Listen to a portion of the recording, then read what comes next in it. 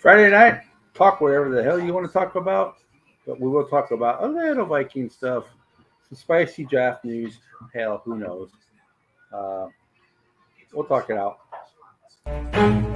Never stop, I'll get it if I want it. Gotta make to myself a promise. I won't quit, keep going till I got it. I won't give up till I'm on top. Yo, no, I ain't the type to give up. If I do something, man, I do it till I get what I want. I turn a business out of nothing into something I love. I got a poker face, but honestly, I'm not one to bluff. I flip a switch, never miss, man, I always stay up. Don't let them see you, bitch, always have a plan to stay tough. This life ahead of you ain't easy, it was built to be rough. But that's what makes a personality, is tragedy, bruh.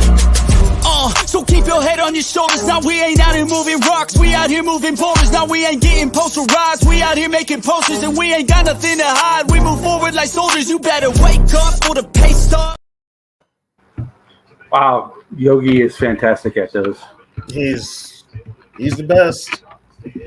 And congrats to I believe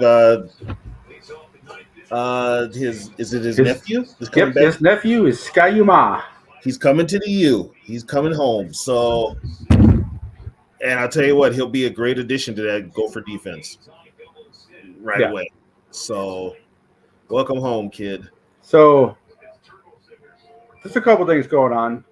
First of all, a lot of teams dropping new uniforms. I like the Jets uniforms. I like what they did. Mm-hmm. 2 of the 3 Lions jerseys are okay. That black jersey is an abomination. Yeah. Can I make a point here? What is with the word script on NFL uniforms nowadays? I wonder if the league makes them do it. Well, they need to stop. It makes them look like high school and college uniforms. You don't need to put Lions in Detroit across a damn NFL uniform. I mean, people know who they are. Yeah. You don't need to do that. It's ridiculous. Want to thank everybody for joining us. We got Skull Mafia, we got Bob Swede, we got Mama Catch, we got Skull for Life Barber, we got Gil, T-Bass, all our usual suspects, or convicts, however you want to say it. And if you're on this podcast, you're a night owl. Yeah, you're a night owl. So then, I've seen. I don't know how true the uniform leaks are. Mm-hmm.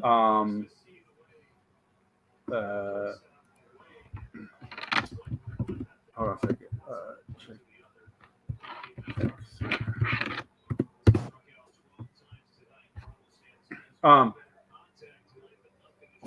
If the Houston Texans uniforms that leak, if those are the uniforms, I'm disappointed. They could have did so much better. They could have did so much better. And the Broncos, they may have gotten word of how bad their uniforms were, because the ones you shared are worse than the ones that they actually showed, but they're still pretty bad. Yeah, here's another thing too. What is it with the uniform people, which is Nike? Why do they have such a problem with pant stripes? Yeah, I don't know. They never put stripes on pants anymore. But look what it's a Nike thing. Look what they're doing to the baseball uniforms. Oh, for God's sakes! So there's something going on, but yeah, Sarah, I sent a link to your ex. So you should be able to, if you go on there, you should see it.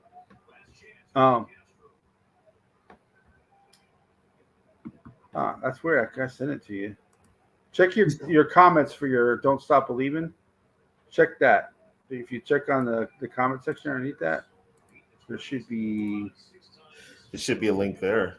Yeah, it should say StreamYard. Big old thing that says StreamYard. Underneath your "Talk About Anything" thread, check that. So, yeah. And is it mandatory now that every damn NFL team has a black uniform? I'm old school. Maybe I'm old school. Maybe I'm not. I don't know.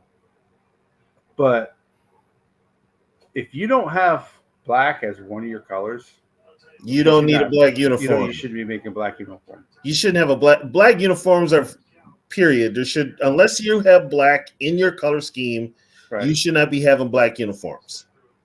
Because the Lions look like the Panthers with their black uniforms. That's ridiculous. Yeah. Yeah, and then I mean, you get the teams that like their school, like their colors are green and white, but yeah, they got a black uniform. Yeah. Or the red and white, they got a black uniform. Oh, everybody's got Nebraska's colors are red and white. Why the hell are you wearing black? The Gophers, why the hell are you wearing black? That's not one of your colors. Exactly. It's Nike. You know, it's Nike. They also have the gray uniforms. I don't get that either. If you want black, if you want a black uniform, add black as one of your colors, official colors. Well, okay. Here's a problem with the Vikings. The Vikings got black face masks. Why? Nike. I think they should go back to the purple ones. I would go back to either gray, white, or purple. Well, Nike black sells, so maybe that's what Tony says. Yeah, I'm sorry if you don't have black sell. And first of all, folks, black don't slim. It don't make you look slim either. There's some folks out there wearing black uniforms as big as a house. They ain't made them look any skinnier. Okay. If you ain't got black in your uniform scheme, you don't need it. There ain't nothing wrong with the Vikings helmets, man. Why do everybody want to keep fucking with the Viking helmets? Leave the fucking helmets alone. They've been like that since team history. They don't need to be changed. They don't need to be black. They don't need to be white. They need to be purple. That's it. I mean, I understand the younger generation wants something different, but I mean, like I heard, what was it, about 10 years ago? Mm-hmm. Maybe a little bit longer than that. They were talking about getting rid of the horn on the helmet and putting the Norse head on there. Yeah, that was the big talk. That was, oh God, when the Wilfs took over and they were doing the change of the uniforms, everybody was worried that they were going to put the Norseman on the helmet. Oh no, I'm in the studio. Yeah, I'm in the studio talking. Yeah. Yeah, we can hear you. You're on stage, Sarah. Sorry, I was just showing my buddy. Is my connection better today? Can you guys hear me tonight? Yeah, we can hear you. You've ever sounded. It's a miracle.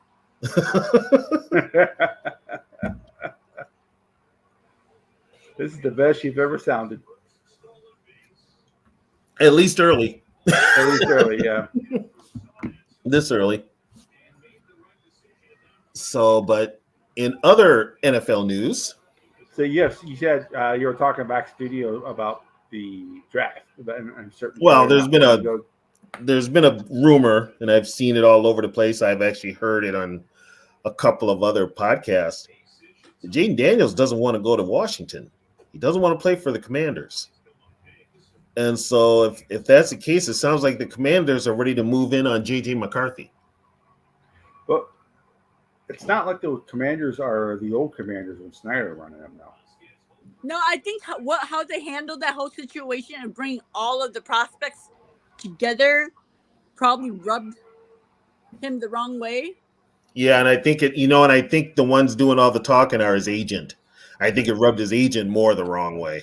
Yeah, and I mean, from what I heard was that the owner of the Commanders seems to be an owner who's doing a lot of owning and wanting to be in on these meetings and all that. And one of the reasons why they got them all together at one time was because so that the owner could have time to meet them. Yeah, that was the only day he was going to be available was that day when they were all there. I heard about that. Well, so if he's doing that, hands on. Well, if he's doing that, he's already starting to sound like Daniel Snyder. That could be it too. You may want to stay in the color purple. Oh yeah. So I mean, it's there's going to be a shakeup in the draft. Some drafts have Drake may fall into 11. Some have JJ McCarthy, and the Patriots have us giving them 5 first rounds and Christian Darrisaw to get to 3rd. Yeah, some of the, like I said, I was we talked about it briefly at the end Mhm. of the Wednesday vintage, and then I went on with D Woods, Mike, and Zoe last night. Um, when you listen to the NFL Network, they got Bill Polian on there. They got Mark Dominic on there. So they have all like former GMs on there, and they're all kind of in agreement that for the Vikings to move from 11 to 6 to where the Giants are, it's both first round picks, a second round pick, and a first round pick and a starter. Yeah, that's crazy. Ain't no way in hell the Vikings are doing that. Ain't no way in hell. Yeah, I know. Like, are you effing kidding me? I mean, like, we shouldn't even have to give up next year's first from 4 and beyond. Exactly. I put it this way: the Vikings could probably stay at 11, and they could probably get a D lineman. Because, like, I mean, as much as I want a quarterback, I am not okay with us like freaking giving up like 4 or 5 first rounds to move up to like the 4th or 5th or 6th pick. Okay. Yeah, I am not okay with that. One of those quarterbacks is going to fall. I would do that for like if Washington wanted to do that trade. Yeah, like these teams I would do it for like Washington they're because like that way you're trading up the number 1 overall pick or something, asking for this kind of ransom. I'm like, get the fuck out of here. Yeah, I wouldn't shock me if Washington took Drake May. I'm just going to be honest. It wouldn't shock me if they took Drake May. They might if Daniels doesn't want to go to Washington no more. And I mean, Washington has weapons. Yeah, Terry McLaurin's pretty good. Yeah, McLaurin is still there. Dotson, Dotson's still there. And they have no O-line. And Kingsbury, I guess, is their offensive coordinator, isn't he? Cliff Kingsbury? Yeah. Wasn't Howell like the most sacked quarterback last season? Yeah, they need some help on that O-line. They got one of the Cowboys linemen, though. I forget which one, but they got one of the Cowboys linemen. Because one went to the Jets, so another one went to the Commanders then? Yeah. Yep. Why? I don't understand this. What do you call it? This like thing with Chicago. Like everybody is just like, oh, they're getting Caleb Williams, and all of a sudden they're just gonna be, playoff contenders now. And I kind of like, you have a rookie quarterback with a new offensive coordinator with a new offensive scheme, like. Why are they getting like so much prop and praise, and we're like in the basement automatically? They're going by what the Bears did in free agency, which they got Keenan Allen. Yeah, a 32-year-old injury prone receiver that plays like 7-8 games a season. Yeah, but one of them games last year, he put up 217 yards receiving on the Vikings. Yeah, but still, he ain't playing the Vikings all 17 games. I tell you what, he could miss 14 games this year, but he'll play those 2 games against the Vikings. Of course. He'll play those 2 games against the Vikings. Now. I'm not even worried about him. As long as with the Bears, it's what they've done in the offseason, but I don't know why you keep Eberflus. I don't get that. Yeah, that made no sense to me either keep Eberflus, because if they have another bad year, he's out and the cycle begins again. Yeah, but the guy coming in, unfortunately, is going to have some building blocks. That's why I wouldn't want to go to Chicago, even if they have like the better support system now than they did for Fields, which I thought was pretty insulting to Fields, trade for Keenan Allen. Hey, look what we got. It's not for you though, Justin. You're out of here. I don't think. Poles didn't pick Fields, did he? No. But it's just like, I don't know. To me, that just rubbed me the wrong way. Like they just did him wrong like that. NFL teams do that all the time to players. Yeah. Well, They do. we're making most of these quarterbacks prima donnas. Bottom line is, most of these their dream is to play in the NFL, and they can give a shit what team they go to. Once they get there, half of them suck. Well, I'm just saying, it's their dream to go to the NFL. And It was my dream to go to the NFL too when I was younger. Hell. Yeah, Pay yeah. me $3 million. I will hold a fucking clipboard for 17 Well, years. yeah. So to say, oh well, so and so don't go to the Bears or whatever. They're gonna go wherever they get drafted, and they're gonna be. Well, Yeah. I mean, it does happen. I mean, It does. I mean, Elway didn't want to play for the Colts. Yeah, but Elway had a first-round draft pick with the Yankees to fall back up. Yeah, he had a backup plan. Manning didn't want to play for the Chargers. Didn't Bo Jackson do something like that too? He didn't want to Jackson play for was not Tampa gonna play Bay. for the He didn't want to play for Tampa Bay. He didn't want to play for the Buccaneers, so he went to baseball. Yeah, Who knows? Maybe whichever quarterback ends up in New England will have a breakout season with KJ Osborne. Well, I saw a story. There's a YouTuber, / I guess he does radio too, for New England, and the Patriots are serious about trading 3. I've heard that too. Because but they also want like a freaking ransom for it too. So I don't know. But here's the thing, though, is that the Patriots saying that they want 5 first-rounders, or is that the idiot Patriot fans who are so goddamn spoiled they're fucking stupid? Tom Curran, he's like, isn't he a big Patriot insider? No, he is, but he isn't. I mean, they can ask for it, but they ain't gonna get it. Yeah. Let me ask you 3 a question. All right. Are you guys perfectly fine with the Vikings trading both first and next year's first? Yeah, that's as the high draft. as I'll go with first round. I'm not doing That's four, the or fourth, but that's the 4th best quarterback in the draft. No, yeah, but top 3, yes. But not but what I'm saying is trading up to 5 to get the 4th best quarterback. I only think there's one guy in the whole league worth 3 first-round picks. I'm not going to be happy if we trade next year's first to get to 5, because it should not cost us next year's first to get to 5. Wait a minute, who's at 5? The Chargers? Yeah. They're not helping us. Well, I mean, he loves his son JJ McCarthy. So wouldn't he want to send him to the best available place that for him to succeed? Yes and no.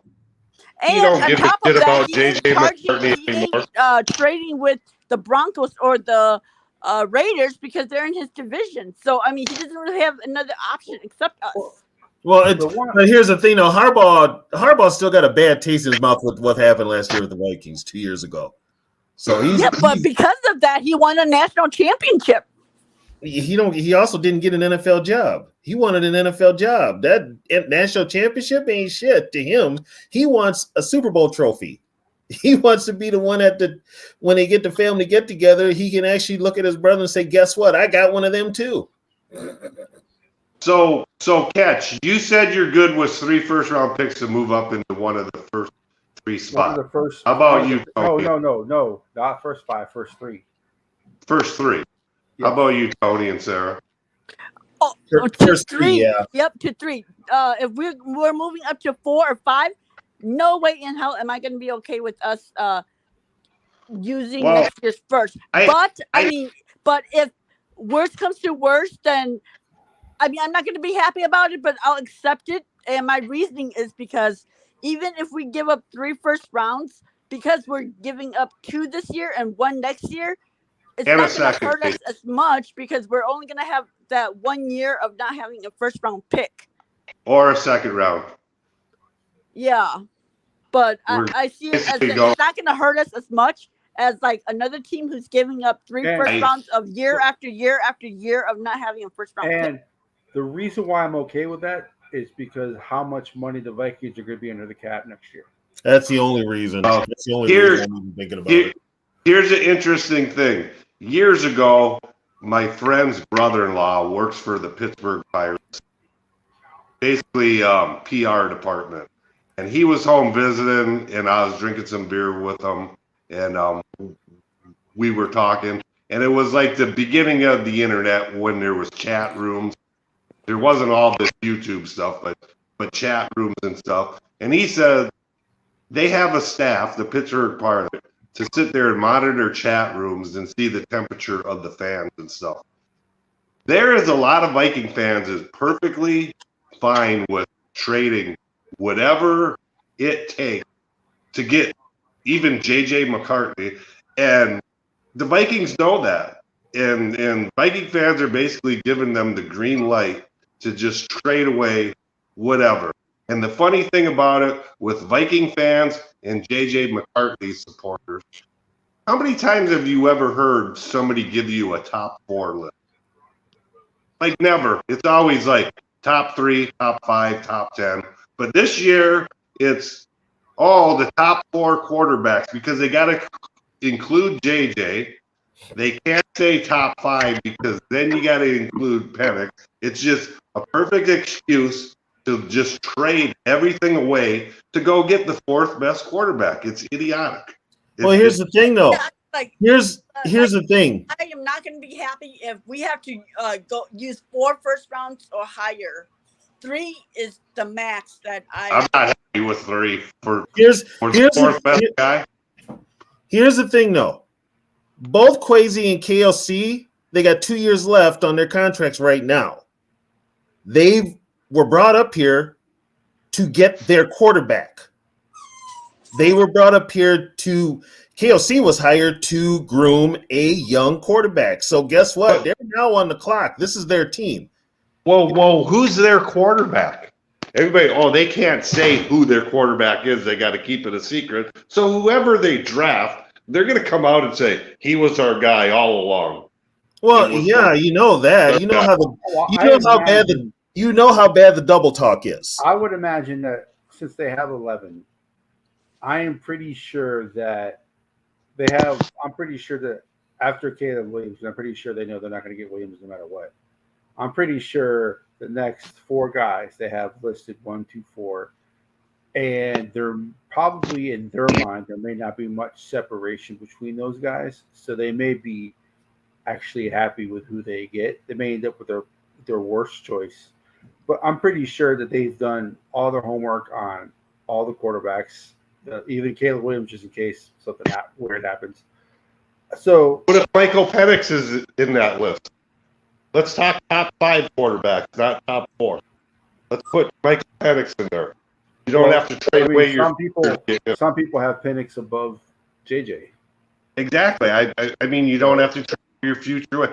Most successful drafts, like Ozzie Newsome with Baltimore, they let the draft come to them, and they trade every year. Right. Look at past Vikings one. We didn't need Moss, but fell to us. Adrian Peterson didn't need him, fell to him. It doesn't. I mean. Yeah, but those are quarterbacks, though.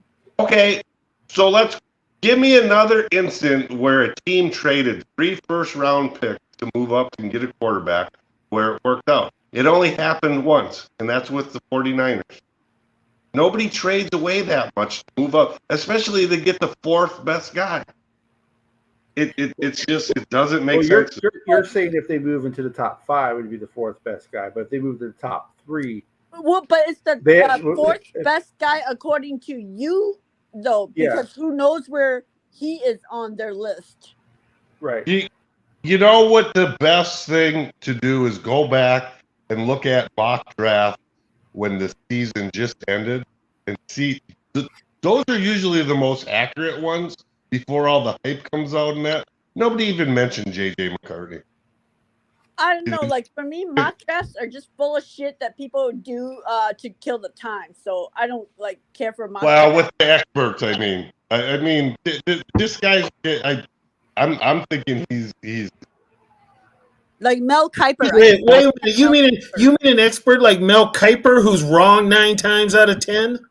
Hey, I mean, anyway, I mean, he knows more than this Thor guy on the internet that put up JJ McCarthy like he's the next greatest fucking guy ever. Going to this comment right here. I don't know if Kwesi is going to give up, but some people are saying that the Vikings are willing to give up. Well, I would not be surprised if the Vikings stay at 11. It would. Here's another thing too: are the Wilfs in his ear to not give up that much? Or are the Wilfs telling him?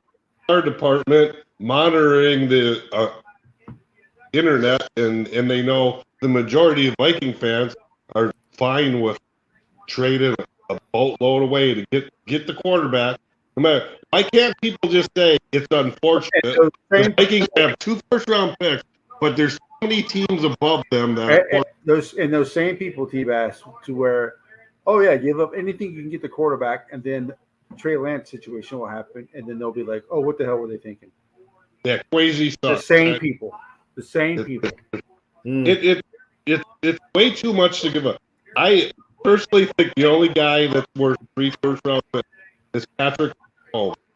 It sure in hell ain't a guy that has never taken a snap. Yeah, but I mean, before Mahomes was Mahomes, nobody knew Mahomes was going to be Mahomes too, though. You know, so I mean, yeah, just ask the Bears. They passed on Mahomes and took Trubisky. They traded up for him. Yeah, but even if Mahomes had gone to Chicago, would he have been Mahomes? I don't think so. All I'm saying, Sarah, is that's the only person I would trade 3 first-round picks for. Well, I heard a podcast yesterday. These guys were talking about how the Vikings should give up our first-round draft picks this year and next year and go trade for Dak. What? See, it's a lot of idiotic shit going on. I was like, what the F are you people smoking? Like, we just got rid of Kirk Cousins. Now we're going to get an overpriced quarterback. We're not going to go get another overpriced quarterback. And I realize now, I honestly think Kirk and Dak are really cousins. Kirk is the white Dak Prescott. Kirk is the Dak is the black Kirk Cousins. And they both choke in playoff games. They both get paid a shit ton of money to, I don't know, do what exactly. No one knows. They really are cousins. The only ones that should really be in on Dak should be the Raiders. So my question is, though, sorry, Zoe popped in. I lost my train of thought. I'm sorry. Yeah, I was. Why would we give the Cowboys all that draft capital again so that they can build another dynasty off our backs? Hell, fucking no.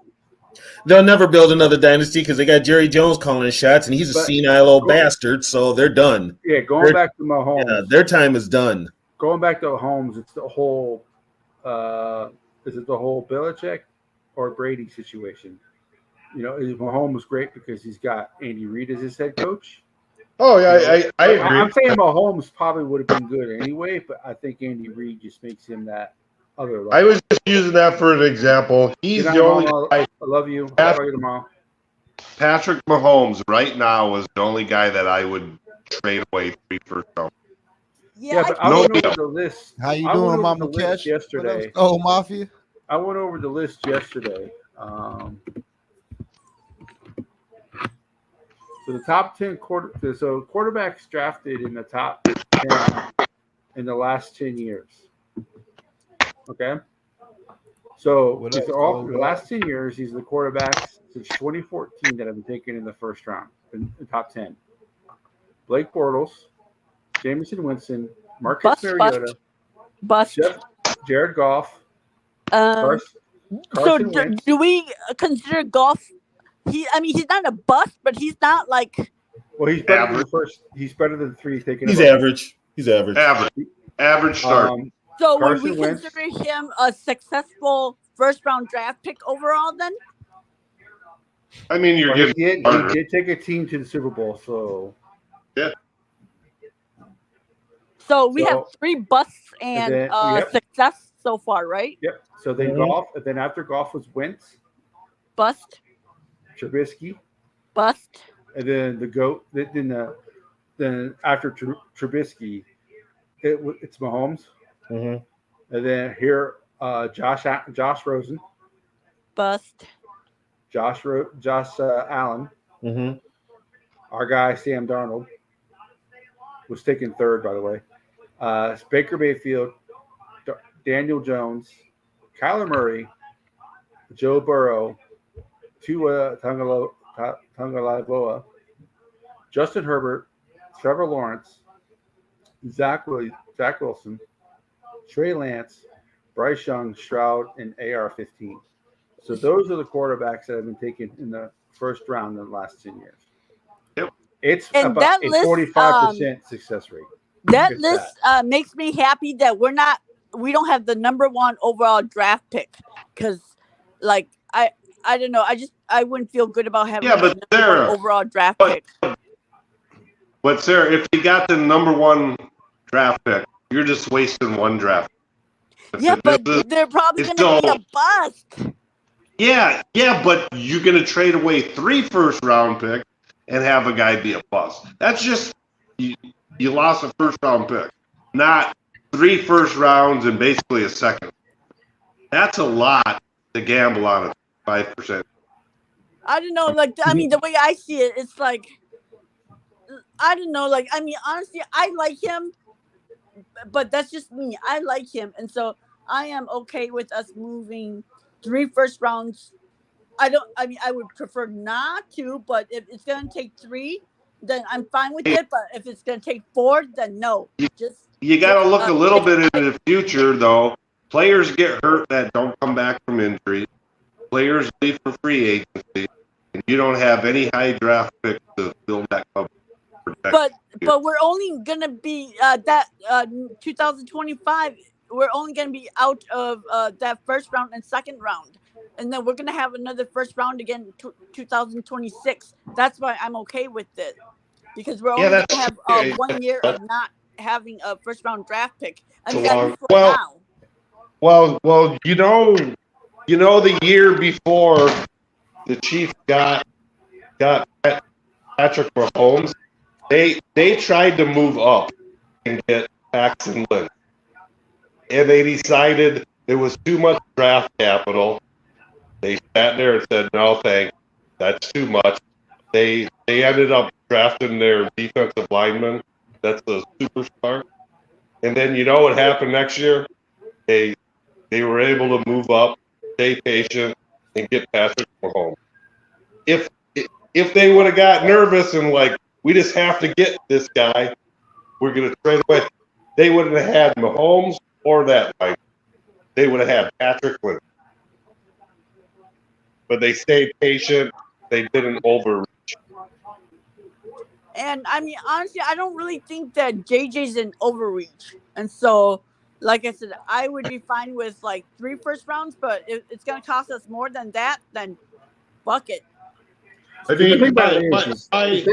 thing about it is, though, is that there's not even really a consensus number 1 QB this year. Some people like Daniels more than they like Caleb Williams. I think talent-wise, Caleb Williams is the best quarterback, but there's people out there who like Daniels better. Okay, I'm going to ask some people like Drake May because they think his ceiling is higher than everybody's, but he's not ready right now.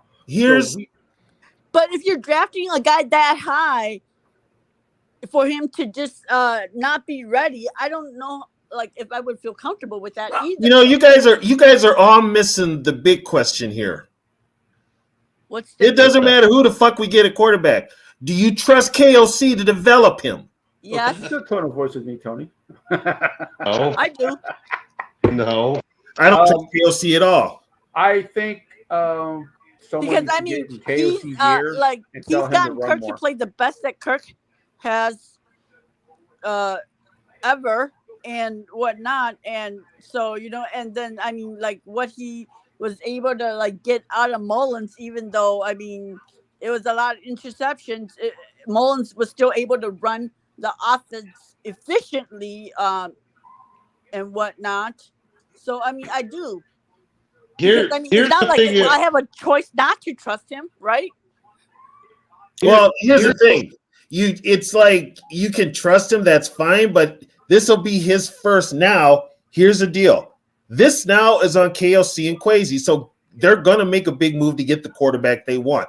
After they get whoever the hell it is, KLC has got to turn him into an NFL quarterback, or at least his version of an NFL quarterback. And here's the thing. KLC has never developed a quarterback in all his years as an NFL coach. But he's never had the opportunity to. And, I mean, from what he's done with Kirk, gives me a reason to believe that he can. And it makes me feel better knowing that Kirk wasn't, as much as I hate Kirk Cousins, he wasn't a terrible quarterback. He wasn't, but he never played like how he did under KO2, though. Because Kirk was always safe. Like he would never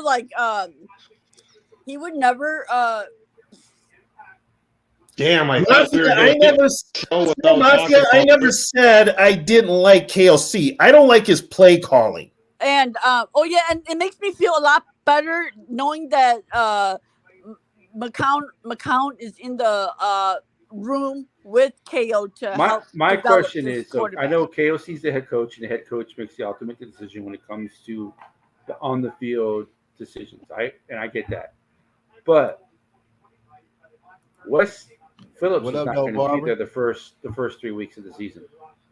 So Josh McCown, is he going to be the offensive coordinator to help set the game plan up with KOC? And the reason why I say that is because KOC, whereas unlike McCown, who wasn't a great quarterback, but he was successful, he had a pretty long career. I think he understands giving a quarterback a running game more than what KOC does. I think KOC's ego kind of is like, my offense can be good without a running game. You know, whoever we get a running back, whether it's a quarterback, whether it's Sam Darnold or a rookie, if you're not going to run the ball, why did you sign Aaron Jones? Who pushed for Josh McCown? Was it Kwesi or KOC? It's KLC, I believe. Oh. So let me ask you guys a question. I want to go back to JJ McCown. Okay, if you're a defensive coordinator playing Michigan, what's the first thing you want to stop? The running game. You're going to sell out to stop the running game, right? I'm going to make JJ beat me with his arm. So of course, a quarterback is going to have a better completion percentage when the defense is selling out to stop the run. It's easier for a quarterback. There was games that he only threw 12 times, you know, and I'm not taking nothing away, but it's way too unproven. You look at his pass attempts compared to guys like Penix and Williams, it's like half. It's half the book to look at. I mean, I tell people, if you really think J.J. McCarthy is that great, you must think Trent Dilfer should be in the Hall of Fame. Because he did the same thing with the Ravens. Handed the ball off and they had a great defense. He's way too unproven. I'm not saying he may not be a really good quarterback, but I don't think he's worth 3 first-round drafts. Way too unproven. No, that's fine. That's fine. I mean, that's your opinion. That's your opinion. But some people, like I see like a high ceiling from him. So why? I mean, why him but not Michael Penix? Like I said, with Michael Penix, if he didn't have those injury history, I would be okay with him. But I'm sorry, I am just not going to get on board with that injury history. I'm just not. When he has to play NFL defensive linemen who are the best of the best for 17 weeks, I don't think he's going to hold up, and I'm just not going to take that risk. How do you know JJ will when he's dropping back? Probably. Well, JJ is more 80% more times than handing the ball off. He's going to get hit a lot more than But he's more mobile. JJ's more mobile than doesn't have that injury history to scare me. Like mobile. Penix ran like a 4.5 flat or but if you watch that the don't make you mobile because you run fast. Right. If you watch the championship, it sure now helps. Yeah, I understand that. He don't run though. If you watch the championship game between Michigan and Washington, you'll see what McCarthy can do. You know, all McCarthy has to do, for this team to be better than what it has been, is have a guy who is like Kirk when it comes to running the offense. The next step would be. But JJ's not going to have 10 guys in the box. But JJ will know to throw. Let me finish. The difference is that when it's 3rd and 3, you have a hole in front of you. You don't sit there and dance around and try to throw it. From what I saw from the championship game from JJ McCarthy is that when it's 3rd and 3, 3rd and 4, it's time to go. There's a hole in front of him, and he knows that he can run for 5 yards to get the first down. He runs it. That's what the Vikings need. The Vikings. Yeah, but Catch, he's got KLC as a head coach who hates a running quarterback. Yeah, but I mean, even when he's not running,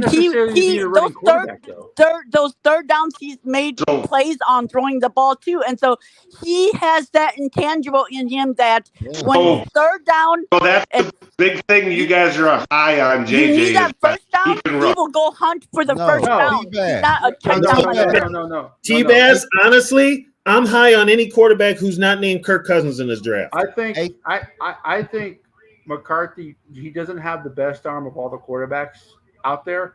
But the one thing I saw from McCarthy, it is college, so let's put that out there, is that when Washington did pretty good against Michigan's running game, they needed McCarthy to make a play for them to win. McCarthy made that play. Yeah, he's got that intangible, and that is what we were lacking from Kirk. You guys keep on going back. It's one game. It's one game in his career. It ain't one game. He played good. He played good all season. Yeah, McCarthy played good all season in Michigan. But I was looking back at his stats this season. He didn't throw the ball. He didn't throw the ball, but when he needed to, he always threw it for the first down, and so he hunts first downs when they're in 3rd and longs, and that's what I want my quarterback to be able to do. Let's Joe say something. He hasn't said much. Hey, Cash and TV. Hey, let me ask y'all a question though. For real though, listen though. When on 3rd down, when everybody knew JJ was throwing the football, he threw the football and completed passes on numerous times at Michigan. JJ was not supposed to be Michigan quarterback when he got to Michigan. He beat out all the other quarterbacks and got the job and kept the job. JJ can throw the football, and he can throw the football good on the run. I would be perfectly fine with him at 11. I'm not perfectly fine trading 3 first round picks. Yeah, but the problem is he's not going to be at 11 because there are desperate teams who need a quarterback too. And that's fine, T. Let them I'm fine with that. That's fine. That's a perfectly valid opinion, and you shouldn't be knocked for it. That's just your value. That's just your personal evaluation of the quarterback. So, in my opinion, I wouldn't give up 3 first round picks for Daniels. I don't like some of his characteristics. That's just me. But I wouldn't give up 3 first round picks for any of them. Right, and there's some people out there who think Daniels is the best quarterback of the draft. So, that's why I'm saying that's just a quarterback. Injury written all over him. Yeah, I'm just like he's going to be another RG3. Yeah, Jalen Daniels. Okay, so I'm just going to put this out there. We're so worried about our quarterbacks getting hurt, right? Here's the deal. With Cousins. When you got Bradbury in front of you, and you don't know who's playing left guard yet, it's already a recipe for disaster for whoever's playing quarterback. Hey, you know what's crazy? That offensive line is going to be a long season for whoever's quarterback. I think my thing is see quarterback run a lot, see quarterback get hurt. Reisner is probably going to give you signed. Yeah, man. It'll be after the draft. I don't care about the 3 first round picks. Hey, Woods, go ahead and hit the links in the chat, man. I'll throw it back in there. So you can at the end of the day, if the Vikings hit on their quarterback, we ain't gonna care about the draft picks. Who gonna care? That's a big if. That's and if we 25% don't, we're chance. gonna be okay because we'll only go 1 year without a first round. Hey, T-Bass, do you gamble? Yeah, but I don't. But I don't take a second mortgage on my house to buy all Powerball it's tickets not and really say, a second if it mortgage, works, though. I'm going to be a billionaire. If it works, I'm going to be a billionaire. The chances it's one are thing to give up 3 first rounds where we won't have a first round draft pick for 3 years. But because we're not in that position, I'm okay with us doing this where we would only have fuck the year. first round draft pick. We took Lewisine in the first round. Wait, I'm just saying, you were last week. So you were last week saying on your program that you weren't cool giving away 3 first round. You right, but right now should it get thick.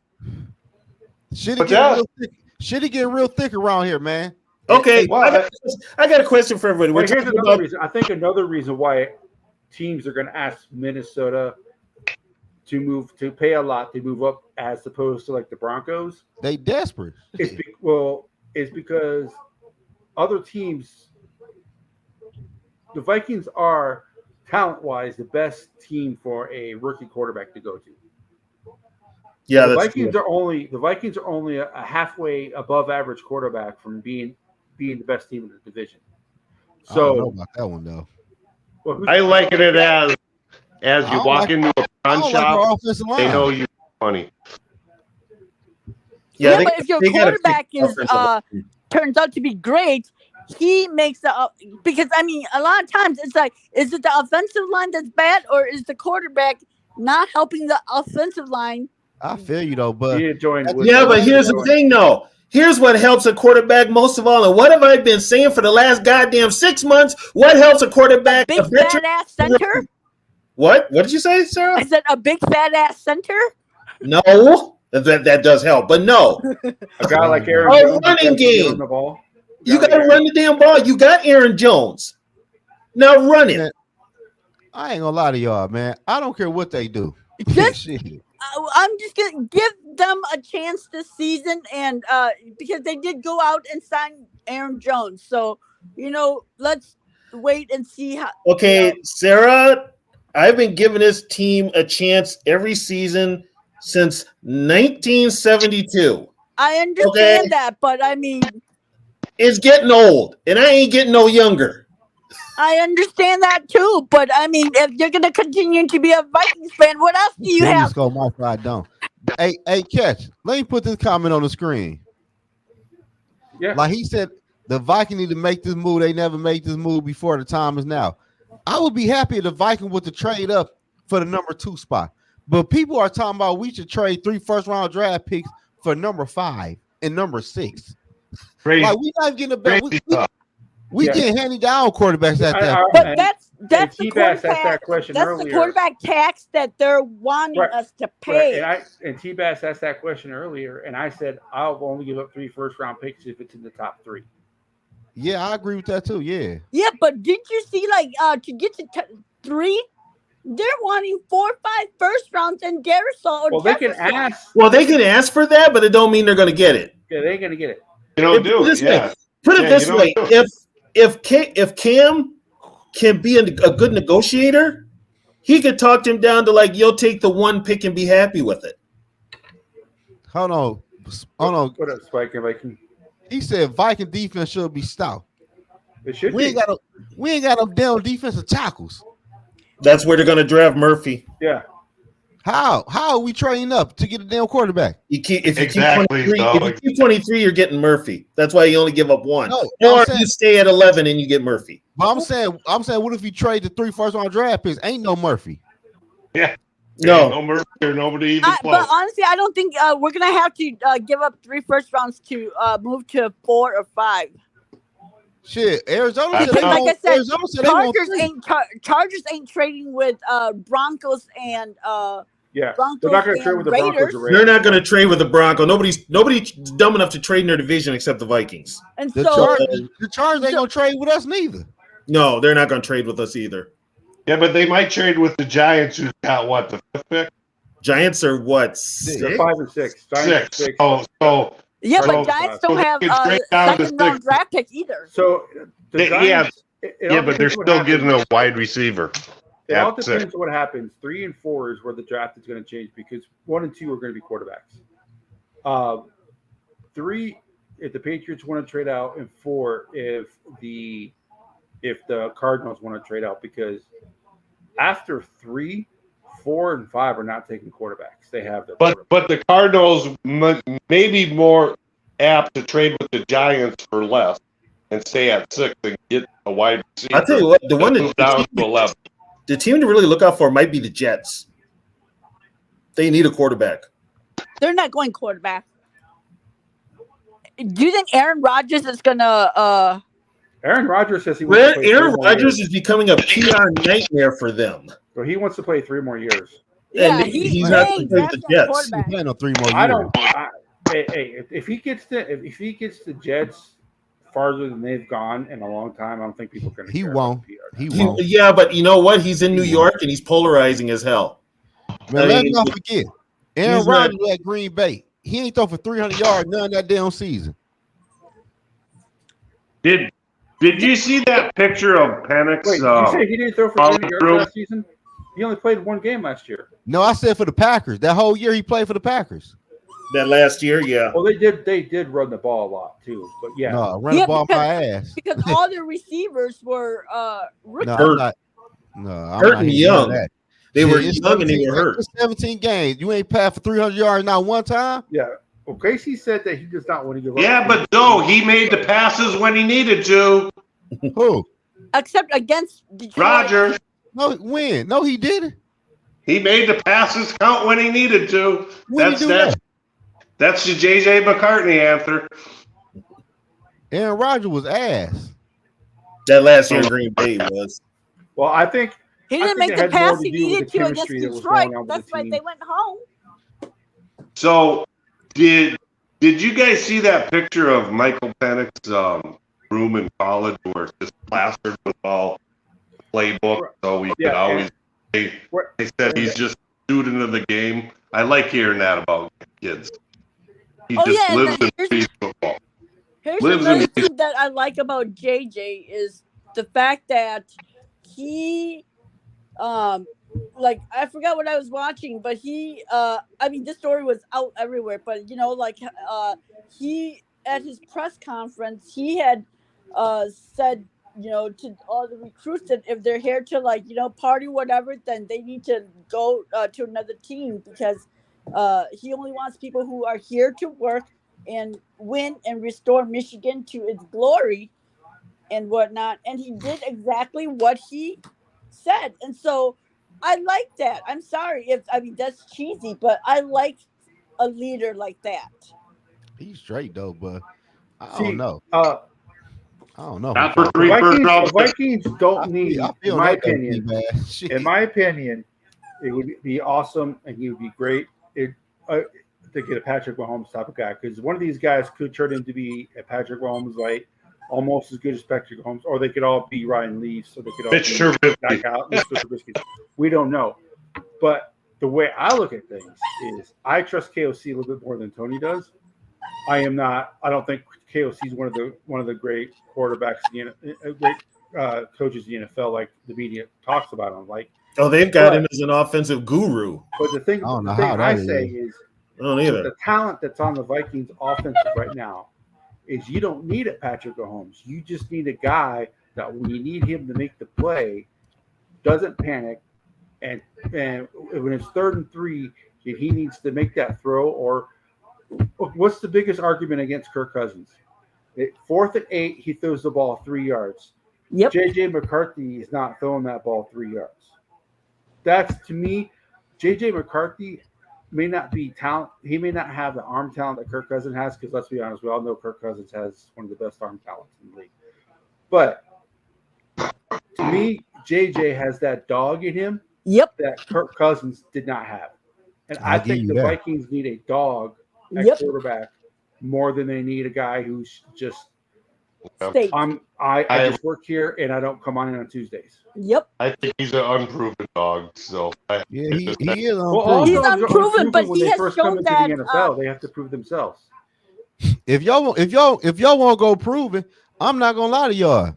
If y'all really want to go prove it, the best quarterback in NFL draft this year is Michael Penix.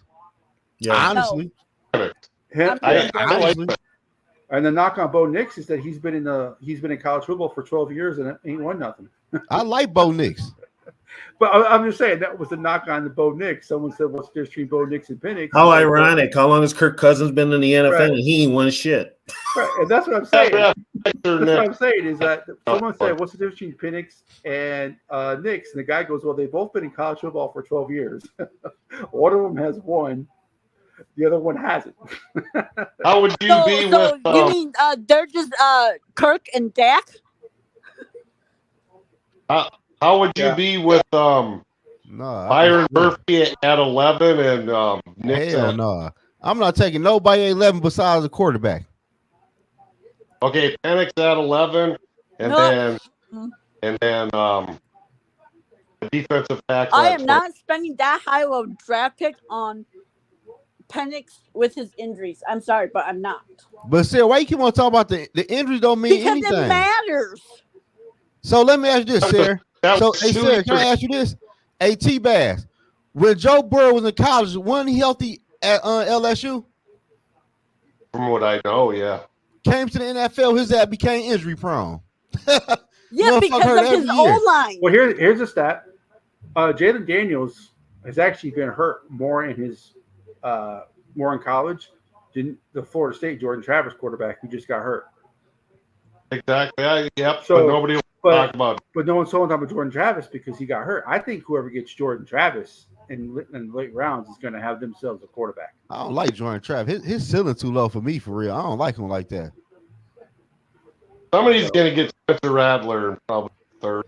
Man, nobody want no damn. Nobody want no. Well, the thing about I think the Cowboys might get him. Let's go. Spencer Rattler went to my school, so if anybody knows about Spencer Rattler, I can see Rattler in Dallas. I ain't gonna lie. I think he will be successful if he goes to a team that have a quarterback. Fits him.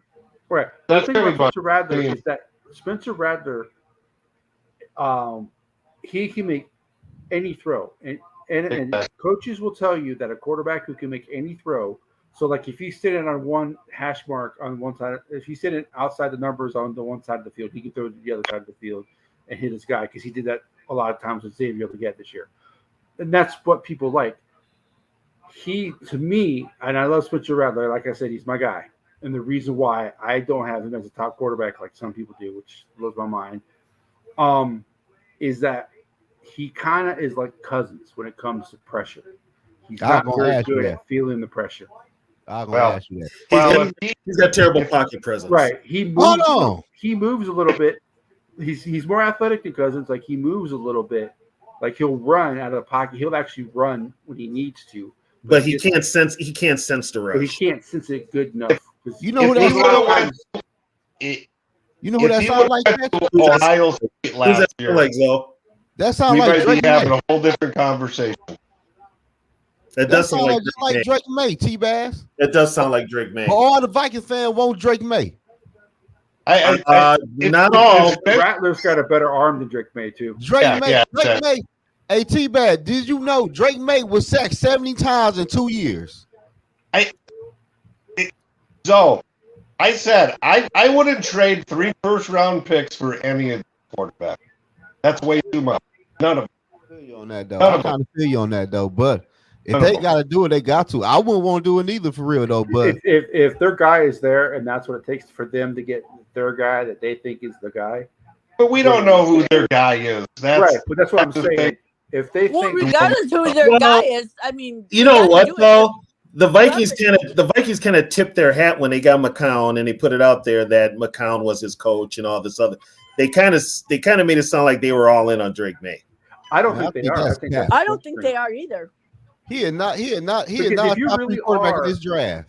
If you really are on a guy, you're not going to tell people that that's your guy. Yeah, but if you don't telling them, let it be out there. They haven't kept it a secret that they've got his former coach. They've talked to him probably more than the other QBs. So they kind of got it on their radar that he's definitely at the top of their list. Put it that way. Yeah, Yeah. I mean he's probably like their 1A, 1B, 1C, whatever, you know. Right I now, think in their mind, Drake May is 1A and McCarthy's 1B. I think in their mind, there's not much after Williams. I think there's probably not much separation between who they want because they know, like I said, they know they have no chance of getting one. Like I said, I saw So- Drake May play a couple of games last year. Was not impressed. Well, he was not. North Carolina didn't beat South Carolina in the first game of the season because of Drake May. They barely beat the Gophers. But they're giving him such a high ceiling because of his arm strength. A lot of people got arm strength. They don't make you got arm strength. If you're a quarterback with no arm strength, what the hell? Well, it depends. Drew Brees didn't have the strongest arm. Well, Drew Brees also had a coach that basically knew how to coach him. I mean, look what he did in San Diego. I think the guy that probably in this draft in the first round that is the closest thing to a can't miss. Somebody's going to be really happy at him. Is tight end. Yeah, but young Texas Tech's defense was so bad. Cliff Kingsbury did not give a fuck about the Texas Tech defense. He didn't even. By the way, he left the recruiting to the defensive coaches. He didn't even care. He hardly even talked to the defensive coaches. How does Kingsbury keep getting these jobs? He didn't care. And Mahomes, actually, if Mahomes was not the quarterback of Texas Tech, they probably win 2 or 3 games a year. Mahomes won 7 games his junior year, 6 games his senior year. Right, but if you look at the Texas Tech defense, it was like 118th in the nation. Yeah, I'm just saying. Yeah. He only won 13 games as starter. He won 7. Shit, how many pass yards he had? Shit. A lot, because it was their air raid offense. Yeah, with that type of offense, he's going to put up a ton of passing yards. Yeah. Oh, Andy Reid had a lot of film to watch. That's the thing. Well, KOC is not Andy Reid. Let's put that out there. And you know, with them hiring Cliff Kingsbury, he's going to be the OC. So you know he has no chance of becoming a head coach anytime soon. So he ain't leaving for a head coaching job. Who's that? That's all I'm talking about. JJ McCarthy. He's got like 700 career passing attempts. That's not that much of film. But you also have I look at it differently, T-Bass. I understand what you're saying about the limited offense, the limited throwing. I have not thrown as many passes. I understand where you're coming from on that. The way I look at it is, yes, he didn't throw the ball a lot. Well, number one, Michigan is you would say Michigan's what? 65% run first offense. 65, yeah. But the way I look at it is have always been like that. When they needed JJ McCarthy to make a play, and I'm not just talking about the championship game. Michigan went undefeated. Michigan had 2 losses in the last 2 years, though, something like that. Yeah. When McCarthy only lost like 2 games total, 2 or 3 games total as a starter. Be right back, guys. So, but in my opinion, is yes, he may not have a lot of passing yards. He may not have a lot of passing attempts. But when Michigan needed J.J. McCarthy, who never lost to Ohio State, by the way, when they needed him to make plays, he made them. That's all. I could probably say the same thing if I go back and look at Baltimore's Super Bowl season about Trent Dilfer. When they needed him, he made the play. Hey, but what does Baltimore have that we don't? No, I'm comparing. I'm comparing Baltimore with Trent Dilfer and JJ with Michigan. Trent Dilfer and JJ Wade, better athletic quarterback Dilfer, though, coming out of college was the top ranked quarterback coming out of college that year. So Trent Dilfer had a great college career where he threw the ball all the time at Fresno State. I'm just saying nobody talks about how great Trent Dilfer was on that Super Bowl team, but I'm sure he made the plays when they needed him. Well, he was also smart with that. So T-Bag, huh? But the teams are different. This last year, the Chiefs won the Super Bowl. Yeah, they have Mahomes, but that defense was nasty. Okay, T-Bass, you got to keep this in mind too when you mention Dilfer. He had one of the best defenses to ever walk on a football field, and he also had Jamal Lewis. Yeah. That was a different Michigan era of football. They're tied in with Boston. Michigan's going to have a lot of defensive players drafted this year. They had a great defense and a great running game.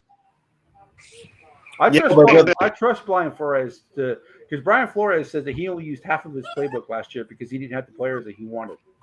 He has his players now from free agency, and I'm sure he's going to draft some more of his players. So I think the defense is going to be better. For sure. I think so, too. Well, if they trade 3 firsts. That's right. Like, even though I was upset about Daniil leaving, losing a great player to get 3 good players that fit Flores' scheme was worth it. Yeah, as much as I like Daniil Hunter, don't get me wrong, I love Daniil Hunter. Did he really fit in Brian Flores' defense? Brian Flores is a 3-4 guy. I would have traded his ass last year. He should have been traded a long time ago. Yeah, Brian Flores is a 3-4 guy. Daniil Hunter, as much as I love him, is not a 3-4 guy. He's a perfect. Just think if we would have lost to San Francisco, we possibly would have traded Kirk Cousins to Atlanta last year, traded Daniil Hunter. We would have been and probably lost maybe 1 or 2 more games. We would have been stuck with Cousins because nobody would want that. The problem is Joshua Dobbs. He's the reason why the Vikings are picking 11. Him winning those damn 2 games when he can't. Hey, maybe we'll get a gift and switch picks with Atlanta for tampering. Ain't shit like 2. Here's the thing, though. If nothing happens to Atlanta, then why even have a tampering rule? Right. If they announced it, it would be like a couple of days before. Well, like last year with the Eagles and Cardinals tampering, they didn't announce it till the day of the draft. Yeah, that's probably what they'll do this year. What up, Eric? Thanks for joining us. Hey, Eric. Catch trading up to number 3. Don't you think that would have happened already by now? They probably got a handshake agreement with somebody. Well, I think here's what happens. I think the Vikings have one guy who they have in mind at 3, and I think they'll be comfortable with anybody else later. So if that guy is not taking at 2, so let's say Williams is taking 1, and let's say Washington, takes their guy, and the guy that Washington takes is not the guy who the Vikings have first. I think that you can have a possibility of the Vikings moving up to 3. I think if Washington takes quote unquote their guy, I don't think the Vikings move up to 3. Here's the thing. I want them to move up to 3 until draft night because of all the craziness that's going to happen. I want to see how the ball falls. If you can give away 3 first-round picks and move up to number 3 now, why not do it? Because you don't know what happens during the draft. The 5 or 6 spot may get even more expensive than that because they know you're desperate to need it. I mean, the only one that's open. Well, Arizona's the one that's going to be listening. Because Denver's talking about trading Surtain. They would put Surtain part of the trade, but then somebody's going to have to pay him if they trade for him. In order for them to move up ahead of us, they would have to give up Surtain. Somebody said don't count out the Raiders either. Who does the Raiders have to give up? They'll give up draft choices. Yeah, so if Dobbs didn't win those 2 games, I think Cringe said they ain't giving up Max Crosby. No, draft picks. No, they'll give up draft picks. Yeah, but would you rather have 3 first rounds of 1 each year for 3 years, or would you rather have 2 in 1 year and 1 the next year? Well, that's why the Broncos, even though Broncos quote unquote don't have draft picks, I am almost certain that Patrick Surtain will be the player they drafted, and he's better than any cornerback coming out this year. Oh, yeah. But you got to pay him though. That's why they're paying Surtain because they're still paying Wilson for next year and this year. Yeah. So when you draft, if you accept that trade for the Broncos, you're going to have to pay Patrick Surtain. Some Viking fans say we got tons of money. We could just buy a Not champion. this year, next year. Not this year, next next year. Next Yeah, year. next offseason they do. So We don't need draft picks. We can just go out and buy free agents. We got Hey, shitloads of money. T-Bass. Wait Ain't for the nothing, Rams. T-Bass. It's only 3 picks, man. You have like 10 picks. 3 high picks. Who give a fuck? Hey, You so- drafted so- Lewis Dean. Who cares? So, do you know almost half the people in the Hall of Fame were Man, former T-Bass, I'm round- not T-Bass. We ain't trying to hear nothing We're about former Harvard. first round understand. pick. No That's quarterback. okay, chance of yeah. hitting with the guy. But You're not we going to hit understand. with the guy They're- at 3 or Yeah, 4. but T-Bass, we're not first going to round go picks by for a 3 reason. We years of understand not that. having But- first round draft picks. Like But- how Going to go like, 2? we're only quarterbacks going to go 1 year. Next quarterbacks year. are different, T-Bass. Quarterbacks are different. If you give up 3 first round picks, let's say the Vikings give 3 first round picks, trade up to When does that happen? no, but I'm saying let's just say that they do that to let's say they give up 3 first round picks and a third, and the Patriots flip back a 5th, okay? And the Vikings go up and they get that guy. That quarterback comes in, take the Vikings to the playoffs this year, takes them to the Super Bowl next year. Do you think I give a fuck that they gave up 3 first round picks for that guy? No. Hey, yeah, but I don't think that's Yeah, going to and happen. if it doesn't work So- out, oh well, try You go, again. T-Bass. My scenario is, what if they do that, and then let's say Darisaul blows out his knee and never comes back? That's So- Vikings. Hey, man, That's Vikings fan crazy mentality. thoughts. We got to get out of that train of thought. We got to stop thinking worst case scenario. And the way I see it, Well, you know what? well, We you have never won a stop. Super Bowl, and so I want us to. I guys want are- us to. I want And us to draft a top 10 quarterback for once in our history, and Right. see if maybe that's the thing that And- puts us over the hump. Because I mean, we've never drafted one in top 10, and we've never won a Super Bowl. So let's try something And different. T-Bass, if that does happen, I am not going to be mad at the Vikings because they thought they went up and they got their guy. They tried to get their guy. Yeah, They didn't sit on their hands like the past Vikings regimes who didn't take a quarterback top. So it's just not the year. I'm sorry, it's too much. I mean, I get it. I'm saying worst case scenario, but everybody else is talking the absolute best case scenario. But The T-Bass, absolute what best. year is When every- you just what read this year thing out, it's a 25% chance of getting right, good but guy. Hey, I T-Bass. Yeah, but I I mean, understand every that. year every year the percentage don't change. So even if we What wait till about- next what- year, it's still going to be 25%. Out of the 5 What about waiting until- a quarterback? So it's still the gonna be percentage 20%. the percentage of first round quarterbacks, the top 5 quarterbacks this year, one is going to be elite. Another one is going to be a constant Pro Bowler, but not be considered an elite quarterback. 2 of them are going to be complete bust, and the other guy is going to be a career starter who, if he gets with the right team, can do something. That is the average of the top five quarterbacks taken in the NFL in the first round. So Vegas has them for 6 wins. So I'm not expecting a great. I'm expecting next year's draft. Vegas does not like Vegas has never liked Minnesota. Vegas has no favorites. They're all about money. They're pretty damn accurate.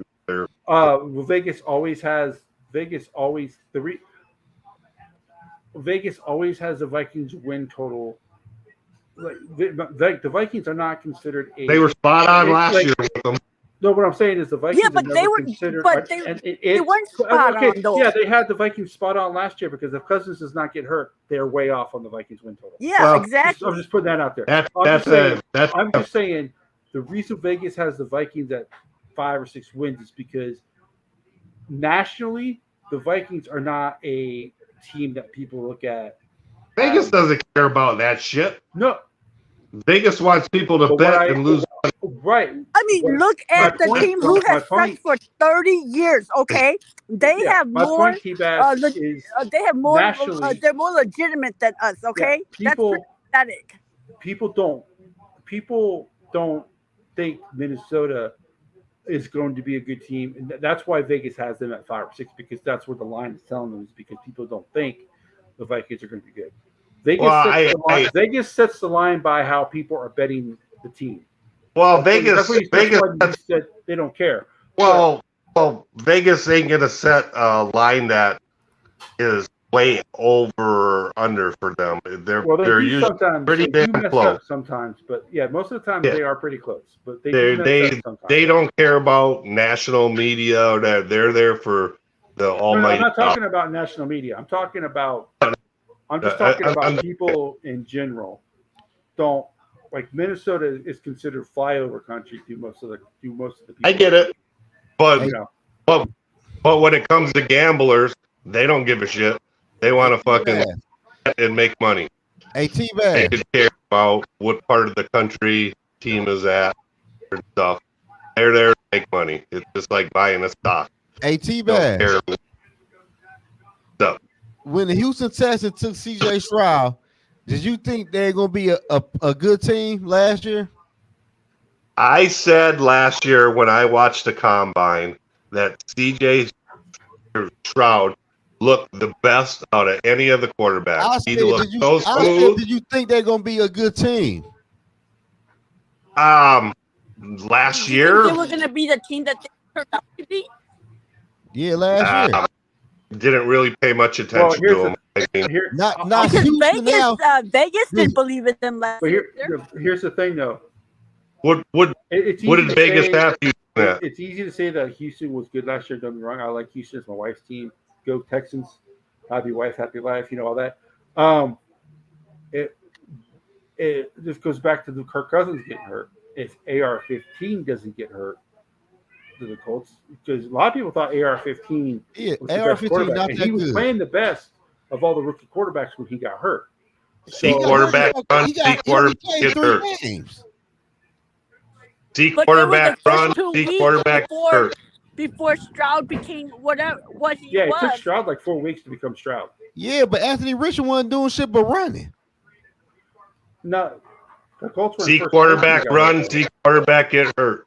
Like I said, no matter what, though. I think the Texans and Colts both have better quarterbacks than the Jaguars.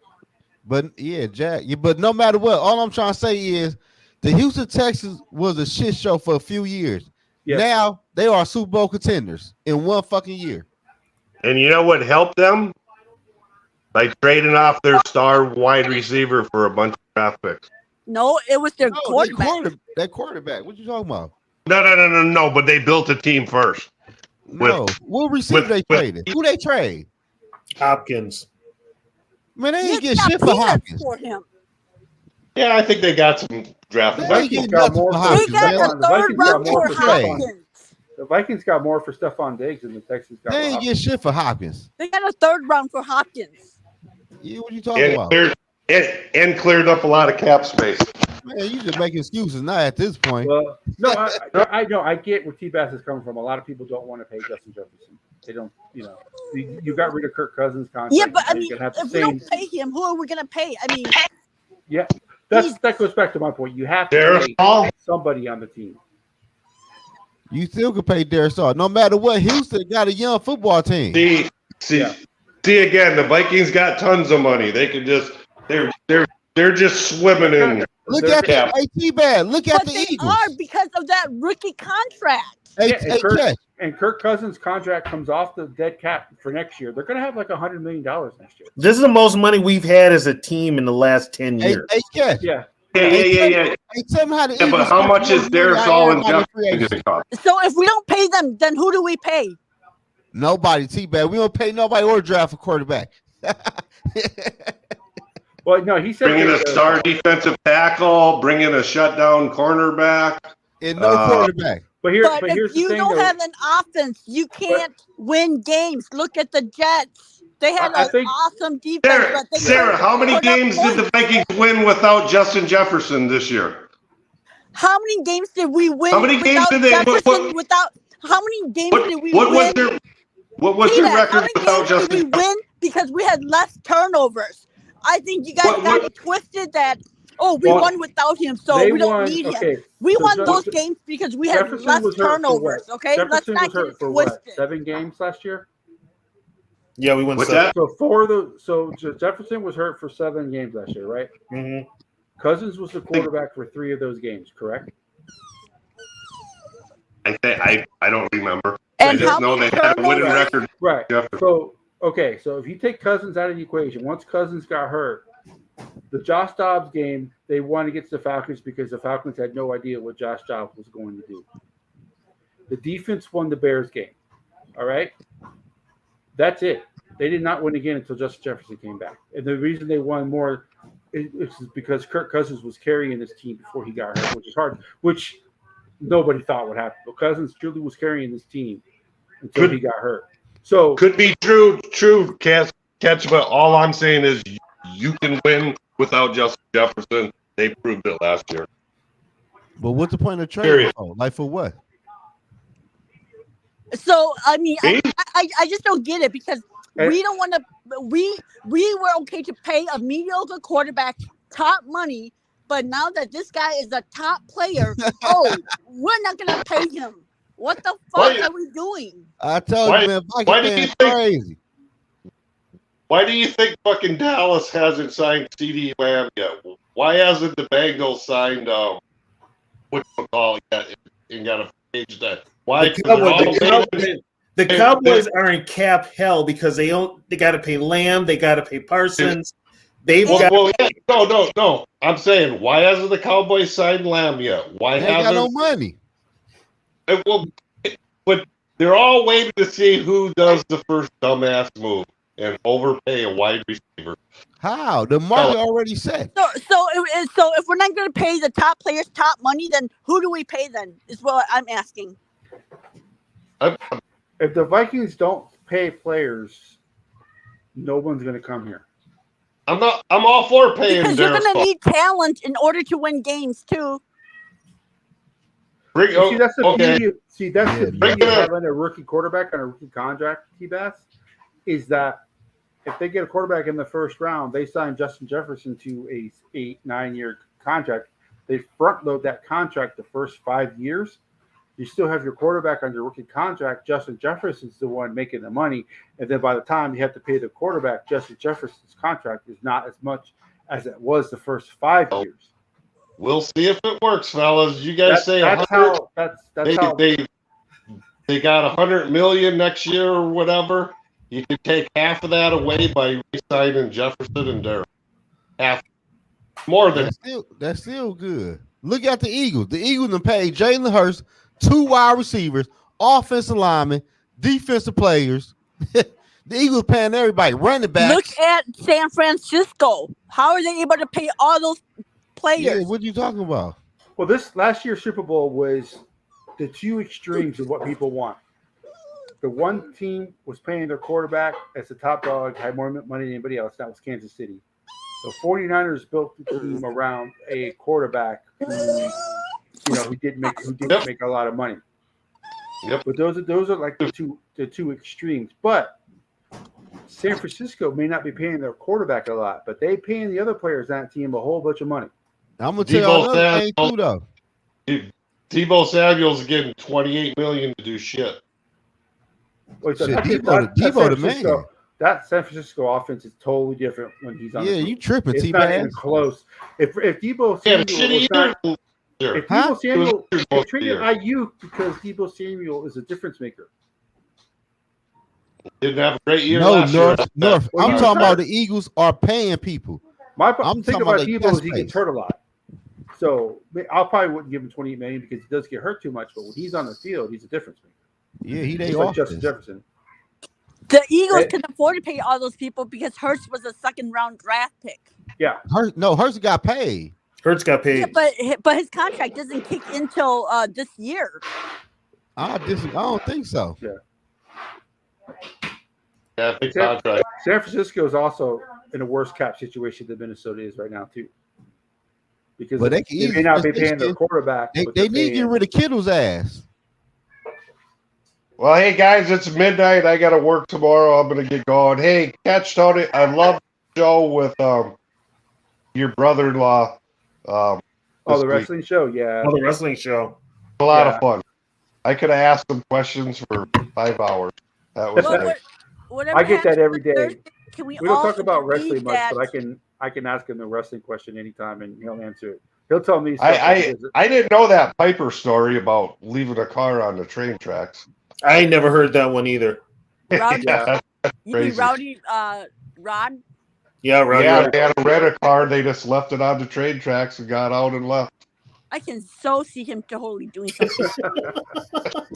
Some of the stories that he tells you, I'm telling you, it's amazing that these wrestlers don't die younger than what they do with the stuff that they do. Yeah. All right, guys. I'll catch you guys later. Nice talking with you. Good one. All right. Well, regardless of what happens on Thursday, a faction of the fan base is not going to be happy. Always A spicy faction with of the T-Bass. fan base That's is why I gonna love the be, guy. That motherfucker's so negative, dude. jumping for joy. So, I love regardless of T-Bass. what happens, Yeah, I fuck with T-Bass though.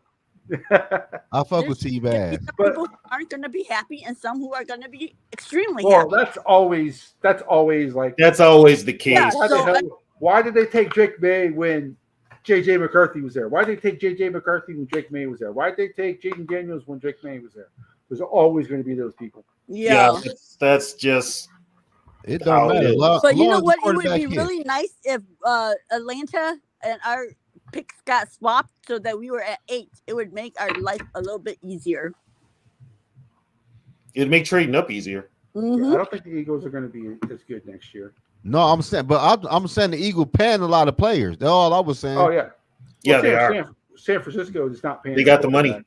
The Eagles are Francisco. about to go into rebuilt next year. What are you talking about? So I'm talking about right now. But going back to the comment about the 49ers, they may not be paying their quarterback, but there's a lot of guys in that team making money. Deebo Samuel, Kittle, the defensive players. There's a lot of players in that team making a whole shit ton of money. Well, Bosa yeah, making that's a why ton I of don't money. understand Yeah, like Bosa why too, yeah. we have this pushback of not wanting to pay great players. Like No, they need to. Shit, the Vikings need to get on the ball. The Vikings right now is the bottom in the NFC. Shit, they need to get on the ball. They behind the 8 ball. Like I said, it really doesn't matter who they draft. It's up to KOC to make him an NFL quarterback. You ain't Yeah, but lying. Young, that's I'll tell kind you of. this. Cash ain't gonna like this. But this is kind of skewed, Young, because if you look at the Super Bowls the last 8 years, and you especially look at the winners, it's just been Brady look and who they had at quarterback. But And see, Brady had Mike Evans. and though. that's okay. And that's the narrative the NFL wants nowadays. It's all the quarterback. That's why the rules are the way they are. Yeah, that's what I'm saying. Like, Yeah, all the Vikings need is a quarterback. if you're defense, you're just a friggin' prop. You can't hit nobody. I mean, so the last 8 Super Bowls, Brady what won Brady what? Brady Brady's won what? 4? Won 4? Won what? 3 of them? Yeah, but you can't compare shit to Mahomes Brady and won 2 of Mahomes. them. So going back to 2014, right? Bradford made a lot of money Stafford made a lot of money for the Rams when he won it. But the Lions will pay him though. Nick Foles. Yeah, Nick Foles, and they had so. But Mike Nick Evans makes a Foles lot was of money. Bill Belichick's fault. Yeah, like they just really got to hit the quarterback. Cause I could really see like Cash, like I said, Cash ain't gonna like it. I can see the Bears winning the division this year. How? I don't think I don't know. I'm trying to Do tell you you. think that Caleb Okay, Williams is let's gonna come inject some in and sanity into Yes, this conversation. yes. that's just crazy? How? That's crazy. What's up, D Money? You're not gonna like this though. What's I going think on? Green Bay wins the division. What? That's think just the crazy Bears. that Caleb Williams is gonna come in and they're gonna be playoff contenders and win Until the the division. Lions prove that they can win year in and year out, I am not picking the Lions. I got the Bears though. The Bears. Where I mean, And the I Bears, don't where's the understand talent? how or why. Look at it. Have y'all seen the Bears offense? Hey, TB, what time is it over there? I've seen their offense 11 on o'clock. paper, but I don't know how Someone's Caleb Williams is bedtime gonna on this be. damn panel. That's for damn. Tony gonna start drinking again. That's what They time have it a is. new offensive coordinator. Right. Who knows how their team is gonna be? They offense coordinator is good. Yeah, but Zoe, when was the last good Bear quarterback? See, Cash, you always go back to the old. Cash, it's 2024, man. Yeah, but what makes you think that Caleb Williams is gonna? Okay, Cash, we talked about this in week 9. When last time the Lions won the division and they won the motherfucker? I think the Bears every 30 years the Lions win a division. I said it's a possibility they can win the division. It is a possibility. Every 30 years. The Bears. Do y'all agree with me on this? The Bears have a top 5 defense. Yes or no? Yes. Okay. On top defense, 10. yes. Top 10. Top 10. Yes. Top 10. Yeah. The Bears got way better on offense. Do y'all agree with that? No. No. Their offensive line is worse than it was. That offensive line is not good. They have the worst offensive line in the division. Man, no, that was just a field holding on to that damn football. No, they have the worst offensive line in the division. If they get Marvin Harrison with that 9th pick, or they get somebody notable at that 9th pick, then we can have a conversation about that offense. I think they want the Washington. Was it the Washington kid? Roman. Yeah. I think you're trading out. Hey, D Money. I had the Bears taking Marvin Harrison #1. That would be insane. That would throw the whole damn draft off course. And that is why you don't trade for the top for the 3rd pick right now. Because of that. I got to take the wide receiver. You get the little one now. That would be insane. Look, D Money. If they take Marvin Harris Jr. and pick #9, they can move up and still take a good quarterback to run that offense. Keenan Allen, DJ Moore, they already signed a center in free agency. If they're at 9, they could get Penix. No, I said they move up some. Well, what I don't get is what makes them proven, and yet you're saying we're going to be at the bottom, and we're unproven too. No, what you mean? Well, you already automatically think they're going to win the division, and yet their offense is unproven. That because I think the Bears will put a nice quarterback in place, and they will get another wide receiver to go with Allen and go with DJ Moore. Well, yeah. And I feel like the Bears got a better offensive coordinator than us. Everything for us in our division, I feel like, has to do with our defense. If we can get a quarterback, a rather good quarterback with the guys that we have, I think we make a lot of noise in our division. If our defense is not where at least last year's was, if the team gets hit with injuries, we're in trouble. If we get hit with injuries, we're in trouble. Hey, D Money, we ain't got no fucking D tackles right now. We don't. We can get him in the draft. And Sarah asked me, why do I feel like the Bears defense is already ready? D tackles are a dime a dozen. You can get a good. You can still get a good D tackle to start and be good. Yeah, we didn't have D tackles last year. A dime a dozen. What are you talking about? Tackles were garbage. We had Dean Lowry. He was the best defensive tackle ever. Okay, you know what? Mute yourself when you come in with some shit like that. All right, Norris. Don't mess with Dean Lowry and Kyrie's Tonga, man. Later, Norris. Thank you for joining as always. We got Morpheus. What about Jacqueline Roy? Y'all liked him? I think I liked Roy. More. I think he's going to play more. Yeah, I liked Roy. I like Bullard. I like Bullard. He's not a starter, but he's a great depth piece. We went through the free agency. Defensive tackles, there's none out there, so they're going to have. But no, there's some notable defensive tackles we could probably get. And we have a bunch of picks on the 3rd day. Well, we got problem is who's gonna be available on the 4th day is the problem. But we can always use those picks to trade up back. Yeah, you could trade because they have 2 4ths and 2 5ths. I think you can trade. You can trade one back of those to the 3rd, 5th to get a 3rd. Back into the 3rd. Huh. Yeah, they gonna have to do something, man. Because I think they have no shot of getting anything in the 2nd unless they trade back from the 23rd. Well, I'll tell you what. If they want to keep Flores happy, they need to draft a defensive interior. They're going to have to. Yeah, and I think they're going to draft whoever Flores wants. They're going to draft for him. Yeah, the mock draft that we did last night, JJ was there at 11, so we took JJ. And I think remember, Devondre. Flores' specialty is he has always been the guy who makes nothing out of who makes something out of nothing.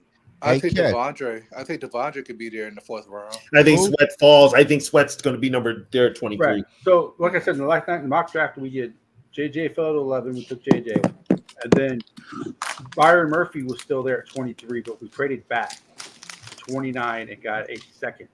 And I think there's going to be a lot of defensive guys in the back end because all these teams that are drafting up front are offensive needy teams. That's what we think. Yeah. I'll be so glad when this draft is over. I think we have over every quarterback. I don't think 4 quarterbacks is going before pick number 11. I don't think so either. See, that's why I was saying it all depends on. I think it depends on what the Giants do.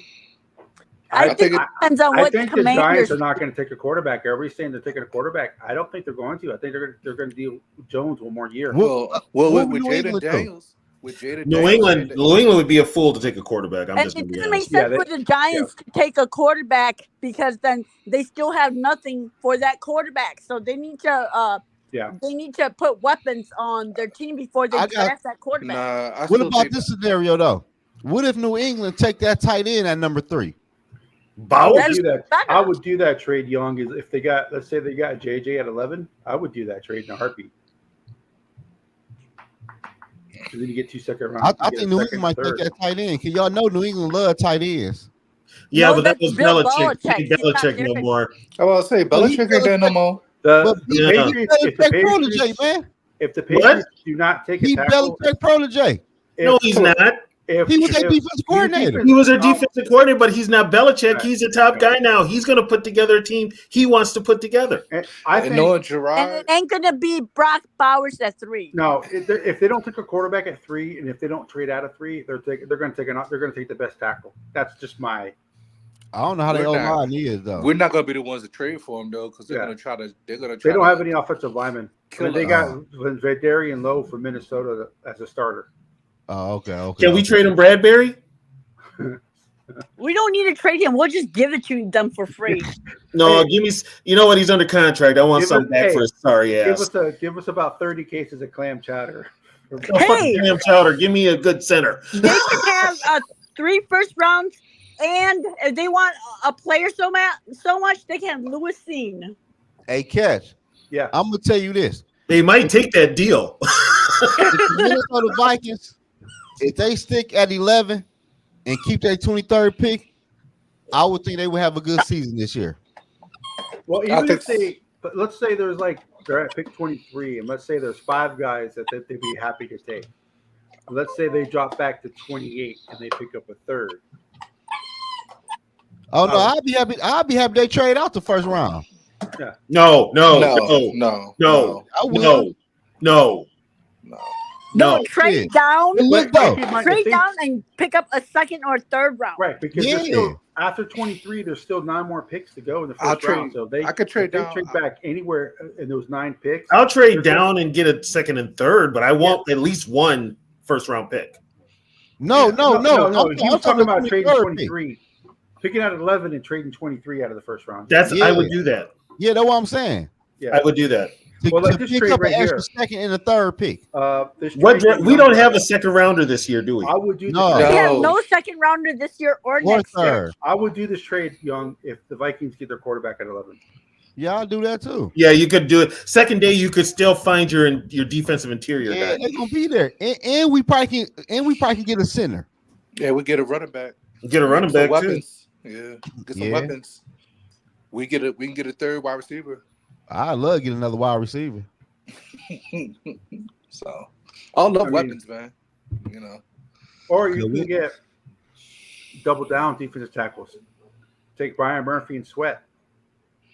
I would love that. If we do that, I think we could get that division this year. We do that. AJ McCarthy's your quarterback. You trying to get the Williams? You trying to recreate the Williams wall again? Yeah. That would be the best case scenario that all our chips just happen to fall. And then you get Mohamed Kamara in the 4th round. Yeah. That'd be nasty. This team, Yeah. this team. What about the kid? We've got the edge rushers. We need a pass rush on the inside. What about the kid from Oregon? What about the kid from Oregon who can play inside and outside? Was it Dorless? I think his name is. He's like 6'6". He's listed as defensive tackle, but he plays defensive end as well. Oh, what about that kid from what's his name? I know you're talking about that kid. I know who you're talking about. Yeah. Oh, what's his name? It starts with a K. Or what about Eunice from Utah? He's from like a small division school. Oh, what's his name? Hold on, I got somebody for y'all. Y'all want corner, don't y'all? No. What is his name, you guys? Oh, it's Tiny Temple. How many more corners is this team going to draft? No, he's a defensive. I think he's a defensive end, and we had a meeting with him in our 30 visits, and he is from a smaller school. His name starts with a K. It's something like I can't think of his name right now. Please don't say the kid from Florida State, because he's from like Iowa, Northern, or some smaller school. Yeah, I know who you're talking about. He's a nose tackle. What about Kalen King? Y'all hip to him? What does he play? He's corner. He's a corner? Yeah. How tall is he? He's fast. He ran the 4.3. How tall is he? He is 6 feet. He's 5'11". Okay, I'll give him 6 feet just to round it up. He can play, right at 6 feet. Hey, that's my boy though, man. His brother played there too. They from the city though. That's my dog. Tony, what's his name? Kalen King. The kid from northern Iowa. Yeah. I will find out. He better be a fucking offensive lineman. Hey, I mean, Chris Jenkins could be available for us in the 3rd round too. Oh, it's something like Chris Boyd or something like that, right? Yes. Are you talking about Brandon Are you talking about Brandon Dorless? Nope. No, I was talking about Brandon Dorless. No. From Oregon. Yeah, D Money was talking about Dorless from Oregon. Hey, catch. That's why I don't really. That's why I don't really see the Vikings trading up for him, and they got too many hoes. Yeah, it's way too many. They got too many hoes, man. We got no D tackles. We need offensive linemen. I mean, we got linebackers. Yeah, we got, but we ain't do got now. no, Yeah, we do. We ain't got no guard. And for real, Christian Boyd. Christian Boyd is his name. Christian Boyd from Northern Iowa. I would love to get. You know who I wouldn't mind late is the kid from Baylor. What do you Baylor? Are you talking about Gabe Hall? Yeah, Gabe Hall. Yeah, 6'6". What is he? 6'6"? Like I don't What like. do you play? 6'6". Guys He's from like defensive, the smaller defensive tackle. schools, they He's no tend to tackle. like get drafted later. I'm sure they know tackle, right? man. They know tackle don't do shit in the NFL. He a little slender. He a little on the slender. Hey, side. remember that one Baylor D tackle a couple years ago who was good? Yeah, we got Lynch. No, we ain't get him. You talking about old boy that's 6'8"? You talking about him? What's his name? It about 2-3 years ago. Well, if he must have not been that. No. You're not talking about the kid that got falsely accused of rape. You're not talking about No, him. he got drafted. I think Cleveland drafted him. Cleveland drafted him. I can't think of who that is. On the D line? Huh? Is he a D lineman? Yeah, D line with a funny ass last name. Oh, hey, Gil. That's half the NFL. Darius Robinson is good too. Yeah, Darius Robinson is too. Yeah, we got too many hoes to trade up for real, man. Like, I don't care how y'all feel. I'll take Bo Nix, man. No. Why? What is the hate on Knicks? I don't know. But they love Drake May though, Tony. I don't love Drake May. I don't like Drake May, and Drake May scares me. He scares me too. Every time I look at Drake May, I think Will Levis. Hell yeah. I'm sorry. Remember that quarterback from Florida State that we drafted? Are you talking about D-Money? Don't go there. Are you talking about? You're trying to forget about that clown. Hey Zoe, are you talking about Siakai Aka? Yeah, him. Yeah. What's his name? He ain't really did shit heavy to catch. Siakai Ika. Yeah, that's him. Siakiika. How long he been in the NFL? About 3 years? No, he was drafted last year. Oh damn. Yeah, that was last year. Shit. Yeah. He plays for the Browns. Yeah, He's 6'2". I knew the Browns. 6'2". He's 6'2", 372. Yeah. What? Wait, what? Yeah, he a big boy. Can he move? He did at college. He's coming out of college. His comp was Star Lutai. Oh my God! What running backs have y'all been looking at? I like that. Only one I've paid attention He's to. agile. He still got He says he's agile and quick off the step. I like only running back I paid attention to was Corum from Michigan. I like in the later rounds. I like a steam. I like you, Tony. For Notre Dame. I like you, man. McBride. I like Gaskin. Bucky. I like Bucky from Oregon. Me too. I like Bucky too. How many small guys do we need though? We got Aaron, and we got We good. You can't talk. You can't tackle anyway. D Money. We good. Yeah, we good. You can't tackle in the NFL anymore. We good. Yeah. No, you can't. Yeah. How many small guys do we need, man? It don't matter no more. It don't matter no more because our corners don't need to be top notch. They just need to be. I think the Vikings need a big receiver. That's what they need. Oh yeah, Gil. I like the Allen from Wisconsin. Well, what about the kid from USC? Right side. I think if he's there in the fourth round, I'd rather Vikings need a big receiver. That guy from Florida State, the 6'7". Luke's not big. Luke McCaffrey. No, I'm talking about the 6'7" Florida receiver from Florida How State. big is Luke? You talking about Johnny Wilson? Yeah, if he's there in the fourth round. He's a tight end. We already have a big ass receiver. He's a receiver. He's a wideout. He plays on the edge. We already have one of those. He's a tight end. Trust me, he's a tight end, bro. He's a tight end. The fourth best tight end in the NFL. The best fourth string tight end in the NFL.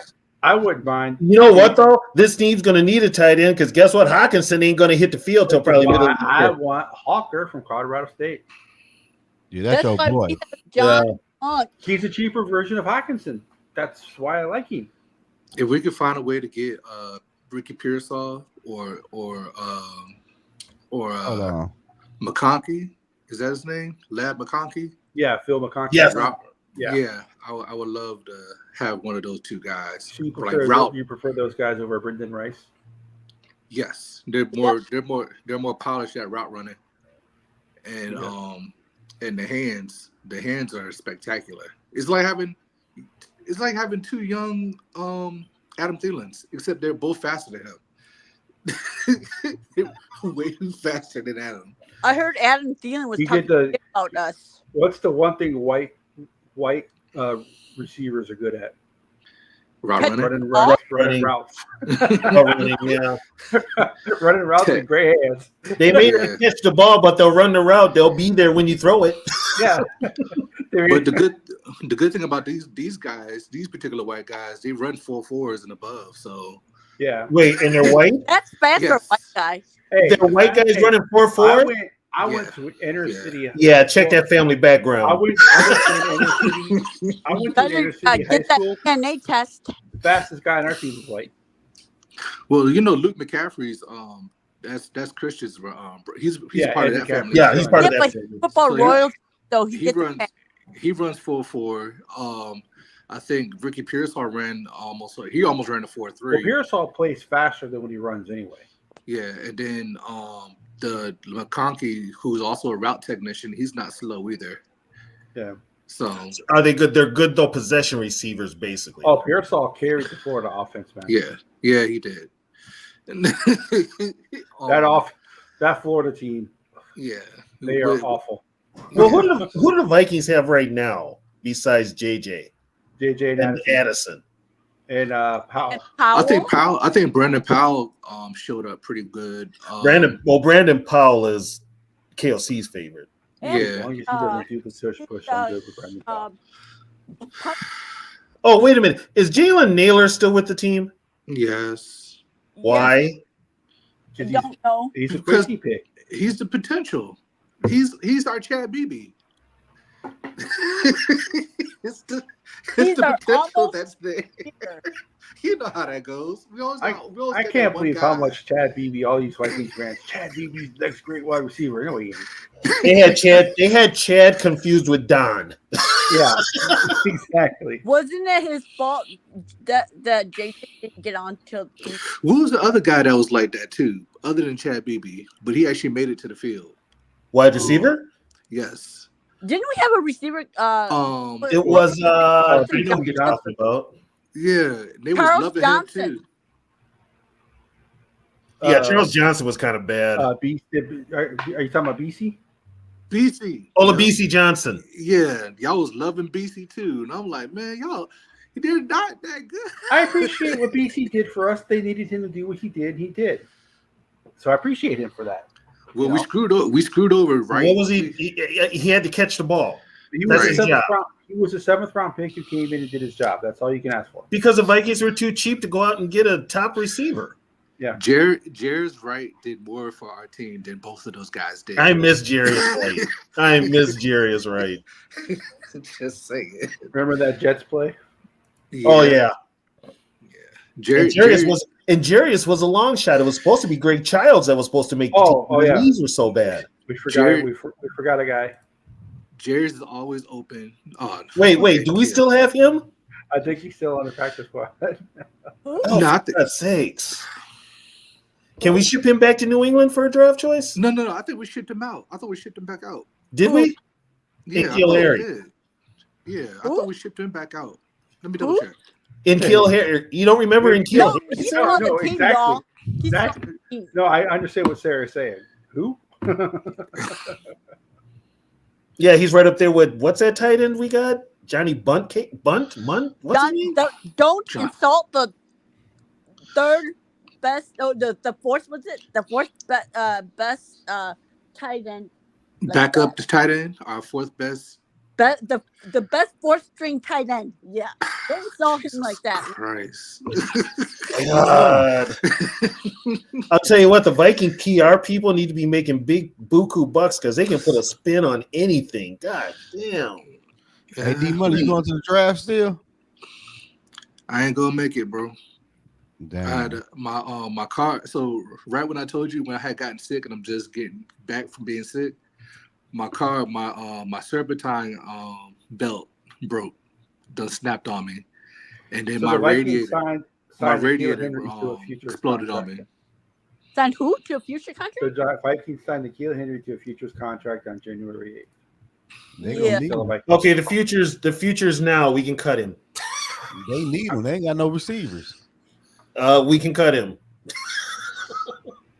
Hey, Zoe, I am gonna make it up there for the Detroit game though this year. Yeah, when's the schedule coming out? In May 7th. Usually comes out after usually they do the draft. The NFL has a schedule thing. They do the draft and then they do like a week, 2 weeks for people to talk about. Now, see, they flipped it because they used to do the schedule first, then the draft. Well, because before people didn't care about the schedule, it was just released like every other league. Just like, oh, here's the schedule, everybody. The NFL is the only one who makes a big deal out of the schedule. And the Chargers always have like the greatest because the NFL has to take the spotlight off of everyone. Well, they want to always be in the conversation, so that's why they right. Why do you think they're playing football games on Christmas to take eyes off of the NBA? Yeah. And now we're playing football on Friday. Who play on Friday? They're going to have Friday this year. They're going to have games on Friday this year towards the end of the season. Hey, can y'all hear me? Yeah, I can hear you. All right, so we have who we have left at wide receiver. We have Thayer Thomas. Who? We have Sherfield. The white guy, white Adam Thielen. We have Trent Sherfield. We have Brandon Powell. We have Jalen Naylor. We have Malik Knowles. Of course, we got Justin Jefferson. Don't we still have Tristan? Yeah, we got Tristan Jackson. We got Lucky Jackson. Yep. We got N'Keal Harry, Dalen Baldwin, Jordan Addison. Who's that Baldwin dude? So right now, I would say if they went into the season with those receivers, the top 4 would be Justin Jefferson, Addison, and then you would have Powell would be the 3rd, Sherfield. Sherfield. Because they signed him in free agency. Yeah. Y'all don't believe in Naylor no more? Y'all that ship is sailed? Next. Well, they need a punt returner. Next. So that's the only reason he would still be on the team. Next. So maybe we should draft that kid that ran the fast 40 time. Who was that? The combine? Oh, the from guy Texas. the receiver from Texas. We're not getting him. He returned kick. I think he's going to Kansas City. Well, yeah, we have a good kick returner. Chiefs want him bad. Paul is our kick returner. Well, no, he's a punt returner. That's right. And Kongu's our kick returner. Kick returner is in the Wangu. Yeah, and a punter returner. If they ever kick the ball to him, he returns it. But we'll see what happens. We'll see what you know. What that new kickoff rule is going to cause more problems. If we have if we wanted a kick returner, we could get the guy from Oregon State, Anthony Gould. Yeah, we get him, or we can get I want Putman. We can get the running back, Rasheen Ali. Where'd he go to school at? Real small school. He was kind of like I think he was doing well in the Senior Bowl. Okay. Mm-hmm. I need a punt returner. I want Putman.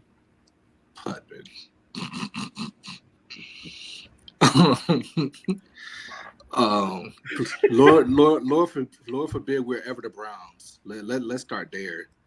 But I bet Greg Joseph is gonna kick perfect against us. What's that kid's name? Put it this way, he'll suck in every other game, but he'll kick that game winner against us. Yep. Okay, Jordan Love gonna be good this year. No, he's gonna be worse. He's kicking outdoors. He's kicking in Green State. I said Jordan Love. Huh? You think Jordan Love gonna be good this year? I don't know. Hard to say. We can always get Cordell Patterson back. Where he at? He's a free agent, isn't he? No, somebody signed him. I think the Steelers. No. Yeah, he was signed. He went to Wasn't it the Steelers? Yes. He'll be. They'll let him go by the training camp. In the training camp, you get somebody younger. We'll see how it goes. Mm-hmm. Well, kick returners are a dime a dozen. I mean, right. But Cordero can play running back and wide. Well, plays more running back than wide receiver. He still can't catch with the damn. But he signed with the Steelers. Yeah, the Steelers. Hey, the Steelers gonna be a sneaky good team this year. With who? Justin Fields or No, it's Russell Wilson. Wilson. They got Mike Tomlin. Yeah, they're gonna be a good team. They're gonna be. They got Tomlin. If Tomlin, they've always had a good defense. They just if there was a season that Tomlin was ever going to have a losing record as a coach, it would have been last season. Mm-hmm. Yeah. And Russell Wilson way better than Mason. Who was their quarterback? It wasn't Rudolph. Who was it? Pickett. It was Rudolph. Mason Rudolph, because no, it was got Pickett. hurt. Yeah, Pickett was horrible. Pickett's horrible. Oh, Pickett and Trubisky. Small hands. Yeah, Pickett is basically Trubisky. Pittsburgh gonna be a sneaky good team this year. Which, by the way, was on the Steelers. Yeah. Trubisky went back to the Bills. But so look at the Steelers quarterbacks last year were Pickett, Trubisky, and Mason Rudolph. Yeah, didn't Trubisky start the season? Tomlin had them have a winning record. That's a coach. Yeah, you ain't lying. That's why I said with Russell Wilson, and I could see Justin Field having some plays. He should run the ball on certain plays. They just aren't gonna let him play 60. They're gonna let him play like only like 49%, so that draft pick is a 6th round. Yeah. Oh, for Wilson? Yeah. No, for Field. For Fields? Yeah, if he plays a certain percentage, it becomes a 4th round. Fields is going to get certain plays drawn up for him. Yeah, but I don't think Fields a lost cause for real though. I think Fields is a starter by the end of the season. Me too. I from what I heard, the Vikings was one of the teams that he wanted to go to, but they wouldn't let him. They're not going to let him come to the divisional team. Hell especially no. But we were one of the 4 teams that he. I don't want Fields, especially a team if they've got weapons. The Vikings got weapons. I don't think he's accurate enough. I'd take him over Sam Darnold. Shit. I mean, how accurate do you need to be with Justin Jefferson, to be honest? I mean, and Addison. Yeah, think about it. and Last tight year, ends. Mullins damn near got Jefferson killed a bunch of passes. And plus, we know Field can run that. And yet, he still had his game. best game of the season with Mullins. Hell, he almost got Addison killed in Cincinnati. Yeah. Justin Field gonna fur around and get play black. He gonna fur around and get player to comeback player game. And they don't want Fields to come to us and then see that he does good, and it's gonna be another stain on their quarterback failures. Darnold's going to lead the Vikings again. His best career year ever. They're going to miss the playoffs by one game, and the Vikings are going to sign him to an extension. I don't see that shit, man. I ain't got no faith in Sam Darnold. Y'all got faith in him? He has the talent. This is the best team that he's ever played for. Man, so that's why I'm saying. Listen. The Jets did him dirty, though. Here, I understand what you're saying about Darnold, but you have to look at it from the other point of view. Is the two teams that he played for were absolutely dumpster. Yeah. How long ago was that, though? How many years was that? Yeah, but you know what, Zoe? He comes up here. He doesn't have the pressure on him to carry the damn team. I'm saying, but how many years? He was drafted to a team that needed like 4 or him 5 years. He been in the NFL. How long he been in the NFL? 4 or 5 years. He was with the Jets for what? 4 years. And 4 then years. He was with the Jets. He was with the Jets for 2 years, and I think the Panthers for 2 years. He came in the same time as Mariota and yeah, because he was the third overall pick. Okay. Yeah, so he was a third overall pick. But what my point is, he is damaged good, man. He seen too much bad shit already. Do y'all believe in that? No, I do. But what I'm saying is, here's the thing, though. There's truth to that, but he can still be salvaged. He's young enough, and he has the potential. He has the weapons, and now he has the offensive coach. If you put players around him and don't put all the pressure on him to have to carry the team, he knows he doesn't have to save. He might be okay. Yeah, he might be okay. Future quarter. I'm not saying he's not coming in to save anybody's job. The pressure is we throwing the football more than 15 times. That's too much pressure. No, it's not. He's not. Okay, so that's today's NFL. If you're throwing the ball more than that's today's NFL. If you're throwing the ball less than 15 times in today's NFL, you either really suck, or you're down to your fourth-string quarterback. Or you're down to your fourth-string quarterback, or you're running the ball, which nobody does, especially KLC. Can he at least be Rich Gannon or Jeff I will George tell you one thing. Thank you. I will say one thing about Sam Darnold. Rich Gannon was an MVP, okay? I will say one thing about Vikings, though. I will say one thing about Sam Darnold. Rich Gannon was an MVP and most least valuable pussy on the Vikings when he played. So, fuck. But he remember the Detroit games, though? He could at least be Jeff George. The game in the second half, the second game against the Lions in Detroit. Do you remember that game, Zoe? Who? The second game Minnesota played last year against Detroit in Detroit. Do you remember that game? The Vikings were pretty much going down the drive, and Mullins threw that weak-ass pass over the middle. That guy J.J. killed and picked off. Mm-hmm. Sam Darnold's got the arm strength to make that pass and to make that play. That's all we're saying. We're not saying Sam Darnold's the future of the franchise. We're he's not the future, but for right now, he's the best option that they have. He could be that too. The amounts that we're paying him, it's okay if we're paying him peanuts, man. Yeah. No, I'm saying no. He could be the guy at 26 years old. Shit. Can he be Randall Cunningham? That's what I'm saying. If he comes up here and he does a Randall Cunningham, or what if he just has a Baker Mayfield season? Or if he's Baker Mayfield or Jeff George or no, Baker Mayfield was ass last year. No, he wasn't. Was he? He was. No, he wasn't. What are you talking about? So what games are you watching on Sunday? Baker Mayfield was ass last year. Zoe was watching his Lions. That's why he don't care. I knew he wasn't gonna beat the Lions. He beat the fucking lonely fucking Eagles in the playoffs. The weakest team in the playoffs was the Eagles. Zoe, the year before we played the Giants and got our asses beat. Mm-hmm. And they were the weakest team in the playoffs. We got Daniel Jones. Mayfield won our more quarterback players wasn't that good. than us. But you just got done saying Baker Mayfield wasn't that good. No, but he ain't played good last year.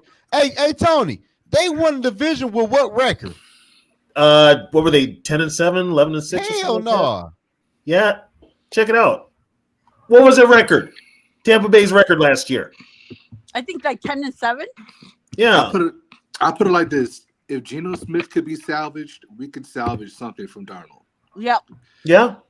Because Geno Smith was ass. And Darnold And he was the was a third Jet. overall pick. I mean, third. Okay, you know what, D-Money? You just showed a little thread here. Most quarterbacks that are ass at one time were with the Jets. I heard of I heard of So that means there's hope for Zach Wilson. The Bucks were 9-8 last year. The Jets are They were 9-8. Okay. The Jets I are not heard a good. something from today on Score North where they were I think it was Phil Mackey that was saying that like in these past couple of drafts there's only been 4 quarterbacks that were rated like something highest, and Trevor Lawrence was rated like the highest at 7 point something. And let's see, Joe Burrow was like at 7 point something. Sam Darnold was like at a 7 point something. Yeah, but and so he is rated higher than any of the quarterbacks that are coming into the league. You know what though? I'm gonna put this out there. I'm gonna put this out there. Trevor Lawrence is a bust. I made a video about that. I wouldn't say he's a bust, but he's not as good as people think. No, he's a bust, Catch. He's a bust. Well, I should say he's the third best quarterback in that division. That ain't saying much. Hey, look, do y'all know Trevor Lawrence and Daniel Jones got the exact same stats? Who is he? Can y'all tell me who he's throwing to? Oh, and don't. Yeah, but I mean, how many other quarterbacks have those stats too? A lot, because they suck. And don't bring up Christian Kirk into this. He got Christian Kirk. He had Zay Jones. He had Pro Bowl doesn't mean a damn thing, Jordan. The Pro Bowl is not what it used to be. Back. All pros, what matters? Yeah, all pro. The Pro Bowl is a joke. Hey, man, let me ask y'all this though: how many quarterbacks backed out for him to get in too? If Trevor Lawrence was a Viking, catching TV. How y'all if he was a Viking?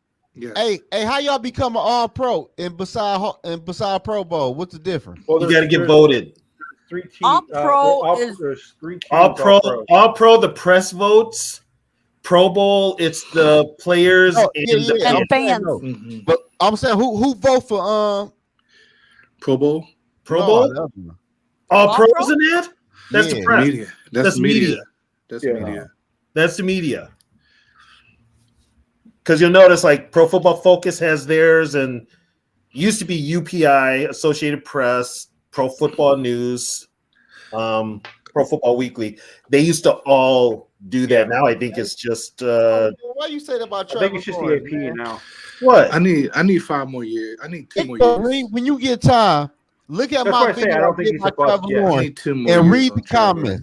I had so many Jacksonville fans telling me, I don't know what the fuck I'm talking about. Stick to your We need to get East Coast Gridiron on here and see what he So thinks. do you guys think Tua is a bust? Who? Tua? No, Tua. No, I think Tua is exactly. Tua is 1 sack away from his career. I'm with D Money. I think it's too early to call Lawrence a bust. But how? Like, it's only been 2 years. How long? 2. It's 2 years. And you This ain't been on 2 years. Yeah, it's You only can't been 2 count that years. first year. Yes, you can. Yes, you You can. cannot count. You cannot count What Urban the Meyer fuck? the He was first the year. number 1 I don't give overall a fuck who your draft pick. coach was. What about the quarterback for the Panthers? Come You think on, Bryce Young? Do you think he's a bust? He's a He bust. wanna be one. He's a wanna be bust. After one, I don't think he's. No, he's I a, put my he's a money on bust. him. I put my money on Bus. He's a bust because first Do of you want all, to take that bet? But is he a bust because of the team he plays on, or because I of don't him give a himself? fuck. He is a bust. he's a bust. My 100 to your 200. In 3 more years, he'd be a bust. I think it's too young. But here's the thing. But here's the deal, Catch. He's going to be measured to CJ Stroud, and guess what? Compared to CJ Stroud, he's a bust. Well, But compared to does franchise, that make him a bust though? the He's Panthers a are a bust. dumpster. He ain't If CJ stays the way he is, and Young doesn't improve, which I don't think he will. Now that Daniel Snyder's out of the league, they did a lot to the help. Panthers are the worst run team in the league. They didn't do much to help those guys. But then wouldn't the same thing be said about Tua and Herbert and Burrow though? Because I mean, they all came into the league the same draft, and Burrow got to a Super Bowl, should have won it. The refs screwed him. Yeah. Herbert is a damn good quarterback. He's got when he gets weapons. And who's the other one? Tua and who was the other quarterback that was drafted? They got that bookworm for a head coach that made. Wasn't it 4 quarterbacks that were drafted? D-Money's trying to say something. I said I'll put a bottle bet up. I'll put what? a bottle tequila on whether Trevor Lawrence going to be a bust in the next 2 years. I'll put a bottle tequila on that. No, he was talking about Young. Let's do a year. Okay, we'll do a year. Zoe, take the tequila. I don't drink. Let's do a year. I'll do a year. So whatever bottle you want. And you guys forget, I mean, quarterbacks can always come back. Look at Steve Young. He ain't coming back from shit. Steve Young benefited from sitting behind Joe Montana. Yeah, Trevor Lawrence and a bum. Steve Young Hey, let me ask y'all this though. Hey, Tony. What is Trevor Lawrence good at? Growing his hair. What about you, B-Money? What is he good at? Hey, Trevor Lawrence. What is he good at? Trevor Lawrence has good mobility. He has a good arm. Conditioning his hair. Are you guys fans of mullets? Do you see how shiny his hair is? I mean, it takes skill to.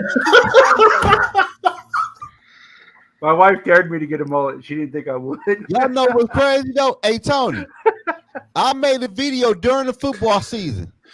When Jacksonville was winning, I said they will not make the playoff and they will lose the division to the Houston Texans.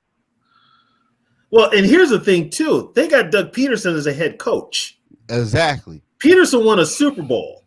Exactly. With, of all people, Nick Foles. He a bum.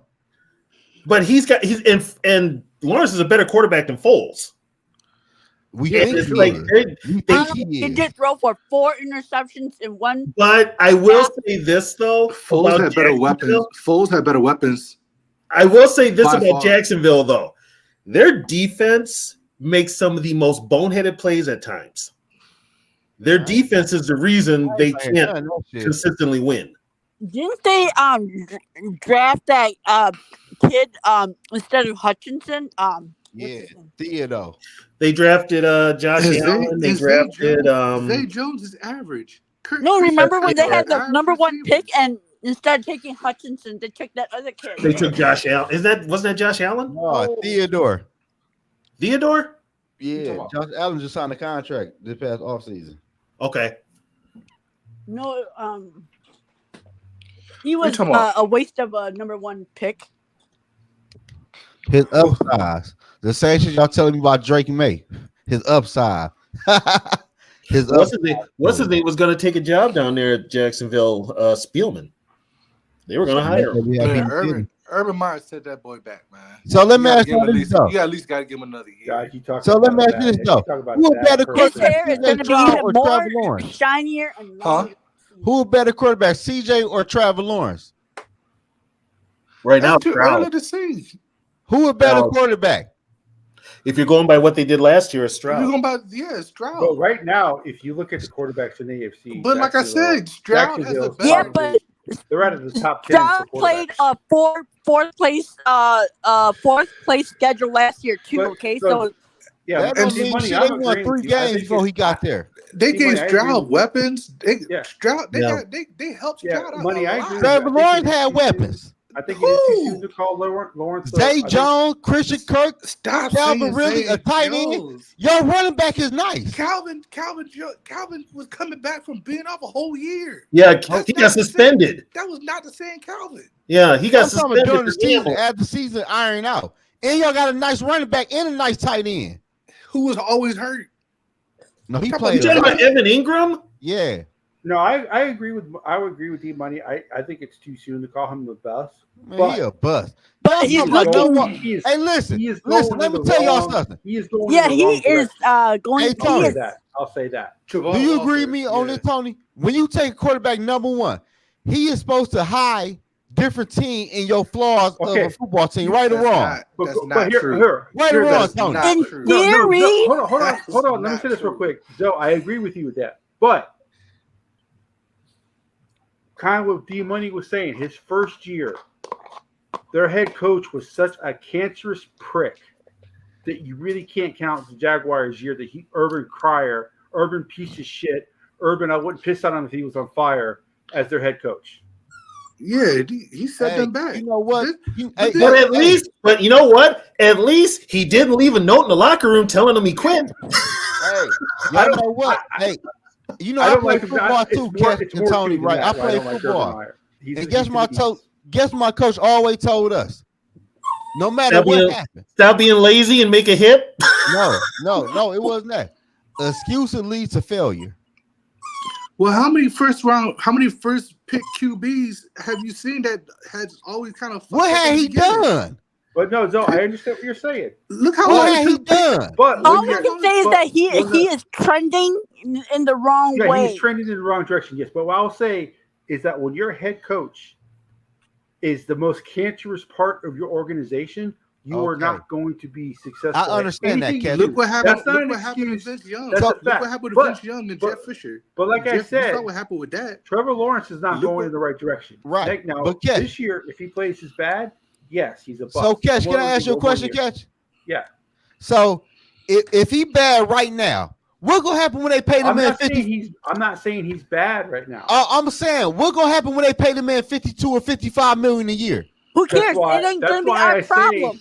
That's why I say they're going to give him one more year, and if he plays like he did, like he has been, I don't think they give him the money. I mean, he signed a contract this year. Who cares? Didn't you ask me? Did you ask me a question, by the way? Huh? Did you ask me a question? Yeah, I can't remember. Yeah, I did. I don't remember either. You looked at me and shit. You ain't never said shit. Why does it matter if they sign him to $50 million? Tony hear me?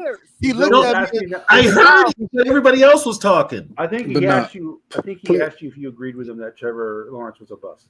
Okay. No. Here's what I'm going to say about Trevor Lawrence. Player development matters. That's all I'm saying. That does. Here's the problem was they brought Urban Meyer in there, which is a joke. He's just a joke. But then here's the thing: you rectify it when you brought Doug Peterson in, who is kind of a quarterback whisperer and offensive coach. But that same year, they went to the playoffs and they beat the Chargers. They lost.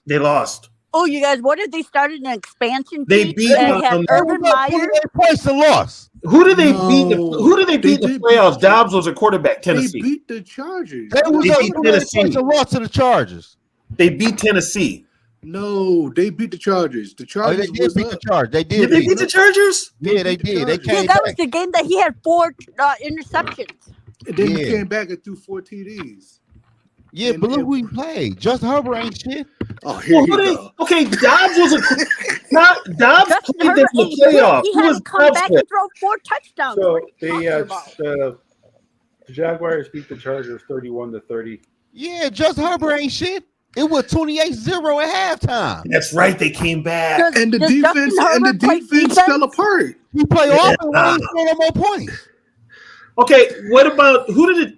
When you put up 28 points, you are more than likely going to win a game. Huh? Yeah, she's right. You put up 28 scored 1 touchdown at the halftime. When you put up 28 points, you are more than likely going to win a game. It don't matter. At halftime, with 28-zip. Unless you're the Indianapolis Colts who put up 33 on the Vikings and still lost. Well, they're special. Like one of Jerry's kids. That's because they got Matt Ryan on their team. I'm not gonna lie to y'all. I'm not a Herbert fan, a Trevor Lawrence, or a Josh Allen. Who else out there? I'm not a Josh Allen fan either. Jalen Hurts. I'm not ready. The only quarterback Zoe likes is Jared Goff because he plays for the Lions. I'm not ready to give up on Herbert yet, or Lawrence. Josh Allen. I'm not gonna respond to that. I'm bigger than that. It's a whole new year. I'm not letting that shit phase me no more. I'm bigger than that. Damn, it's hailing, you guys. It ain't hailing here. Because you talking foolish shit. That's why it hailing. So it was 17-7 at halftime. and then it was it was 27-7 at halftime, and then the Chargers scored to go up 30-7, and then the Jaguars came back. Since y'all bring up CJ, I have a question for y'all. How many LVP. How many games until Diggs starts complaining again? He ain't complaining over there. Probably week 1. Hey, I'm gonna give him 5. He has to be on his best behavior. What does his numbers have to be to keep him happy? Oh no, he's gonna be on his best behavior. I don't think he cares about numbers because he had good numbers. They redid his contract. He's gonna be a free agent. He can go anywhere he wants after this year. Where did he go again? Houston. He went to Houston. Yeah, and then they voided the rest of his contract, so he's a free agent. You know what? Right there. What the Houston Texans did was they traded their first-round pick to Minnesota to get Minnesota's second-round pick this year. Then they gave the second-round pick to the Buffalo for Diggs. Here's the thing. He's not going to run his mouth because DeMeco Ryan will put him in his place. Listen. And he's a free agent. You know where he's trying to get to? Dallas. Play with his brother. He's trying to get to Kansas City. And D-Money, you said you care about what his numbers are going to be. He had better numbers with Cousins than he ever had with Josh Allen. Listen, man. I don't know what his issue is. Hey, listen. I'm going to tell you something about Stephon Diggs. Ain't nothing wrong with Stephon Diggs. He knew in Minnesota the shit was over with. He knew in Buffalo the shit was over with. So why the fuck would So basically what you're saying, what's his excuse to be in Houston? So what you're basically saying is that when the going gets rough, so he's James gets the fuck out. James Harden. So Cash, can I ask you a question? He becomes a little basically when the going gets rough, he becomes a little bitch. No, it ain't no plane, puts his dick between his legs and leaves. Y'all don't see the big picture. He control his own destiny. Football's coaches trade players all the time during football team. They would trade you at your team at 10-0. They would trade you to fucking 2-17 with no problem. Not if you're contributing. Stephon did control his own destiny. What's wrong with us? Control. He's an asshole. As soon as he is the most passive. Here's the thing. For somebody who was a 5th-round pick who only made the team because his team was lacking wide receivers and Teddy Bridgewater made him who he was, he's become a diva. He got his money. Guess what? I'm sorry, but play football, motherfucker. If I'm on a team and there's a guy next to me who leaves every time the going gets tough, I'm not going to fight for that guy. Well, actually, I'm going to say this. If the Minnesota Miracle never happens, I don't think we get this version of Stephon Diggs. You got to put that out there. You got the man's going to live in infamy for that catch got us a first-round draft pick. Okay. Hey, I appreciate what Stephon Diggs did when he was here. Don't get me wrong. I appreciate the Minneapolis Miracle and stuff like that. But I don't want someone who every time he sees it, he's going to start to get rough. He gets the hell out. And who throws his quarterback under the bus? What was going? Hey, can I ask you a question?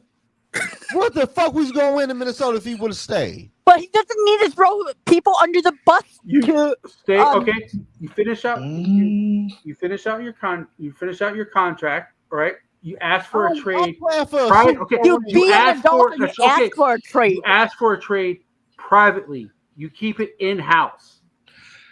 We would have been fine. But how we know he ain't do that? We would have been. It could have been his agent that did that. It was his agent.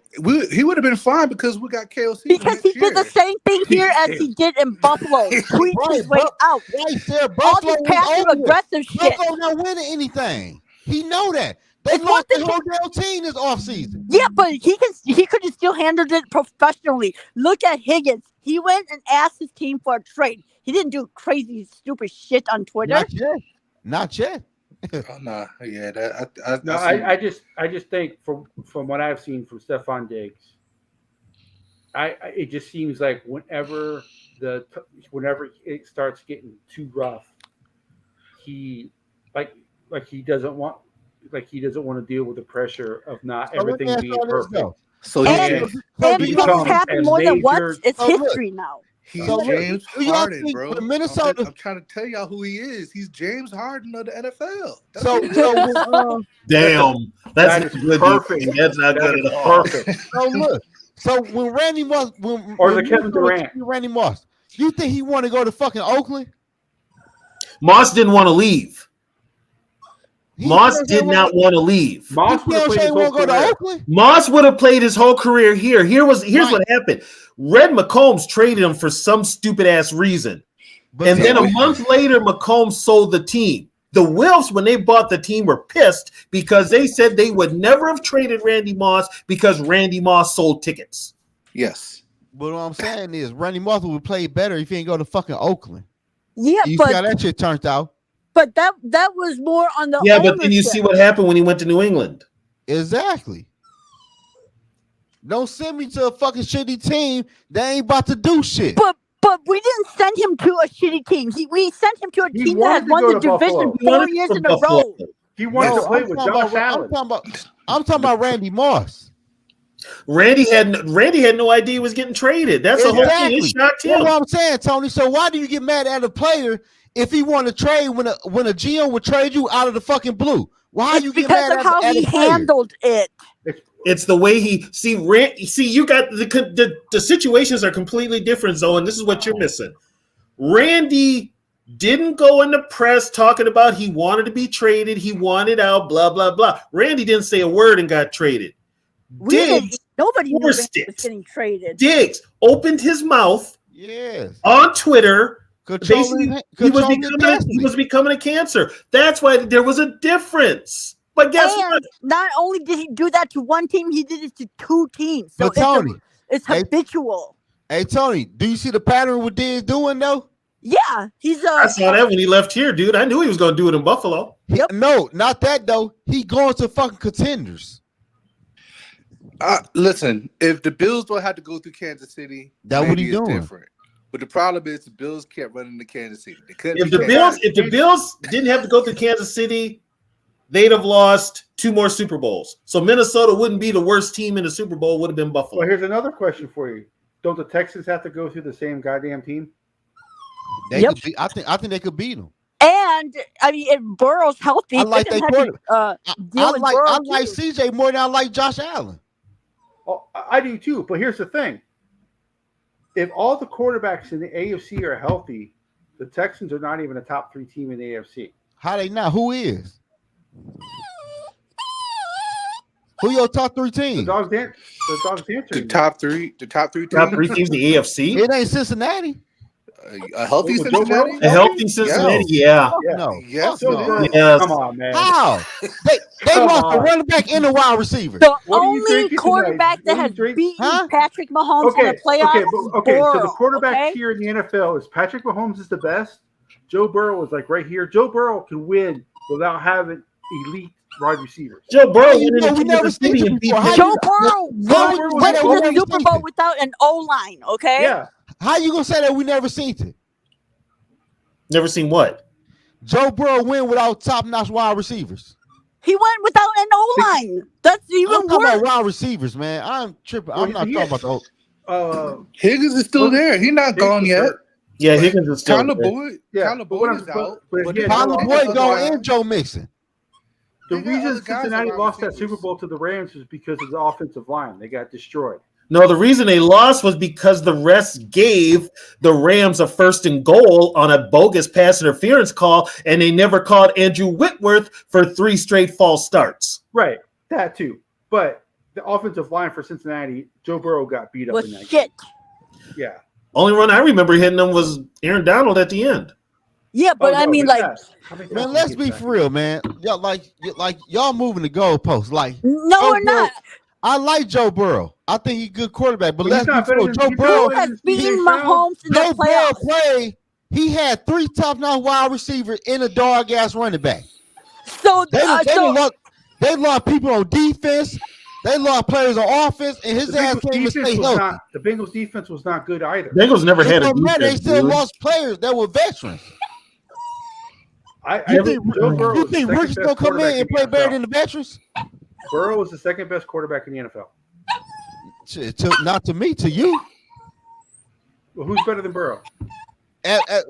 Going off of last year? Who has beaten Mahomes in the playoffs? Brady. That's it. Brady and Burrow. Burrow beat him. Brady and Burrow. Burrow beat him in Kansas City. No, it was on the. No, it was on the road. Burrow beat him. Burrow beat him in Burrow Kansas beat him City. in Kansas City. Burrow definitely beat him in Kansas City. Man, how long ago was that, man? 2 It years don't ago. matter. He's the only quarterback years that's ago. beaten What Burrow did that's they not do last year? retired. I mean, What the fuck did they do last year? Burrow was Oh, hurt. Burrow was okay, hurt. Zoe, I know your history only goes back a year because your history Not deficient. even. Burrow got Man, hurt last year. He was man. hurt. Yes. Burrow got hurt. He bro. was hurt going to week Burrow one. got hurt. Yes. And then Going just- into week one. He was hurt going to week 1, and they were saying how they should have sat him out to week 4. Yeah. Yeah. So all I'm telling y'all is this: the No. motherfucking injury prone. No, go back. How the Go- fuck you no. hurt coming into the damn season? So go back to my earlier questions, though. Who is better than Burrow? I like Burrow. You right. I like Burrow though. No, like I Burrow. said he's the second best because No, I everybody like knows- Burrow. I like him though. I give you that. But Who is better than him? other than Mahomes, Mahomes. which everybody agrees Mahomes right is the top now, dog. I got Houston, a team. His team is better. No, we said quarterback, Zoe. Yeah. I'm talking about a team. We said quarterback. Why you moving the goalpost? Okay, Joe Burrow is number 2. Like Okay, who's okay? So So we you did all that arguing just to come to the same conclusion? Okay, and just so Zoe can take a knee. so who's the third best quarterback in the AFC?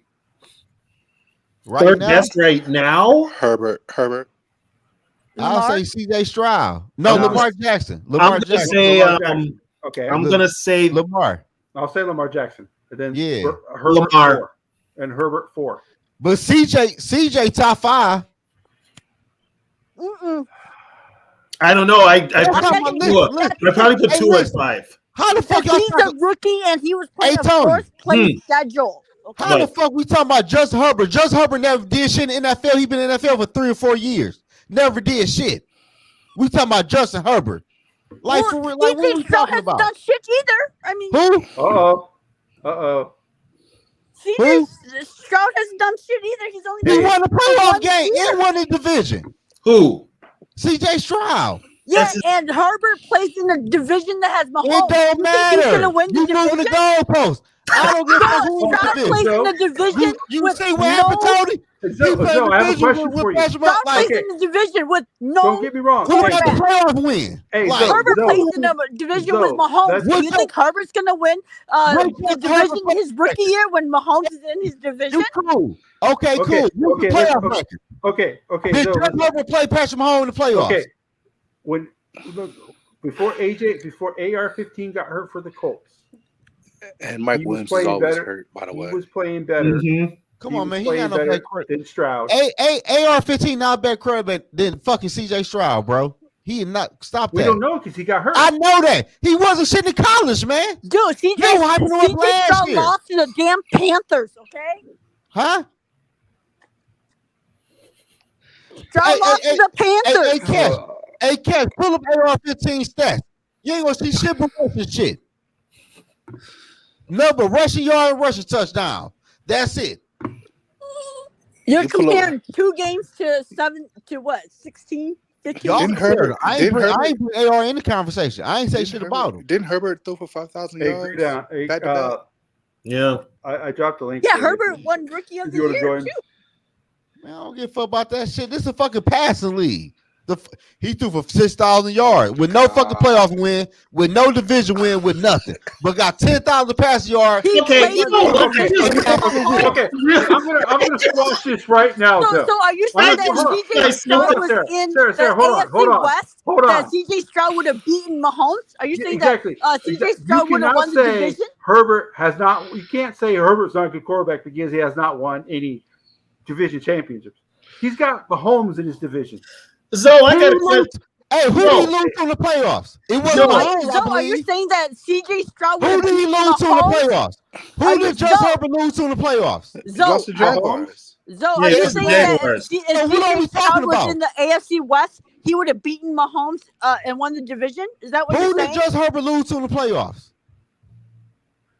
And CJ So, Stroud okay, put so- up the so- number one so defense when a in the team NFL, So, loses- right so or you're wrong. moving the post too then? So okay, Yes, y'all. so I'm not moving so the by post. your logic, though, by your logic, Y'all your moving team. Houston to the west No, listen, and listen. moving You them to score the 30. east. I'm not doing that. No, so I just want to say this. So by your logic, You score 30. You score 30 points with your defense. You're up 27-7, and your team loses, and it's Herbert's fault. So let me ask you, Cash. So at the halftime, Zoe, why don't you answer the question?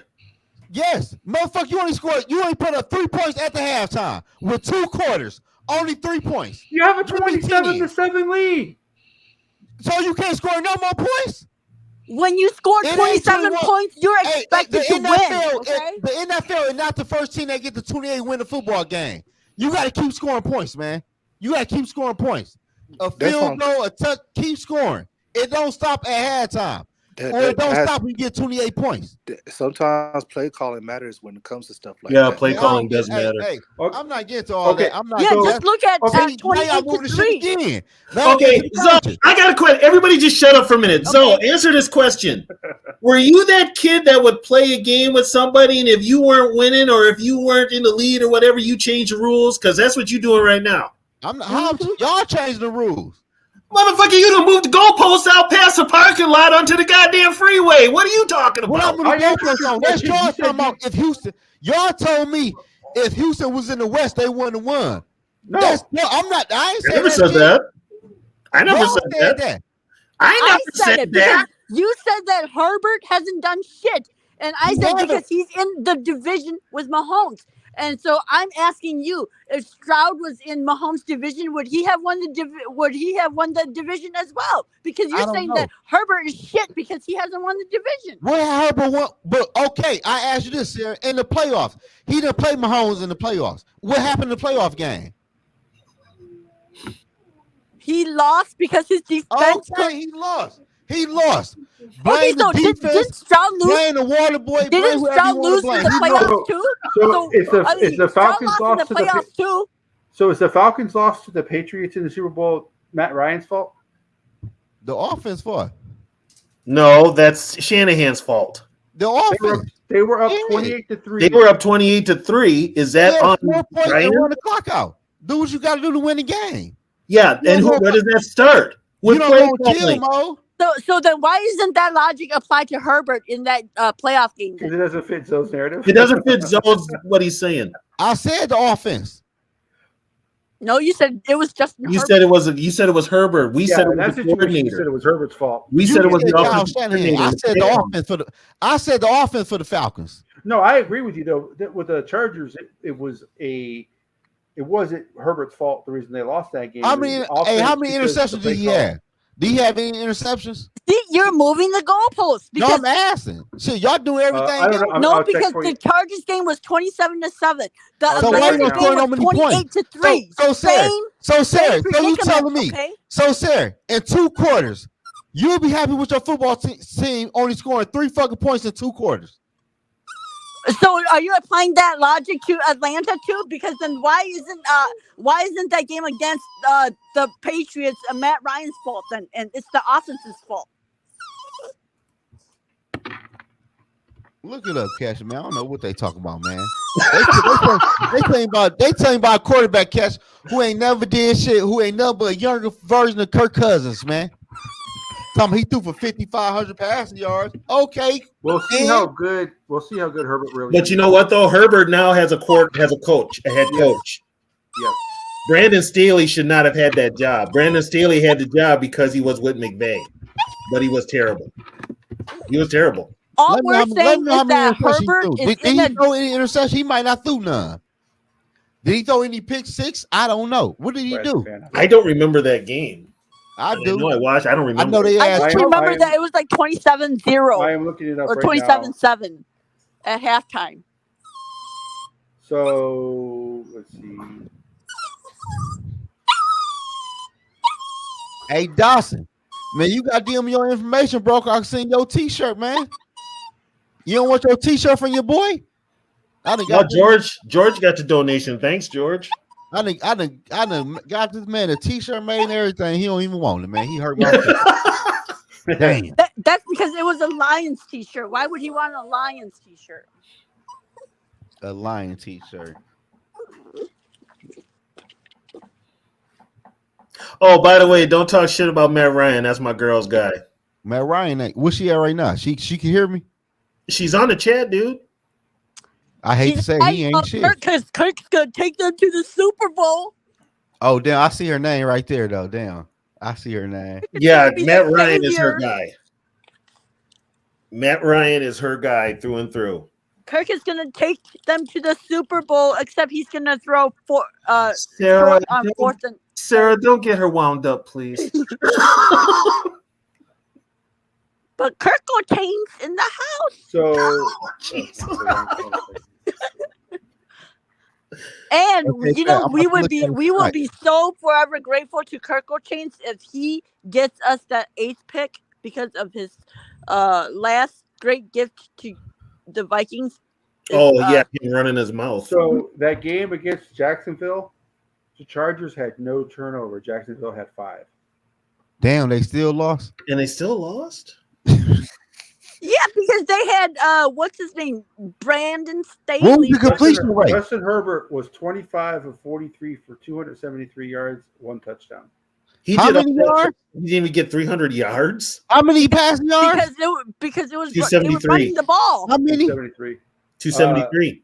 Man, get the fuck out of They here, really man. need. What are we talking about, man? To be honest with Get you, to the they ball. really- Oh no! 40 Remember times. they had like 2 defensive touchdown. Yeah. So the scoring. So the scoring was Austin Eckler, 12-yard rush, then a field goal, then another rush touchdown for Aaron Eckert, and then Jarrett Everett that caught a touchdown pass, and then another field goal, and then Evan Ingram caught a touchdown from Trevor Lawrence. Marvin Jones caught a touchdown from Trevor Lawrence, and then the last Chargers score was a 50-yard field goal. But the touchdowns for the when they get that field goal, catch tell you when they got that field goal. Actually, 44 seconds left in the third quarter was the last. 2:58 left in the third quarter was the last time the Chargers scored. Wow. The Jaguars won the game on a field goal at the last. Yeah, remember there was they took a penalty or something, or they didn't take a penalty or something and ran the clock all the way down and then kicked the field goal. So I'm assuming, seeing how the Jacksonville had 5 turnovers and the Chargers had less yards than Jacksonville, I'm assuming that Jacksonville turned the ball over a lot in their own zone. Was Staley the head coach? Yeah, they had 4 interceptions in the first half. Trevor Lawrence. And Staley was a defensive guy. Let me see. So Trevor Lawrence was 28 of 47 for 288 yards, 4 touchdowns, 4 picks. So neither of the quarterbacks threw for 300. No. Guess they're both busts. And they also the running back had a fumble. So that's where you know what? That's a lot of passes for neither one to get 300 yards. Yeah. And then the Chargers defense fell apart in the second half. Yeah, and that's on Staley. We did against the Bengals. The Chargers kicker was 3 for 3 on field goals. It's only like four or five quarterbacks, man. Actually, no. The Chargers kicker missed the field goal. Oh, he did miss a field goal. So how many yards? Yeah. So wasn't he like the best kicker? That's Isn't the kicker's name like something like Cameron Dicker or something like that? Oh, never mind. I was thinking Matt Gay or whatever his name is. The kicker for Cameron Dicker, J.K. Scott were the 2 kickers for the Chargers, and Riley Patterson and Logan Cook for the. God, Dicker the kicker, really? What a dick! God. Missing that field goal cost them the game. What a dick! So, hey, East Coast, you need to come on because Zoe thinks your boy Trevor Lawrence is a bust. Hell yeah, he a bust. I ain't gonna lie to y'all. I know these quarterbacks, man, and I told y'all this year coming up, Jalen Hurts wasn't gonna be good. So the Chargers, he says right here, the Chargers stopped running the ball. So pretty much the Chargers did the same thing the Falcons did in the Super Bowl. Why the hell did Staley stop running the ball? Because he's Staley. I got to throw it, man. I got to throw it. He's stale. It's like crack. You know what that is? They don't get. You know whose philosophy that is? Sean McVay. And where did KOC and Sean McVay Sean McVay will run the ball though. Yeah, he's got the guts to run the ball. Yeah. Sean McVay he a good head coach. Yeah. Well, he may retire too. The Chargers, didn't the Chargers lose both of their wide receivers this offseason? Yep. Yeah, they're both gone. And they lost their running back, right? Eckler went to Washington, I believe. Yeah. Yep. Yeah, okay. Mike Williams always hurt, so it don't matter. That's gonna be another excuse for y'all with y'all boy. He had no weapons. Well, he did. Doesn't. How did he get to be my boy? How did I get lumped into this category? The only receiver that the Chargers kept was the guy that can't catch the damn ball. Yeah, he said he never wanted Trevor. He ain't shit. For sure, he ain't shit. Yeah, he wanted Justin Fields. Been better off with Justin Fields. He probably looked better in that offense. Not with Urban Meyer. No, not with that piece of shit. Shit, with Doug Peterson, he probably would have.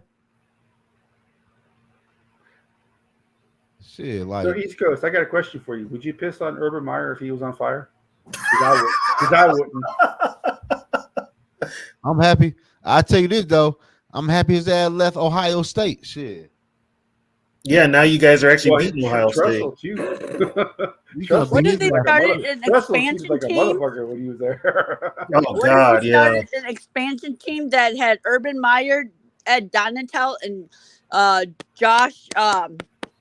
What's that guy that keeps getting that? McDaniel. Josh McDaniel as the head coach. The head Where coach. he at? I call that team the sorriest state of a fucking football team there could be. McDaniel's at? Daniel Snyder is the owner, Sarah. Josh McDaniels went to Oh, I heard in that report yesterday that Bill was going to bring McDaniels and Patricia to Atlanta with him. Yeah, he was. He was going to bring another coach too, and they said no. Robert Kraft cock-blocked him. Yeah, he told Blank, don't hire him. He told him he was going to bring the one coach that used to be the team chaplain, and somehow he was a team preacher, and then he ended up being a coach. I think Kraft did that because he couldn't stand to see if Bill goes to Atlanta and succeeds, then it's going to look bad. Bill's not. I think Bill should just hang it up. I don't think his style of coaching is. Did you guys see him on Pat McAfee? It's like he's like a totally different person. He like I never knew how Bill looked smiling, and he like actually smiled like holy shit. He knows how to do that. I saw him smile when he hoisted that trophy. Yeah, but he was always like. But he had to share it with Brady. That's the thing. I don't think Daniels has a job right now. No, yeah, Daniels shouldn't have a job. Period. After what he did to the Colts. No, after what he did to Denver, he shouldn't have gotten another job. Well, yeah, but he did the Colts dirty because they were going to announce him as a new head coach, and he backed out at the last minute. Man, he like wrecked 3 franchises. Oof. Hey, yeah, East Coast, I don't like him because he's a bad coach. I just don't like him as a person. I think he's a despicable person.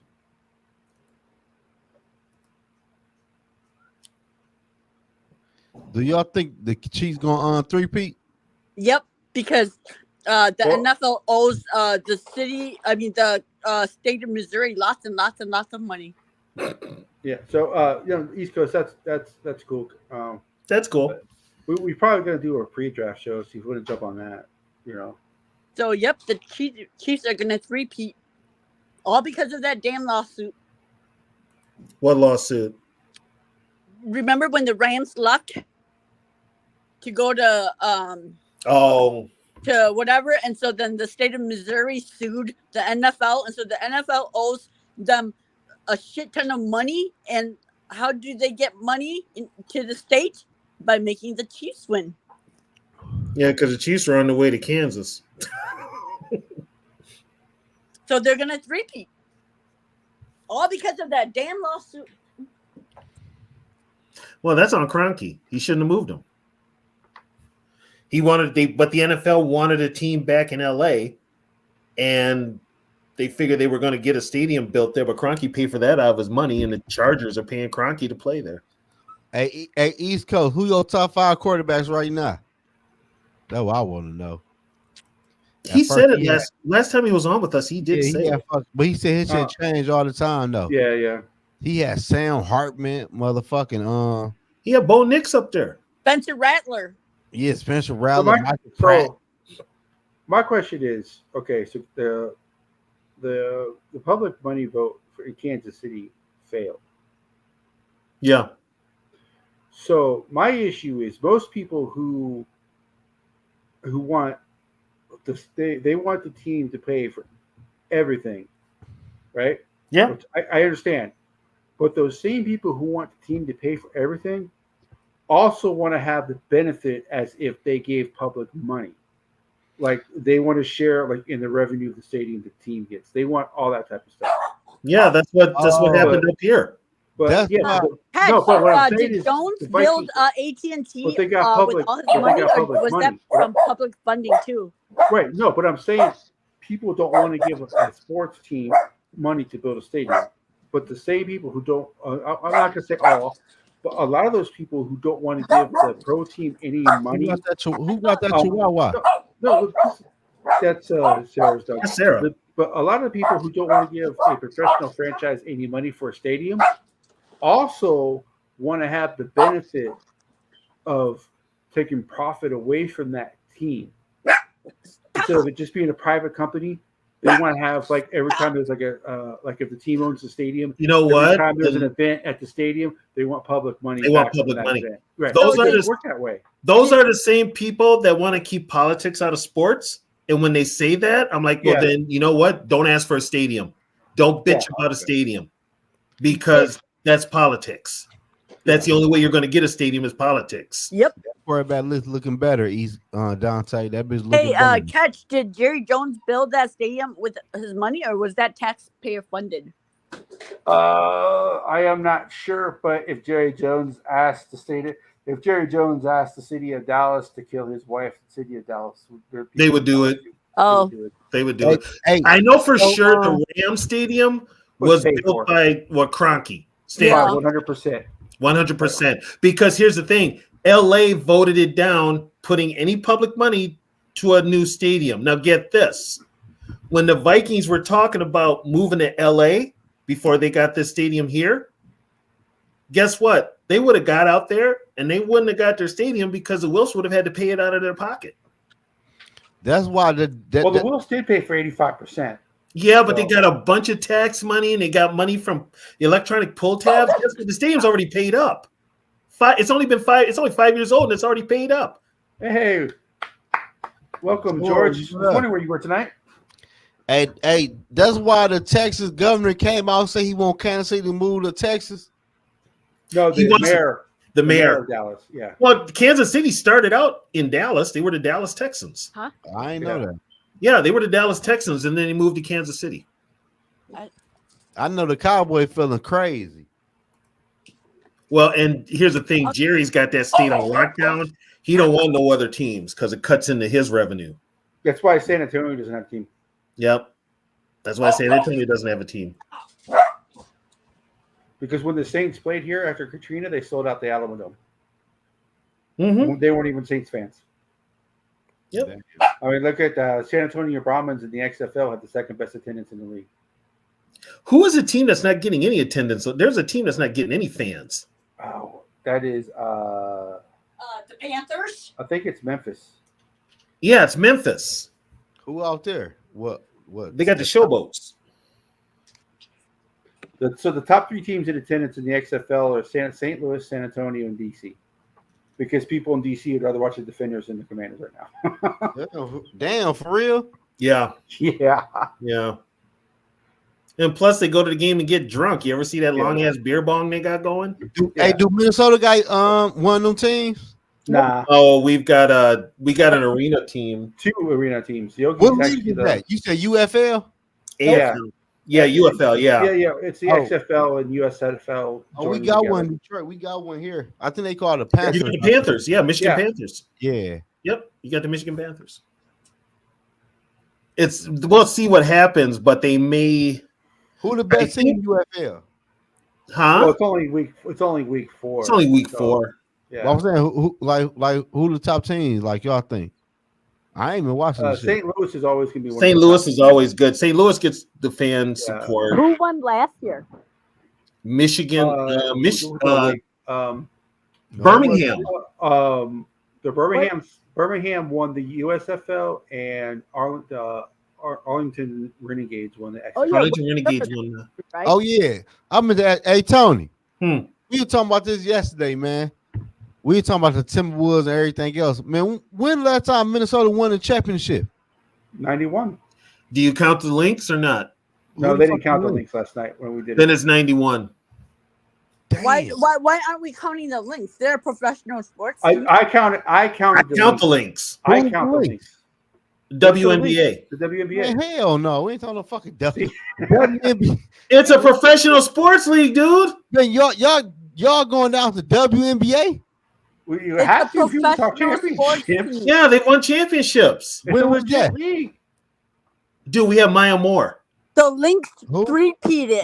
Maya Moore. No, I'm saying what year was that they won? Oh, was it 2014, 2015? 2015. They won it in 2010. No, we won it in 4 years. Yeah, they won it 4 years. Hey, I'm not sexist, man, but we ain't counting no female championship, bro. So you're sexist. Well, no, he's in Detroit, so they don't know what a championship is. Right. Man, you crazy? The Pistons, the Red Wings. How long has it been for the Pistons? So it don't matter. Exactly. So why are you questioning the Minnesota Lynx have won 4 championships: 2011, 2013, 2015, and 2017. Okay. What about this? Tony? Major sports. The Twins in 91. Yep. Damn. And then the Twins in 87. Yep. How that sound better? Major sports. That's baseball. The North Stars never won. North Stars never won. The Wild have not won. The Vikings. And before then, it was the Lakers. Man, they have us matched up with the worst team possible. The Vikings won in '69, and then all the Lakers championships. What y'all think the Timberwolves gonna do? If we can beat the Thunder, then I think we're gonna go to the Thunder. Are not very good. The problem with the you know what though? We gotta get past the Suns. Oh, I'm not the Thunder. The Suns. The Suns. They're a tough matchup against us. And the Nuggets. Nope. The Joker is. We've had it. You know what? We had the Nuggets number this year. Yep. Yeah, they got to get past the Suns. The Suns could be the ones that knock them out. I think the Suns gonna beat them. I ain't got no faith in the Timberwolves, man. It's okay. We don't really. Okay, Trish, I got a question for you. If Jordan doesn't quote unquote retire those 2 years, do the Rockets still win those 2? Nope.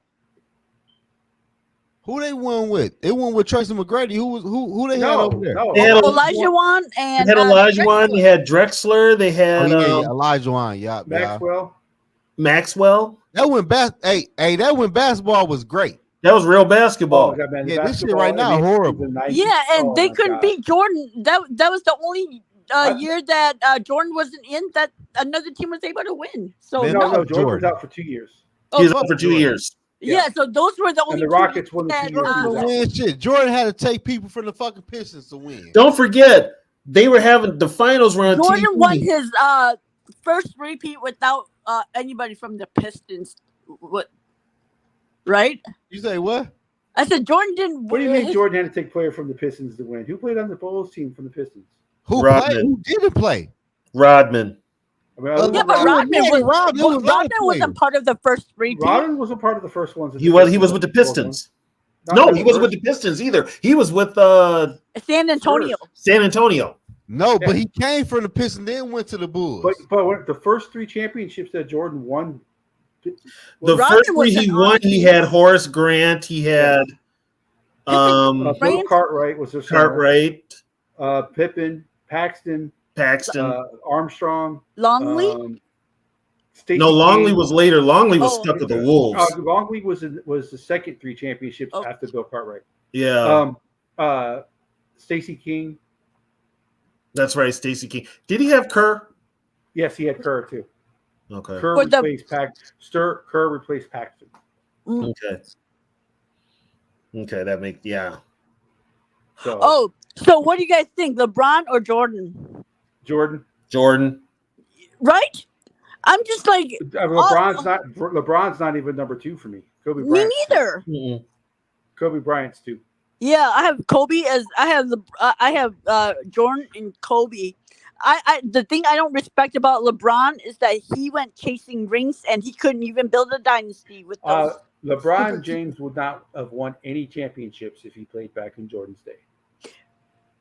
He wouldn't have won any championships if he didn't go build super teams. A lot of these basketball players, if they played back in the day, would not be playing. Well, I think Jokic would have been good, and the guy from I cannot say his last name, Giannis from Milwaukee, they would have been good back in that day. People forget that Jordan got beat up badly his first couple of seasons.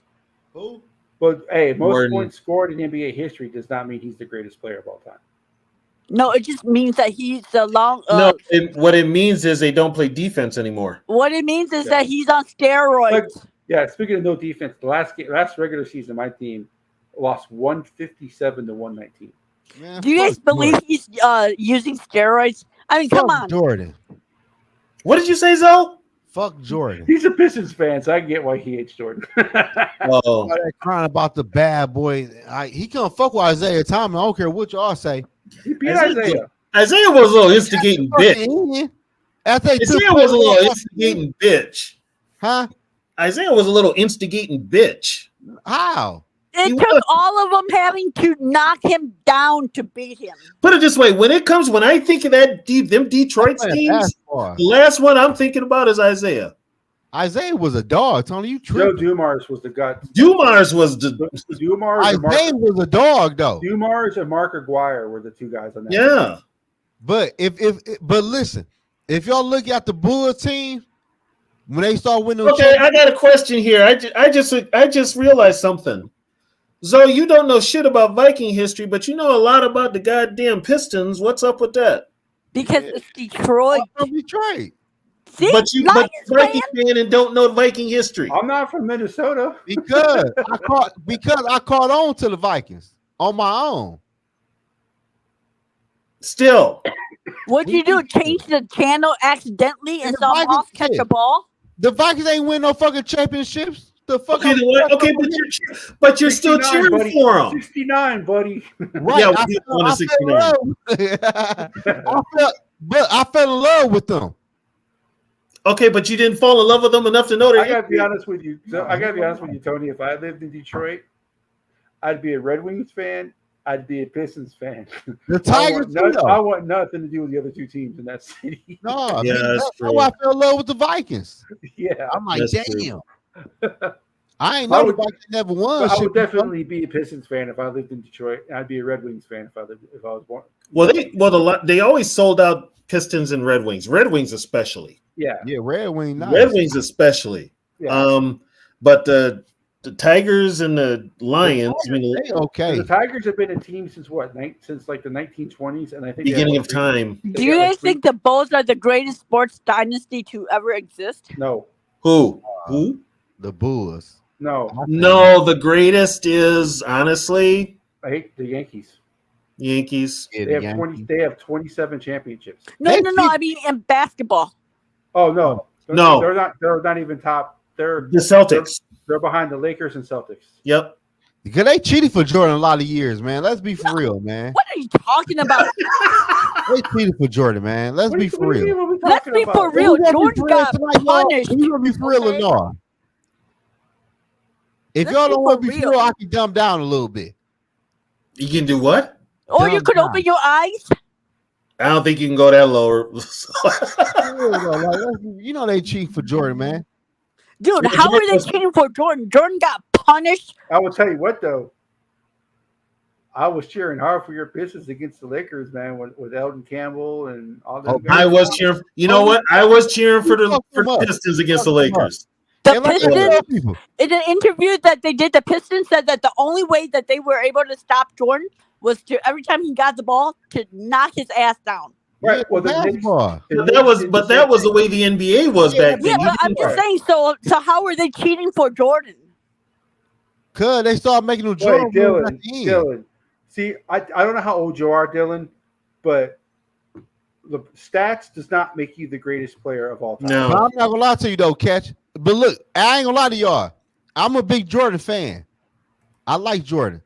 He one of the greatest, but we cannot ignore what LeBron James is doing at the age of 40, though. We can't ignore that. Yeah, because he's on steroids. Because, listen, he might not be Jordan, he might not be Kobe, but he up there with him. Here's the thing, though. I never said LeBron James was not great. I never said that. Here's the thing, though. Does LeBron play every night?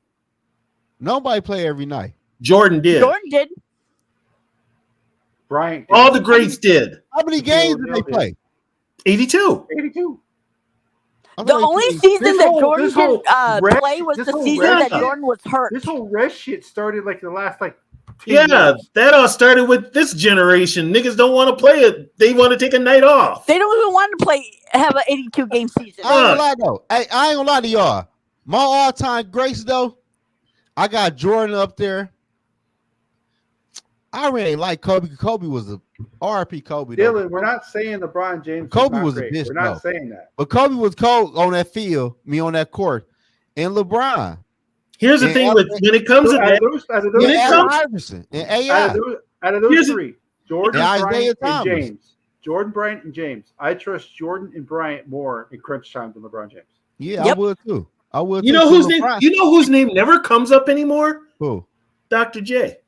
Never. No. His name never comes. No. The Iceman never comes up anymore. You know why, Tony?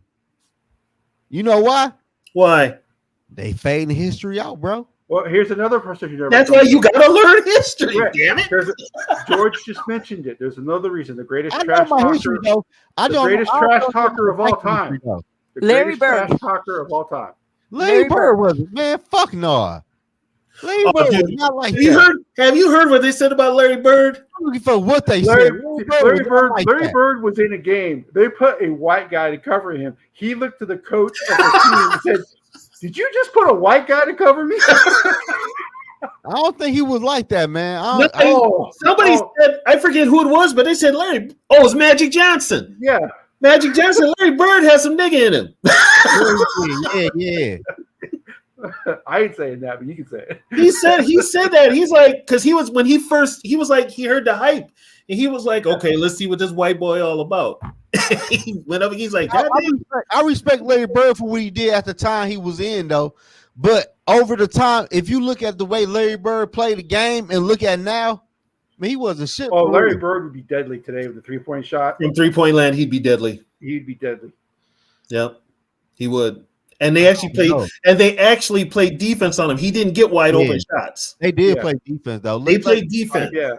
But but Larry Bird ain't in my top. There's a couple players. There are players that would not be as quote dominant back in the day that they would be with the new rules and everything today. Like some guys didn't shoot threes at all, stuff like that.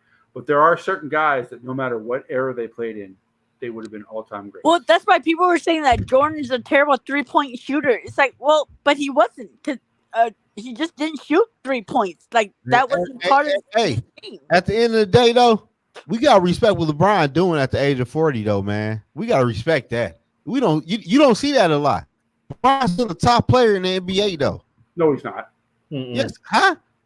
LeBron's not the top player in the NBA. Man, who is? He's by name only. Yes. Who is though? Give me your top 5 players. I don't watch basketball enough to do that. I just know he's not. Okay, yes, dude. Give me your top 5. Giannis.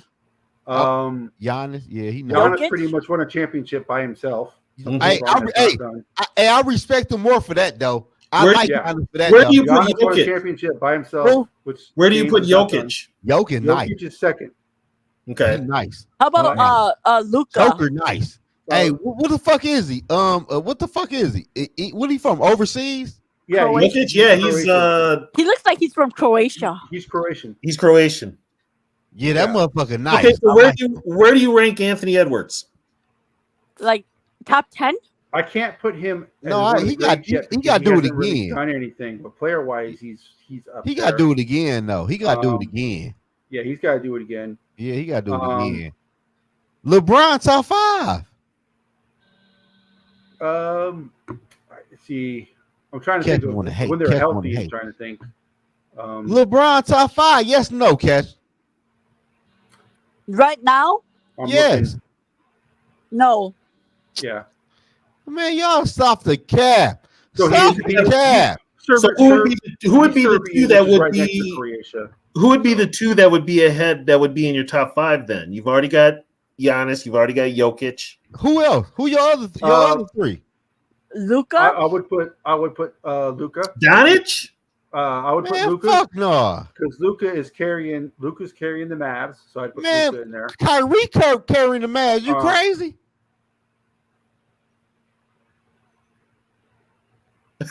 No. What the fuck? Man, Luka wasn't. Man. Okay. Play with Kyrie you want to. Well, Kyrie, top 10 player. Yeah, I would, but Luka is top 5. Okay, you got Luka. So who your other two? That's 3. So, come on, Cash. You know LeBron at least number 5, bro. Don't do that, man. Cash, we were vibing tonight, bro. Don't do us like that. Bro, Cash, we were like this tonight. Don't do me like that tonight, man. I would put Trae Young at 4. And I'm playing. Man, I was about to log off. Like Trae Young is my favorite player on my favorite team. That's why I'm just joking though. Ja Morant. Man, hell, come on, Cash. No. He don't do shit in the playoffs. Come on, Cash. Don't do me like that. I mean, are we talking? We're just talking now. We're not talking history, right? You're talking right now. We talking about You're talking about current right now. We're not talking about history. We're talking overall though. Yeah, well, I ain't trying to go. No, see, it's what Tony said earlier. Changing the goalpost now. You said top 5 players right now, and now you're saying, overall in the history of their career. Of course, LeBron James is better than all those guys in his career that I just mentioned. No, it ain't that though. Is. You said John Morant ain't in the playoff, is he? I don't know. He plays for Memphis. I don't know if Memphis is. I haven't paid much. To be honest with you, I have not paid that much to the NBA this year because my team sucks. Me neither. So, this was the best year for Wolves basketball, and I hardly watched any games. Yeah.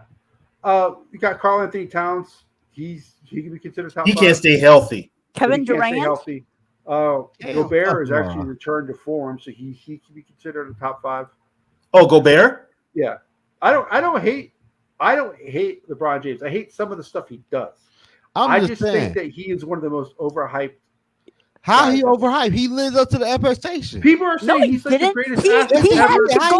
He had to go ring chase and build super teams, and he couldn't. The reason why I say that is because people are saying he's the greatest athlete ever. He's the greatest basketball player ever. He's the best professional sports player ever. That's what I'm talking about when I say. But he went to the championship finals 10 times, and he won 4? No, he went every year in NFC.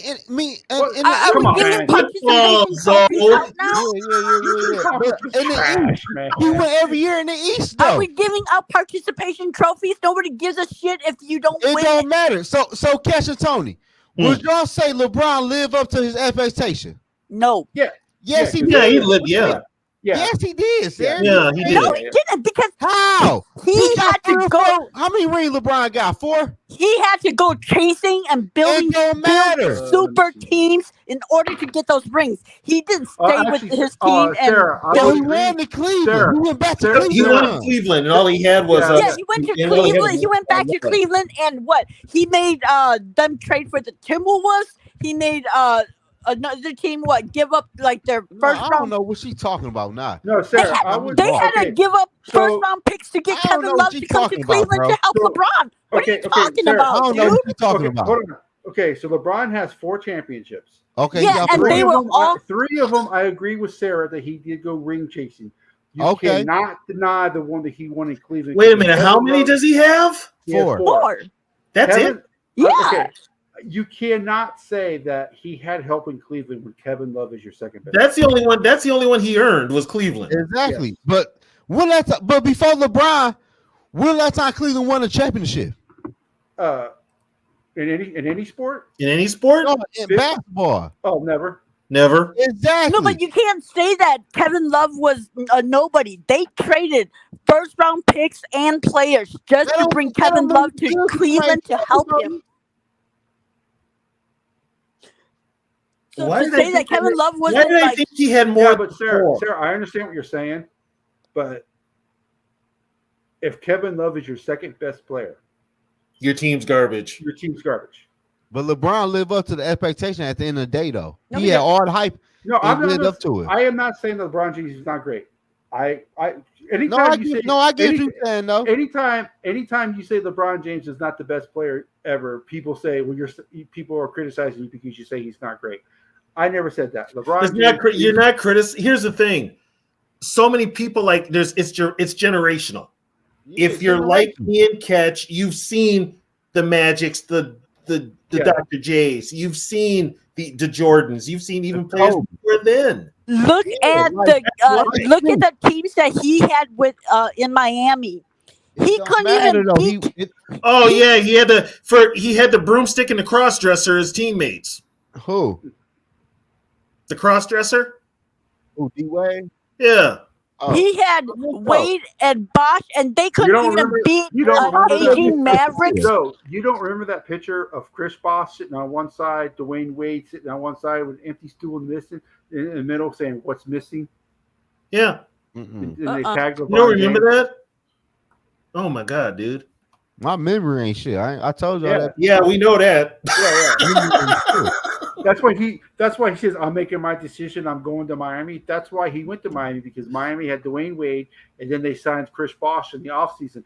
If LeBron James pretty much didn't say he was going to Miami, then the Heat probably do not sign Chris Bosh. And why do you think they built that super team? Because Kobe was on his way to a second three-peat.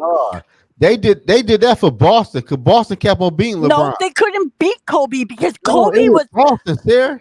It was Boston. Boston had Paul. Boston had the 1 year. Boston had Ray Allen, Paul Pierce, Kevin Garnett. And they beat LeBron twice. Yeah. Yeah, but the they Celtics only were the only team. The Celtics were the only team that gave the Celtics any kind of run when LeBron James was in the And you know what? Those three guys got old really fast too. Yeah. Well, and I don't consider that team a super team because they were all at the end of their prime coming together. Well, Paul Pierce and they were in their 30s. Paul Pierce was drafted by the Celtics. Doc Rivers put it together and they got a title out of it. Yeah. But you can play basketball good till you about 34, 35 for real. It's basketball. Well, and here's the thing. With today's technology and the way people work out nowadays and with the supplements, players are playing longer than they would back in the day. Good night, baby. I'll give you a call when I'm done here. But no, Kobe was on his way to a three-peat because he had already won 2 with Gasol. We didn't wipe the Pistons like Kobe. I gotta say something though. I did not fully appreciate Michael Jordan when I was watching him play. I appreciate him more now than I did when he was actually playing. Yeah, that's with a lot of the players back in the. I didn't appreciate Joe. I hated Joe Montana. Yeah, I hated Montana. Now I appreciate him. I hated Jordan. Now I appreciate him. Well, my guy doesn't get same way with LeBron. I didn't like. I hated. I'll tell you who I really hated. Wayne Gretzky. Could not stand that motherfucker. But he is by far and away the greatest hockey player ever. I hated Tom Brady for years. I still hate Tom Brady. No one's gonna touch Wayne Gretzky's records. No, but like Jordan was the only player that ever made me like basketball. I was actually the main reason I didn't like Jordan is because Dominic Wilkins got robbed in that slam dunk contest in Chicago. Well, Dominic got robbed, period, because he was on Atlanta teams that should have been better than they were. Well, they were good. They had Doc Rivers. They had Randy Whitman. They had, they had Tree Rollins. They had Moses Malone. They had Dominic Wilkins. They had Kevin Willis. So they had a good team. The problem was the fucking Celtics were better. Yeah. Now, if LeBron had never gone to Miami, do you think he would have won more than that one championship? Dylan, I have never watched the Lakers. I watched the Lakers. No, Kyrie played LeBron at the end. Kyrie was the bitch at the end. Yeah. I think they would have repeated. Kyrie would have stayed. Because y'all got to remember, only reason Golden State beat LeBron in that first year because Kyrie blew out his kneecap. Didn't somebody else do that? I don't think the Lakers had anything for what's his name? They couldn't handle the physicality of what's his name? Who? Draymond Green. Are you talking about Golden State? They wouldn't play in the championship. It was at the Western Conference Championship. Oh. Yeah. Oh yeah. The Western Conference is tough this year, though. The Western Conference is always tough. It's always tough. It's always tougher than the East. And that late '80s, the East was because of the East was physical basketball. Yeah, the Sixers were good, the Pistons were good, the Celtics were good, the Hawks were good, the Pacers were good. Shaq's team, the Magic, were good. Magic were good in the early '90s. Yep. They had Anthony Hardaway. And we forgot about Larry Johnson in Charlotte. Grandmama. I had Grandmama shoes. You know, the West was always the Lakers. Yeah, it was always the Lakers. Every once in a while, you'd have like you'd have the Sonics make a run with Sean Kemp, you know, or the Rockets would make a run. The Trailblazers would make a run. The Trailblazers had a good squad. They just happened to run into the Bulls. They ran into the Bulls. Oh, everybody ran into the Bulls. Yeah. Yep. You know, if Jordan doesn't retire. See, that's why I have so much respect for Jordan. I say that because under his watch, nobody was able to win a championship because they had to get through him. Well, Jordan didn't win every year, but in that time period in the '90s, yeah, at his prime when he was down, he didn't gamble and was forced to retire for 2 years, I think the Bulls win 8 straight. Yep.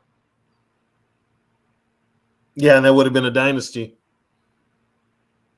Maybe the Rockets may have took them to Game 7 because the Rockets were a good team. Yeah, but Jordan's got that extra when it came to playoff time, though. Yeah, towards the end of his career, he wasn't like that in the beginning. Yeah, Jordan did stay. Did you guys know that Jordan in every championship game that Jordan has played in, he has never lost? The difference between the Bulls and Pippen is that the Bulls drafted Pippen. They didn't build like a team together. Mm-mm. But here's the question though: was Pippen good because of Jordan? I think they were both because of each other, though. They fed off of each other. They complemented. They complemented each other. You talking about titties, George?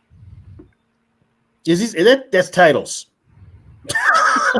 Looks like it does look like titties. Because I mean, if you look at it, when Jordan Pippen couldn't win without Jordan, and Jordan couldn't win without Pippen, and so I think they complemented each other. But Jordan was always the alpha. Jordan was the face of the NBA. If Jordan and LeBron James were teammates, Jordan would be the alpha of the team. Yeah.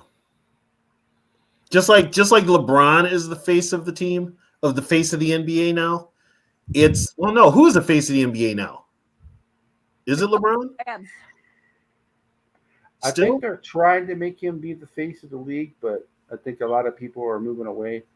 ESPN still rides LeBron James's cock like it's ESPN. Nobody watches ESPN anymore. You mean Nick Wright?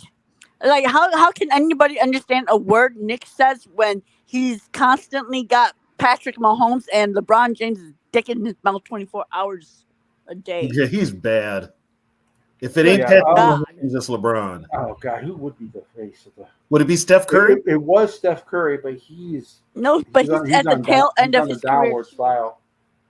I would say Anthony I don't think Edwards, the face of the franchise, Jason Tatum. is American. What's that guy from the Thunder? Gil Childress. Yeah. Yeah. What about dude for Denver? Somebody said Jokic. So I don't think the face of the NBA is an American right now. Yeah, Jokic. They want it to be American. Yeah. It's a European. He's won 2 straight MVPs. Yeah. Who? Jokic. Yep. Yeah, that's. I Soon to mean, be 3-time MVP. I'm telling you, man. Everybody's hyped about the Nuggets, about the Timberwolves, man. They got the Nuggets to worry about, man. No, Nobody's talking about. like no, We're because talking you know about what? the Lakers. The You know Nuggets are better. who built the Timberwolves? The guy who built the Nuggets. So our team is built to beat the Nuggets. That's why we have their numbers, but we're a bad matchup against the Suns. yeah, I'm worried about the Suns. It depends if Kevin Durant plays. Why he might not play? That dude's softer than cotton. No, he'll play. He'll be out on the court, but he don't always show up. He's there in body, but he ain't always there. So we have a chance. Unless what's his name starts. Unless Edwards goes cold. Hopefully, like that chemistry with Cat. So is the Suns who they're playing in the first round? Yep. Yeah, we play him tomorrow afternoon. Okay. It's best out of 5 or is it 7? 7. NBA goes 7 now. They don't. Oh. They don't do 5. Yeah. Yeah, they go 7 now, which makes the season last until damn July. As soon as the NBA is over, then training camp starts. Yeah, I think if we can get out of the Suns series, we can make it to the conference. Who was number 2? OKC? Nope, OKC's 1. OKC is 1. Who was number 2? Denver. Who's number 1? I mean, it went 1, 2, 3 all by one game, so. Yeah, if we had beat Phoenix that last game, I think we would have had the 1 seed. Yeah. Because we had the tiebreaker between all 3 teams. Yeah, we choked to the Suns. I don't know why they are just a bad matchup against us. Like, we are 0-3 against them this season. So, in the East, the 1-8 matchup is the Celtics and Heat. The 4-5 is the Magic Cavaliers. 3-6 is the Bucks Pacers. The 2-7 is the Knicks 76ers. And I think what's his name? If Embiid is healthy, the 76ers are going to beat. What's his name's not playing for the Heat? Jimmy Butler. Yeah. They won tonight though. And then on Miami did on the West, they blew the other team out tonight. In the West, Thunder and Pelicans. If Zion is healthy, Pelicans have a chance. Put it up on me real quick. Clippers and Mavericks are 4-5. Timberwolves and Suns are 3-6. Nuggets and Lakers are 2-7. I think the Lakers are gonna. The Lakers aren't going to beat the Nuggets. No. Lakers are 7. That's what I said. The Lakers are 7th. Yeah. Yeah, we're saying they ain't gonna beat the Nuggets. Everybody's talking about them winning the championship.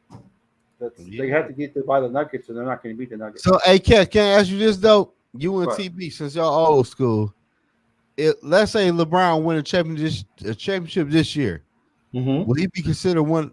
Will he be considered like the GOAT? No. He will never beat Jordan. Zoe, 6-0. Yeah. He has never lost a championship game he has played in. I know all that though, but damn, I done played 22 years and playing good. It doesn't matter. It doesn't matter. 6-0 and 2 3-peats. And if you really want to get old school, the greatest is Bill Russell. But if you look at Jordan's stats, though, he has 9, 10, 11 scoring titles.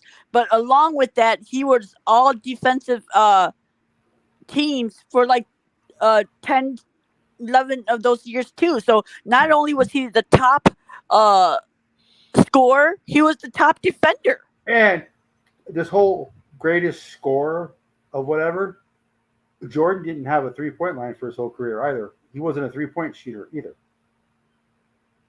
Well, Jordan came into the league, there was threes. Yeah, but that wasn't they weren't shooting. It wasn't a thing like it is now. Yeah. It was like a 3-pointer back when Jordan played was a specialty thing. It was. You had certain players that could hit it like a bird, or or bench Reggie players Miller or something that you like knew that. were in there to hit threes. Yeah, they weren't like I mean, now the everything's Bulls a had three. had Craig Hodges come off the bench to shoot threes. And when they went to the paint, they got punished. Yeah. Well, and here's the NBA made the mistake too. They kept messing with the 3-point line. They kept moving it and then moving it back, moving it forward. But they did that for like 10 years. They couldn't make up their minds. I got something controversial though. What are we arguing about next? I think Wilt Chamberlain's one of the most overrated players ever. I never saw Wilt play. I never saw. I'm not saying that he's not great, but no 3 seconds in the key, no goaltending. There was no all the stuff today, like the hand checking. He could do all that. He could just stand in the paint the whole game. There was no goaltending. There was no was it blocking fouls or anything like that. The rules, no shot clock. So there was a lot of stuff that made, and going back to your comment, Bill Russell, every time Wilt Chamberlain played Bill Russell usually. Bill Russell got the best of them. Yeah. But he was the GOAT of sexing. Yeah, he was something with ladies. Yeah. But he was in LA too, and LA's freak town, so yeah. Dylan, when LeBron James came in the league, he was not a 3-point shooter. Because when he played basketball, when he played in high school, all he did was play football, run over people, and dunk. So he had to develop his game when he got to the NBA because he was playing people just as big as he was. We're not saying LeBron James is not great. LeBron James is a great player. He's just. I'm not taking enough away from LeBron. I'm just not saying he's not the GOAT. Jordan's level. The greatest. Bryant's level. Jordan's the greatest. You could even say Shaquille O'Neal. Some people you can put him. You can probably try to put him in front of, LeBron. I'm not, but I'm saying some people could see it. Some people will. Yeah. Well, hell, even for football, I can't say you say who's the GOAT for football. I don't say Tom Brady just because he won the Super Bowls. I don't. I don't know. I see too many football players in my life. If you're talking performance and championship games, it's Montana. He never had a turnover at the Super Bowl. Then it would be Montana. He never lost the Super Bowl either. Never lost the Super Bowl. But you know what? Neither did Bradshaw. Yeah, but Bradshaw had turnovers though. He still won. Don't matter. Yeah. He still won. I mean, where do you put Walter Payton? Where do you put Barry Sanders? Where do you put Lawrence Taylor? Where do you put Jerry Rice? Where do you put Moss? Where do you put Rod Woodson and those guys? It's just it's hard, and it's always subject to how somebody and generation. It's at the person's discretion. That's what they for. George has got a question. What do you say? George is not the greatest. He's not the greatest. He's trying to say, what evidence do you have to say that George? Well, see, and I'm gonna come to Zoe's defense. Zoe, being much younger than us, right, missed a big chunk of history that was generational. But he's seen some basketball now that's generational too. So what he sees now, to him, this is some damn good shit. Whereas, like me and you, we're like, okay, we saw better back in the day. Would you put Garnett? Garnett carried the Timberwolves for how many years? Yeah, by himself. By himself until he got that 1 year. Well, you know what screwed it up? It screwed it up was Joe Smith and his agent. Yeah. That's what screwed up the Timberwolves. And what's his name, Diane? Malik Sealy. Who? Malik Sealy, yeah. Yep, Malik Sealy. But yeah, and the Wolves have just been. Garnett was just a sad tragedy because they never built a team around him. And they did build around him for that 1 year. And they built around him for that 1 year, and then Sprewell's like, I got to feed my family. Oh yeah, Latrell had his moment. Then Malik died. Yeah. Malik was his idol. And then who was? Because it was Chauncey. It was Billups. Billups. Chauncey. They let Billups go. They traded Billups. Stephon Murray. They let him go too. Marbury was a problem. So Yeah, man. Yeah, Hey, but him and Gage I'm seem like like out this, here, though. y'all. You out, Joe? Yeah, Yeah, man. him and All right, Gage brother. seem tight, though. You gonna be on tomorrow at all? No, y'all gonna live tomorrow? We didn't plan on it. Didn't plan on it. Okay. We were saying if you were going live, we'd probably join your show. Yeah, if you were going live, we join your show. No, I ain't going live. Okay. All right, I see. I'm probably not going to do anything until probably Monday because it's going to be a busy week. Yeah. I see y'all. I see y'all next week then. All right, brother. Yeah. So wait, George, are you saying Jordan's not the greatest? George, didn't you say that you were mine and Tony's age? I don't know. George said. George, are you? George, are you in your 40s, 30s? What's the deal? I'm curious.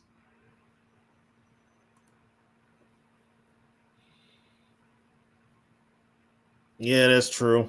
That is true, Dylan. Well, I'm not a Timberwolves fan, so I don't follow them close. What? Cat could be. We'll see what happens with him, but so what evidence? Okay, you said show evidence that Jordan's Garnett who's did. better than Jordan.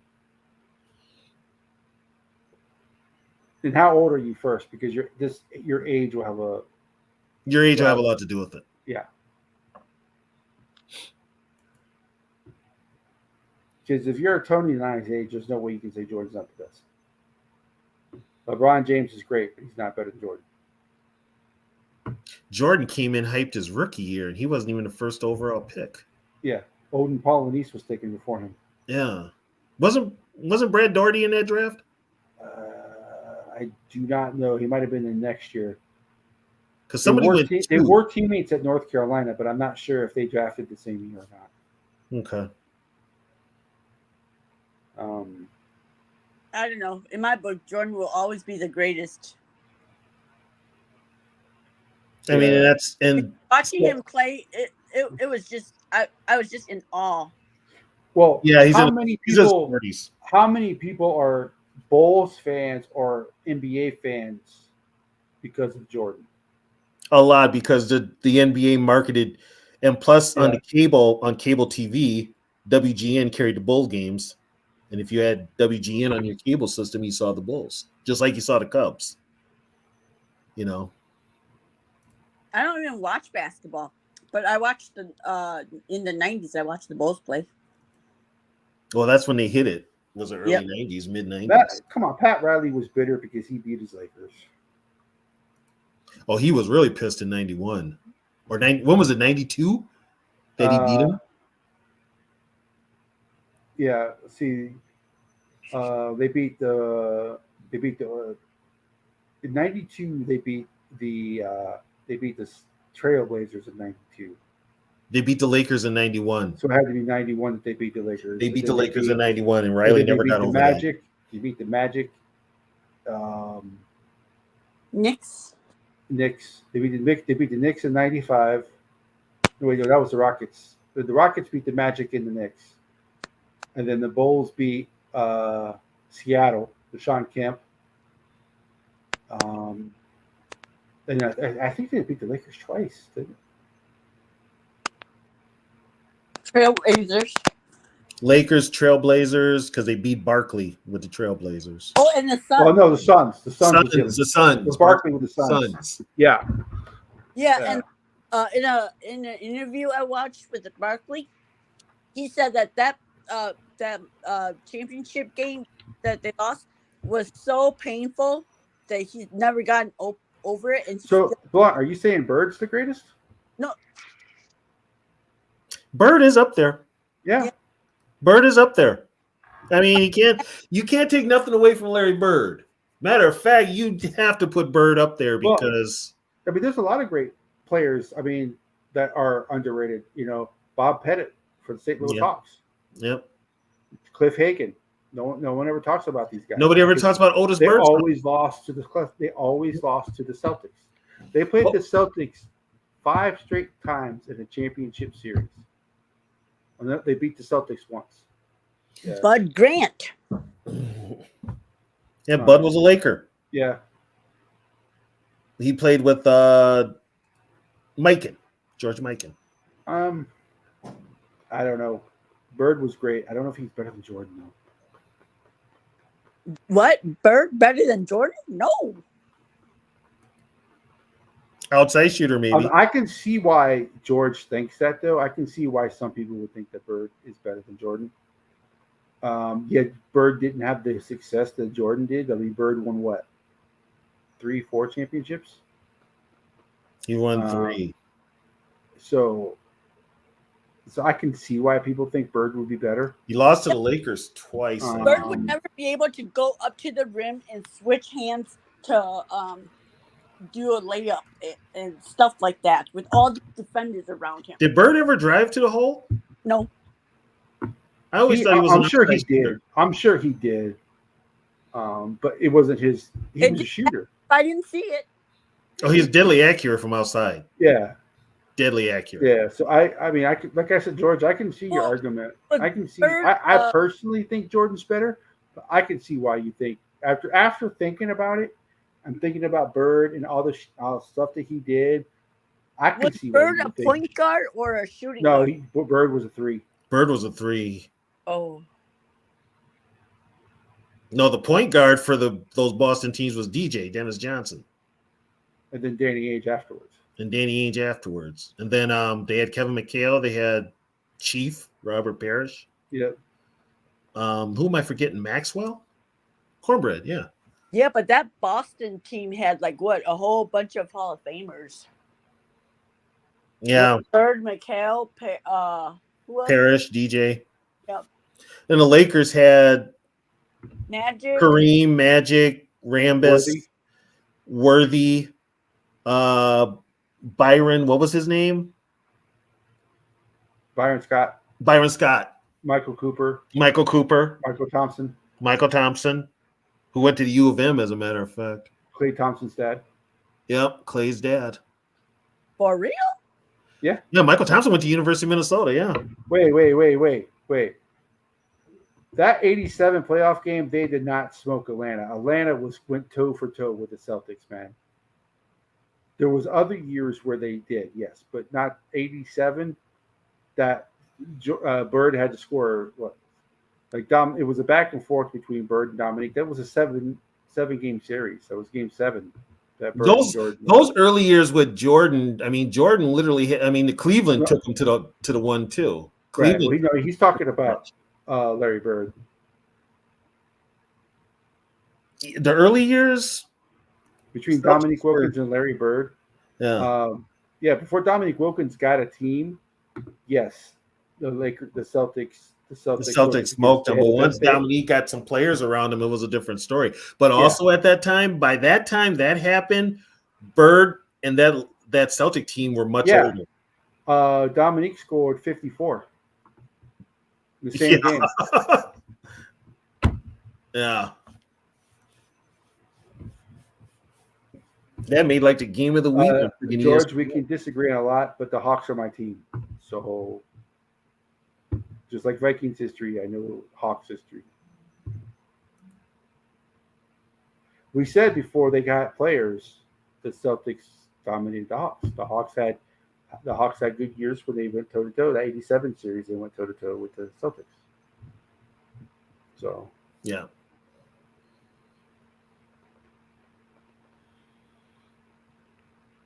I'm kind of worried though. I don't. Doc Rivers was more of a facilitator than anything else for them. Dominique Wilkins was the player for. Dominique was a player for Atlanta. Yeah. Is he still coaching the Bucks?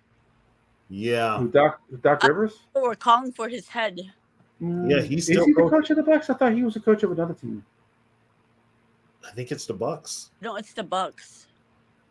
Oh, actually, that's right. They pushed out Budenholzer for him to become head coach. Yeah, it's the Bucks. Budenholzer wins you a championship, so you push him out to get Doc Rivers. I do not. That's weird. I don't understand. Well, you know what? Philly won a Super Bowl with Doug Peterson. They got rid of him. Yeah, they went to the Super Bowl with what? Sirianni and now they're getting rid of Sirianni. Yeah. Philly don't fuck around. Don't matter if you won the Super Bowl the year before. next year, if you do bad, you're out of there. Oh yeah, they're gonna get rid of him. Like if somebody like a South person would never be able to play in a town like Philly. That's why Iverson was able to handle. Oh, he was Philly. He was. He was. My mom was from Philly. She hated it. Yeah, she hated Philly. She was so glad when she moved to Minneapolis or St. Paul. That's so like I've always wondered like how like people end up in like the places they end up, you know? Mm-hmm. Well, I think for my mom back then, and now this is the 50s, tail end of the 50s. There were no jobs in Philly. All the jobs were here. All the jobs were here in the 50s, but I mean, I'm sure Minnesota wasn't very how would I say, very mixed. Yeah, it was, but they were all congregated over on Or has Minnesota always been more of a progressive state? It's more of a progressive, but they've had some of that old school bullshit that you see, like in St. Paul before they dug up Rondo.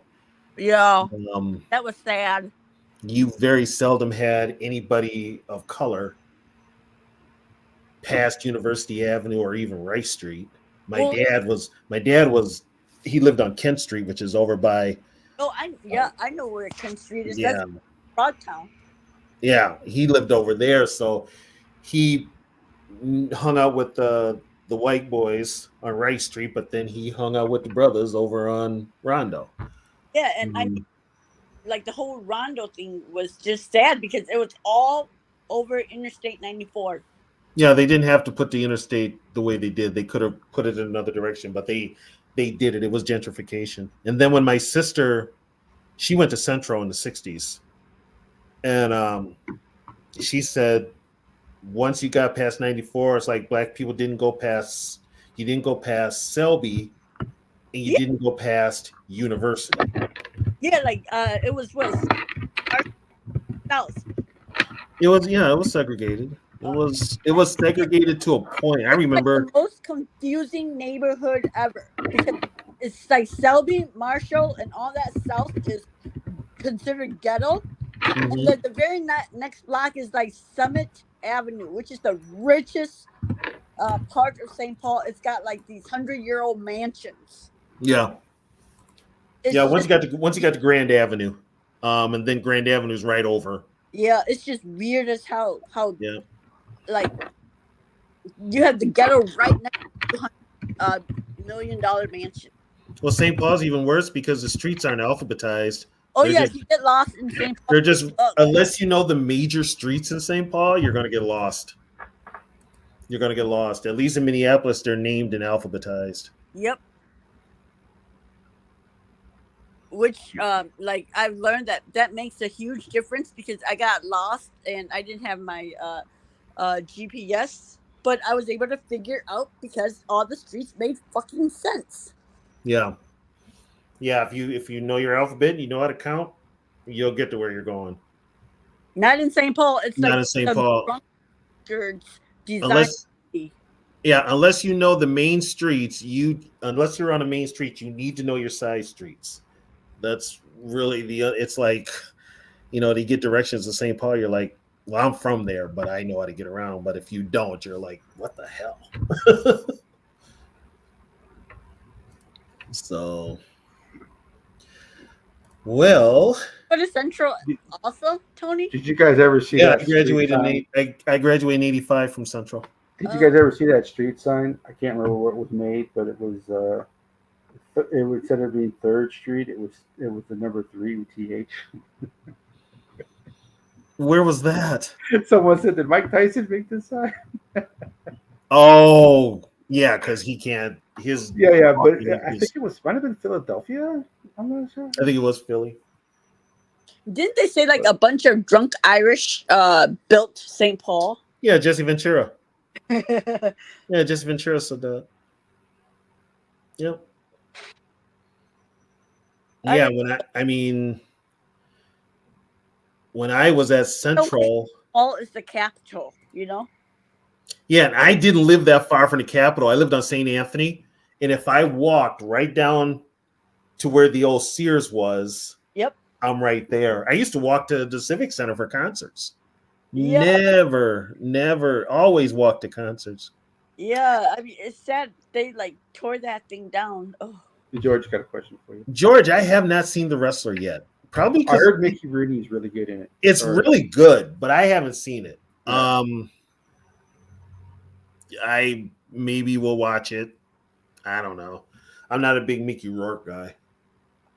Like, this is something really nerdy of me, but like I absolutely like love history, and so like one of my favorite things to do is look at old pictures of like, you know, of how the city used to be like during like, you know, time periods and stuff and whatnot, and like University Avenue. Wow.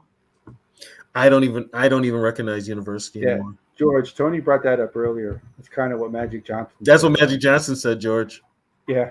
That's what Magic Johnson said. Oh, we love Larry Bird, man. Magic Johnson said he went up against him the first time. He's like, oh hell, this white boy got some N-word in him.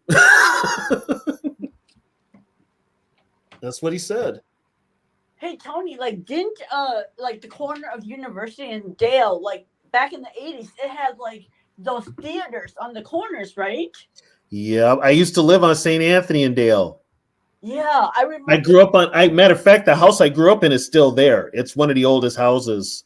You can see it from '94.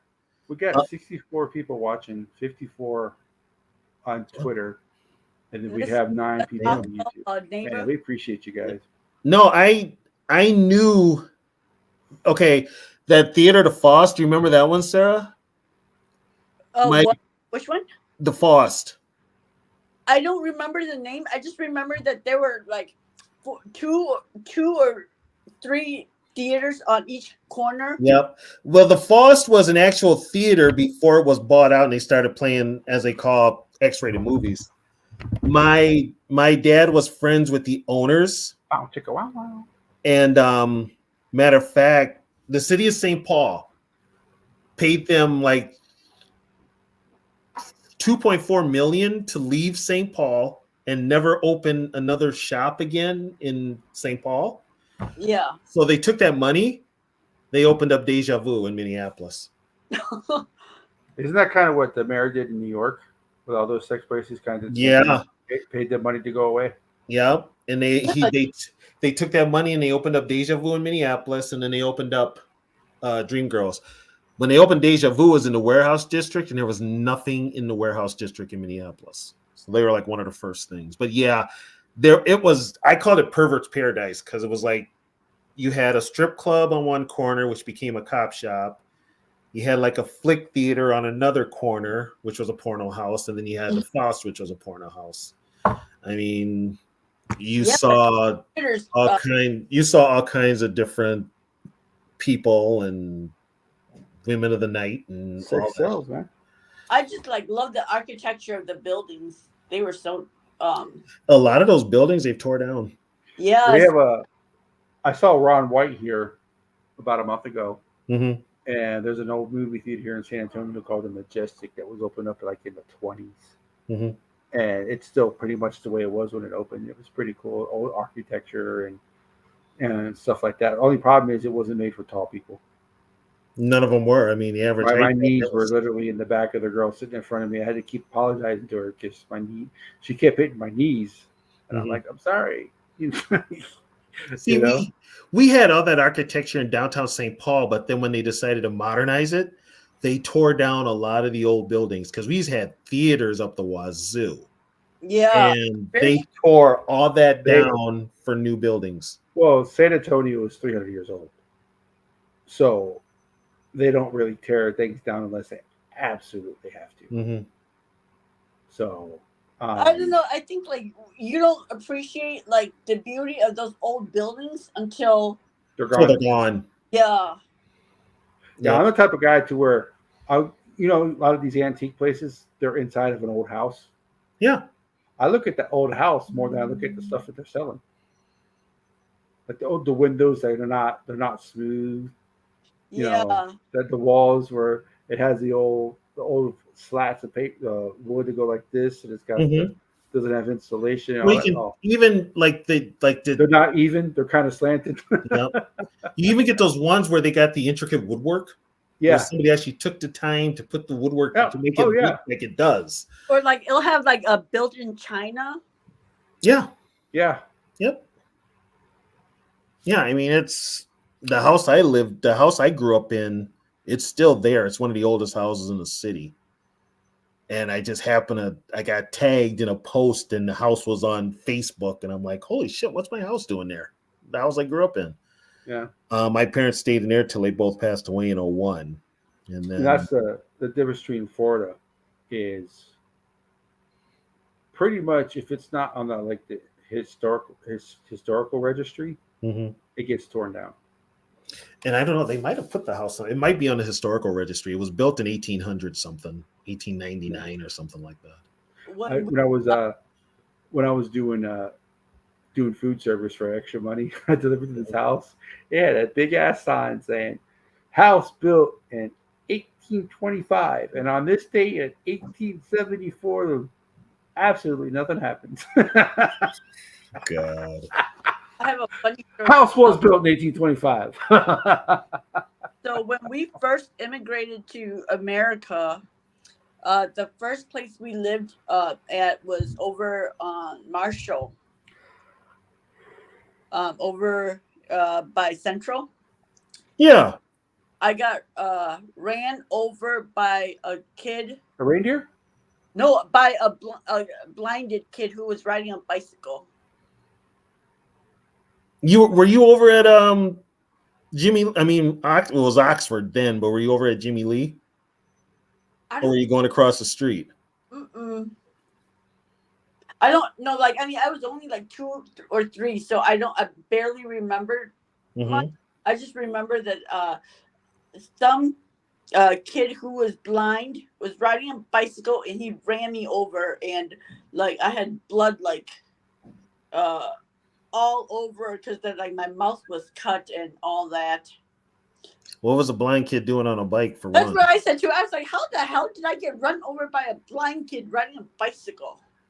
God. I mean, talk about luck.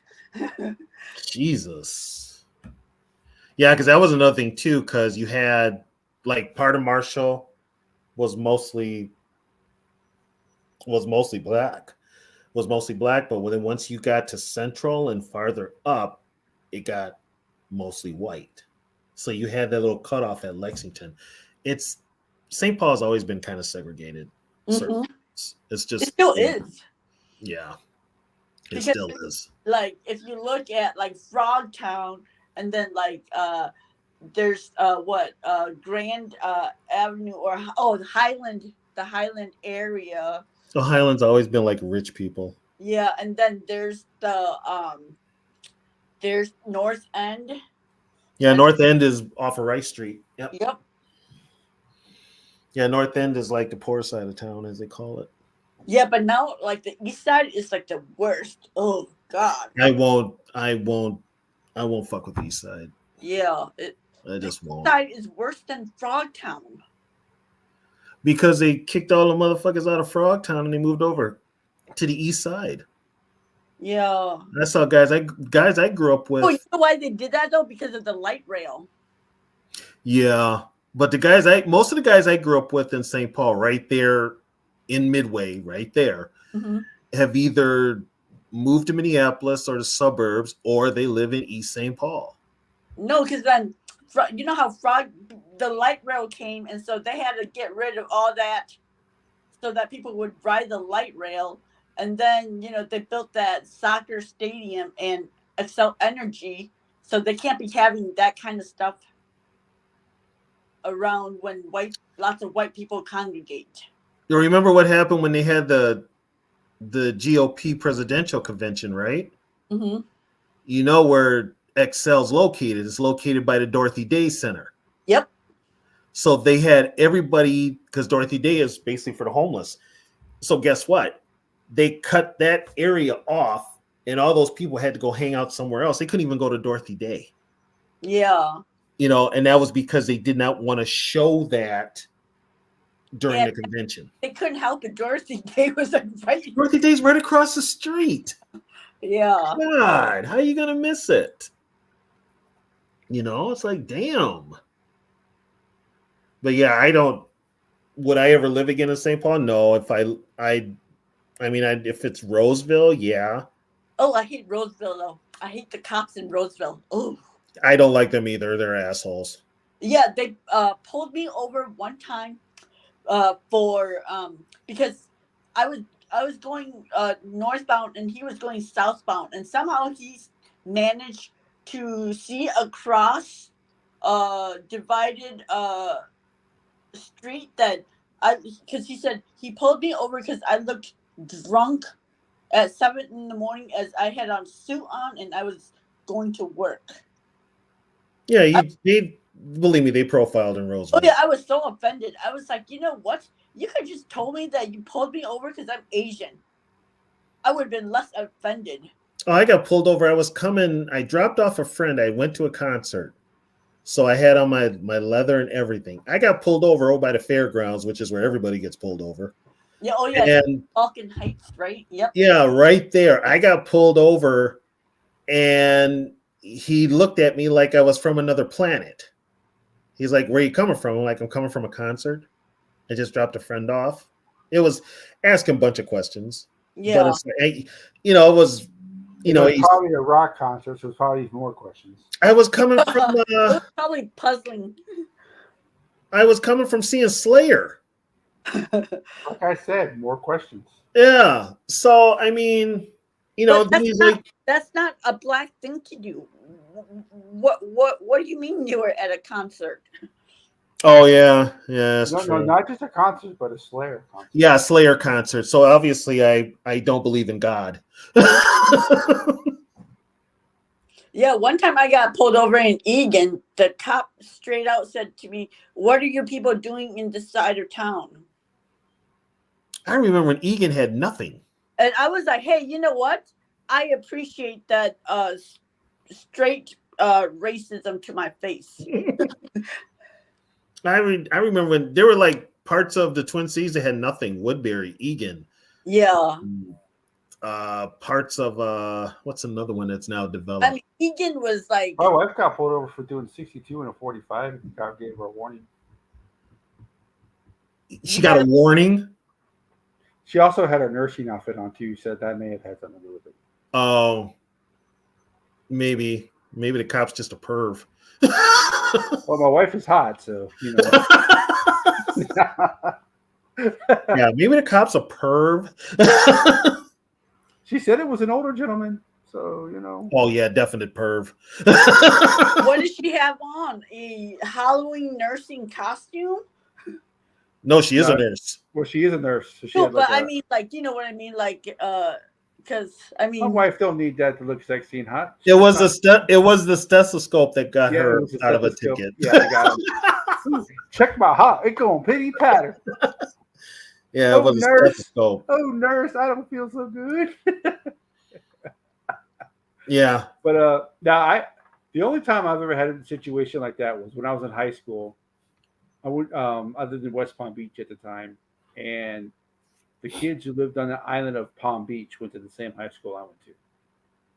So you guys know what the island of Palm Beach is like, obviously. It's where Mar-a-Lago's at. So all the houses on Palm Beach. Oh, the ritzy part. The ritzy part. And I had a friend who lived there. His dad was an architect his dad was the CPA, was the main CPA director for like Fortune 500 company. So he was rich, just put it that way. But his dad would not. He was the typical rich kid to where his dad wouldn't get him a car. His dad wanted to have a little humility and stuff like that. So he made him wait to get a car and all that. Well, every night we would go out. Him and my best friend. Yeah, they were. So you had to go for the rich kid around? We were all friends, right? So, he didn't. He was a rich kid who didn't have any rich kids as friends. We were all regular people.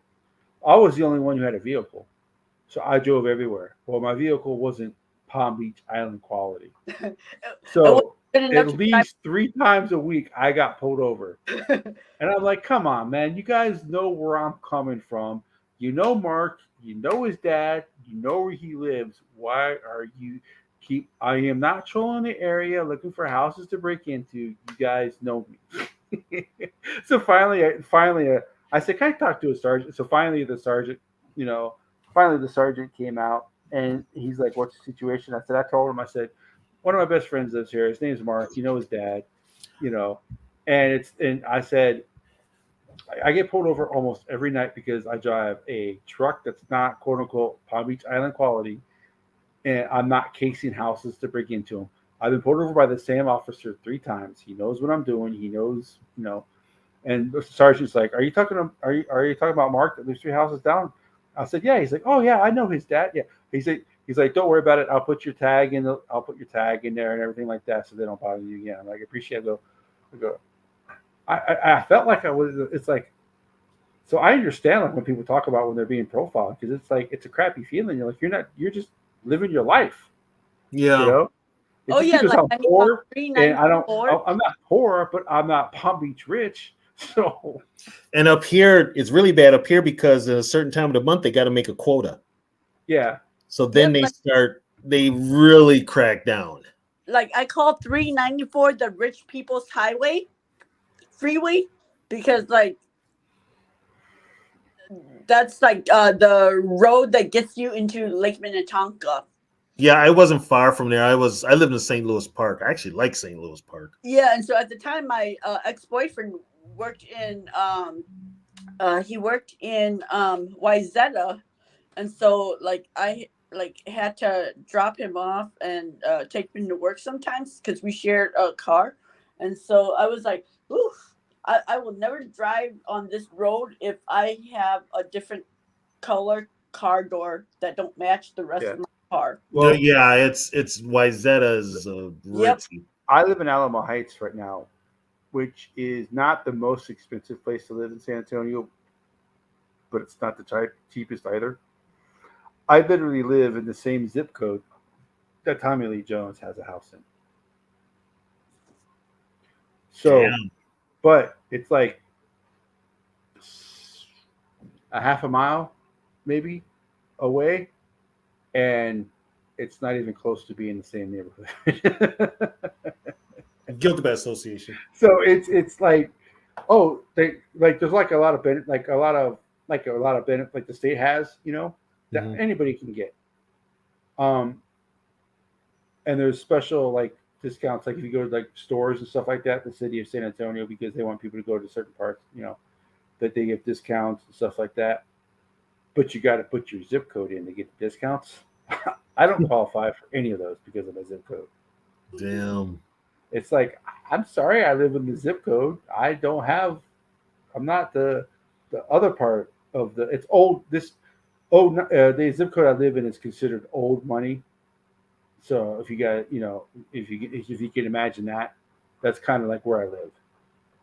Dominion is where all the NBA players. That's like the rich part of. Of San Antonio. But where I live is where it's all like old money, like doctors from like the 50s and 60s. So your money is not good enough. Because it's not crypto. No, I mean we're not poor. But you're not crypto. We're I would say, what would you say upper middle class is? Poor. So no, I'm talking about how much a year. Oh God, I don't know. That's like 60. Yeah. Depends on where you live, so too. What would you consider rich? Over 6 figures. But you wouldn't consider that upper middle class. So what would you call people who aren't like wealthy, but make more than 60 a year? Comfortable. But was that considered upper middle class? No, they would be upper middle class. Yeah. Right. Because that's about where my wife and I are. Inflation kind of changes everything, and plus it depends on where you live too. Well, eggs are up 114% in the last year. Eggs? 114% price of eggs is up 114%. Why the hell are eggs so expensive? Are there Well, not? you know what though, Sarah? We did have like that. Remember that chicken farm that caught on fire up here? Yeah. Like at one And point, then the Purdue farm had they had a salmonella outbreak. Remember the protester at the Timberwolves game? She tied herself to the basket because she was protesting all them chickens that were killed. Yeah, how the hell did she get in? The animal rights activist. Well, I guess she yeah. Well, people like that. The reason why I understand you have a cause, but the reason people like that fully don't understand the situation, that there is a certain disease that when a mass chicken farm, any chickens, once 2 or 3 chickens have it, it's all of them. Pretty much all they all have it. It's like an avian flu. Yeah, the only way to get rid of it is to burn everything. You got to burn it. That's the only way to get rid of it, and that's what that farm had to do. So it's actually humane because they don't suffer, right? You know, so that plus the just the regular fire that they had, you know, and so but yeah, eggs are up 114. It's like they were saying. I saw something the other day where if you spent $250 on groceries in 2020, that now is like $300 in groceries. That's true. For the same stuff. It goes up every year. Yeah. Well, luckily Texas doesn't charge tax for necessities. But $8 last year. I was like, what the fuck is up with eggs? Like, why is it like $8 a carton? Yeah. But see, I'm lactose intolerant, so I can't eat dairy, so it didn't matter to me. But just milk prices are up too.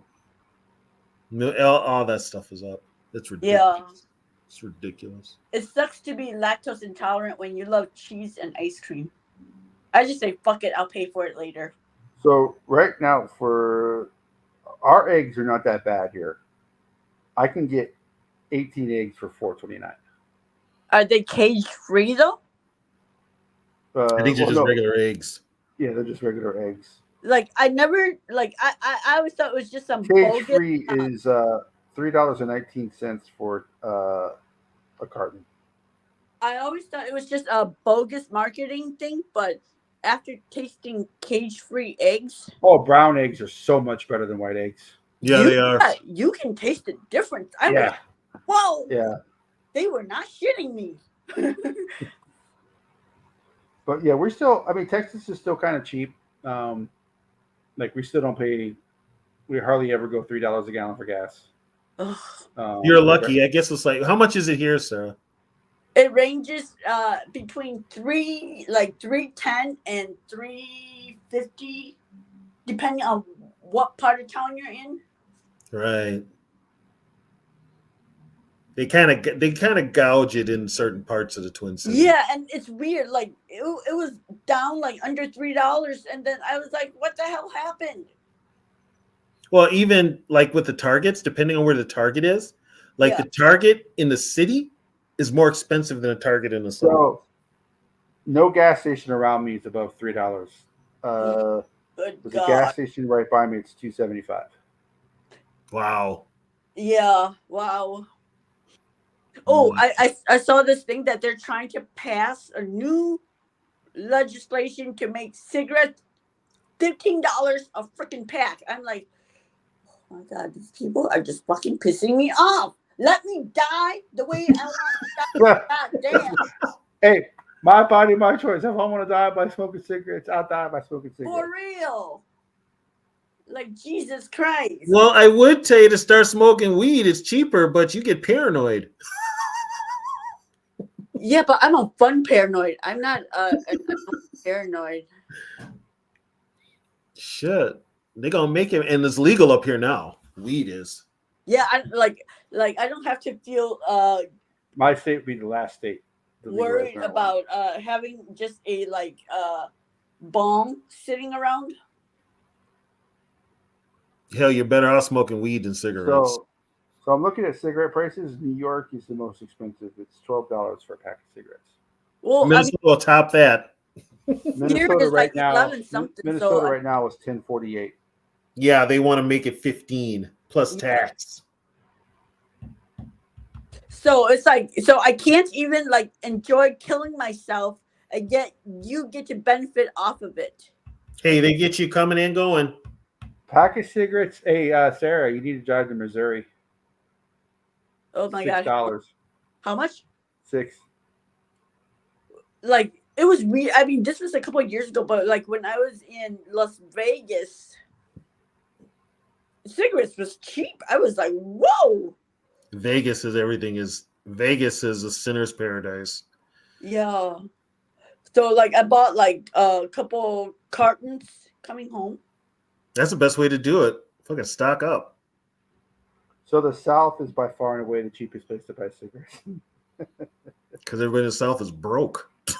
Missouri, Georgia, North Carolina, Mississippi, And South they don't Carolina, care whether or not Alabama. people Or, there's a couple outliers like North Dakota. like Idaho. they made it so hard here that you can't even fucking buy menthol cigarettes at the gas station. You have to go to a tobacco You got to go to a tobacco shop to get menthol. Pretty much, you can still get.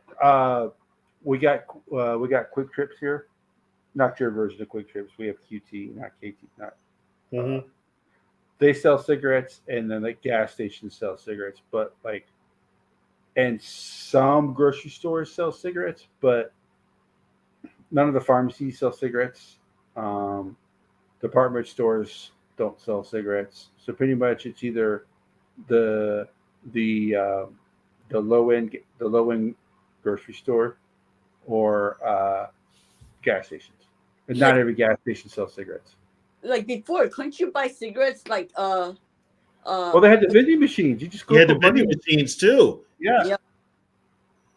Basically, you press a button. There's your Marlboros. Yeah. Yep. But they're also trying to do the same thing with vaping. They're trying to make vaping $20 a pen. I don't know. I tried vaping. It gave me like the biggest migraine, and so just if like Sarah said, if I want to kill myself, let me do it my way. I don't need the government telling me what I can and can't do with my body. But the government's gonna make money off your ass coming and going. Mm-hmm. And don't forget, they still gonna charge you when you die. Yeah, that's the way it is. I mean, I'm so broke, I can't even afford to die, y'all. Seriously. You got to live just to pay off the bills. I can't even well, die. I want to work to live, but not live to work. If that makes sense. Yeah, that makes sense. Oh yeah, that's what that was in Eminem song. Why am I dying to live if I'm just living to die? Yeah. Mm-hmm. That's the way it is.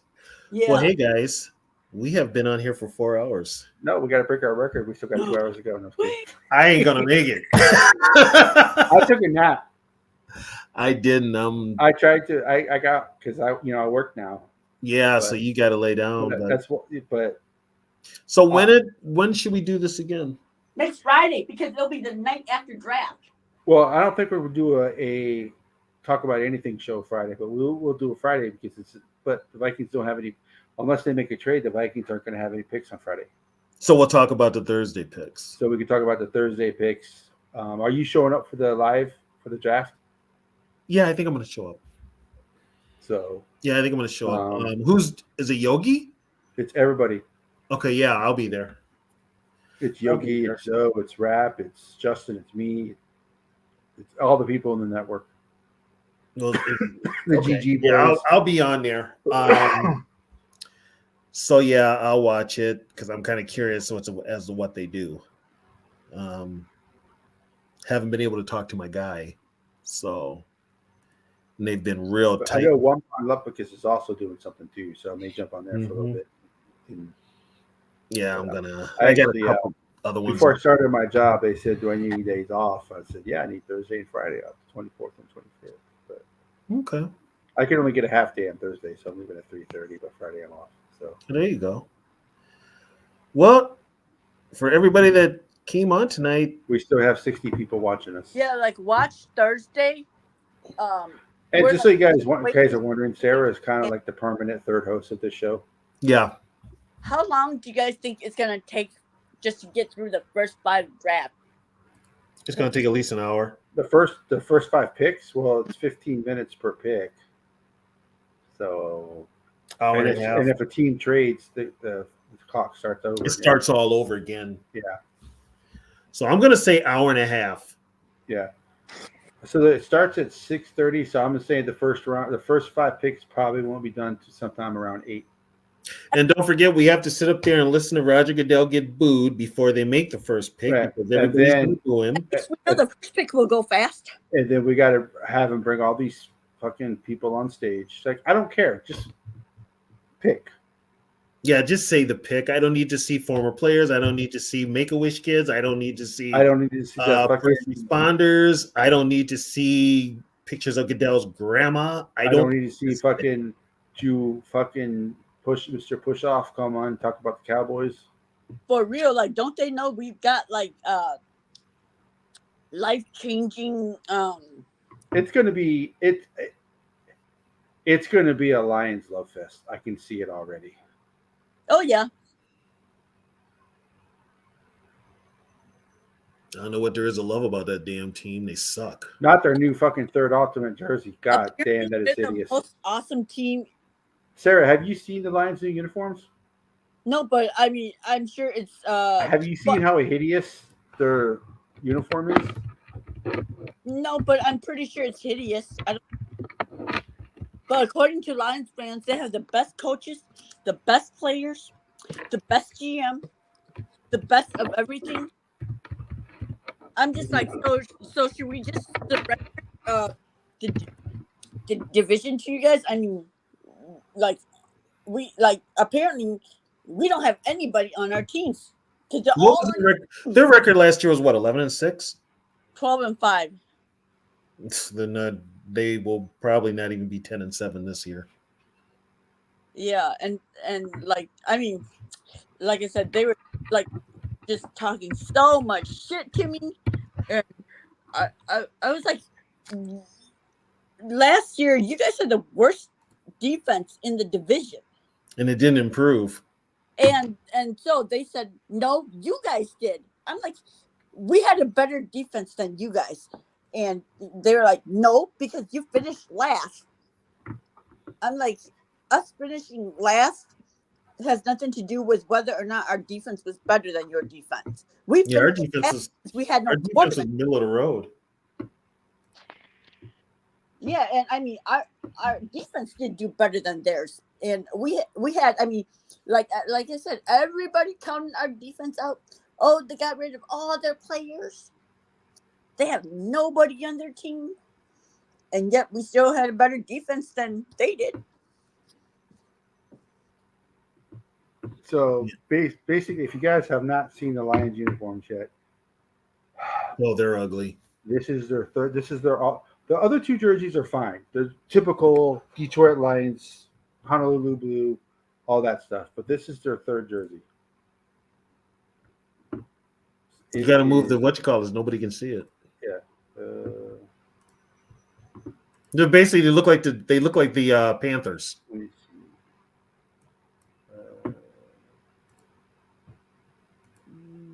They didn't do it the right way. Let me do it the other way.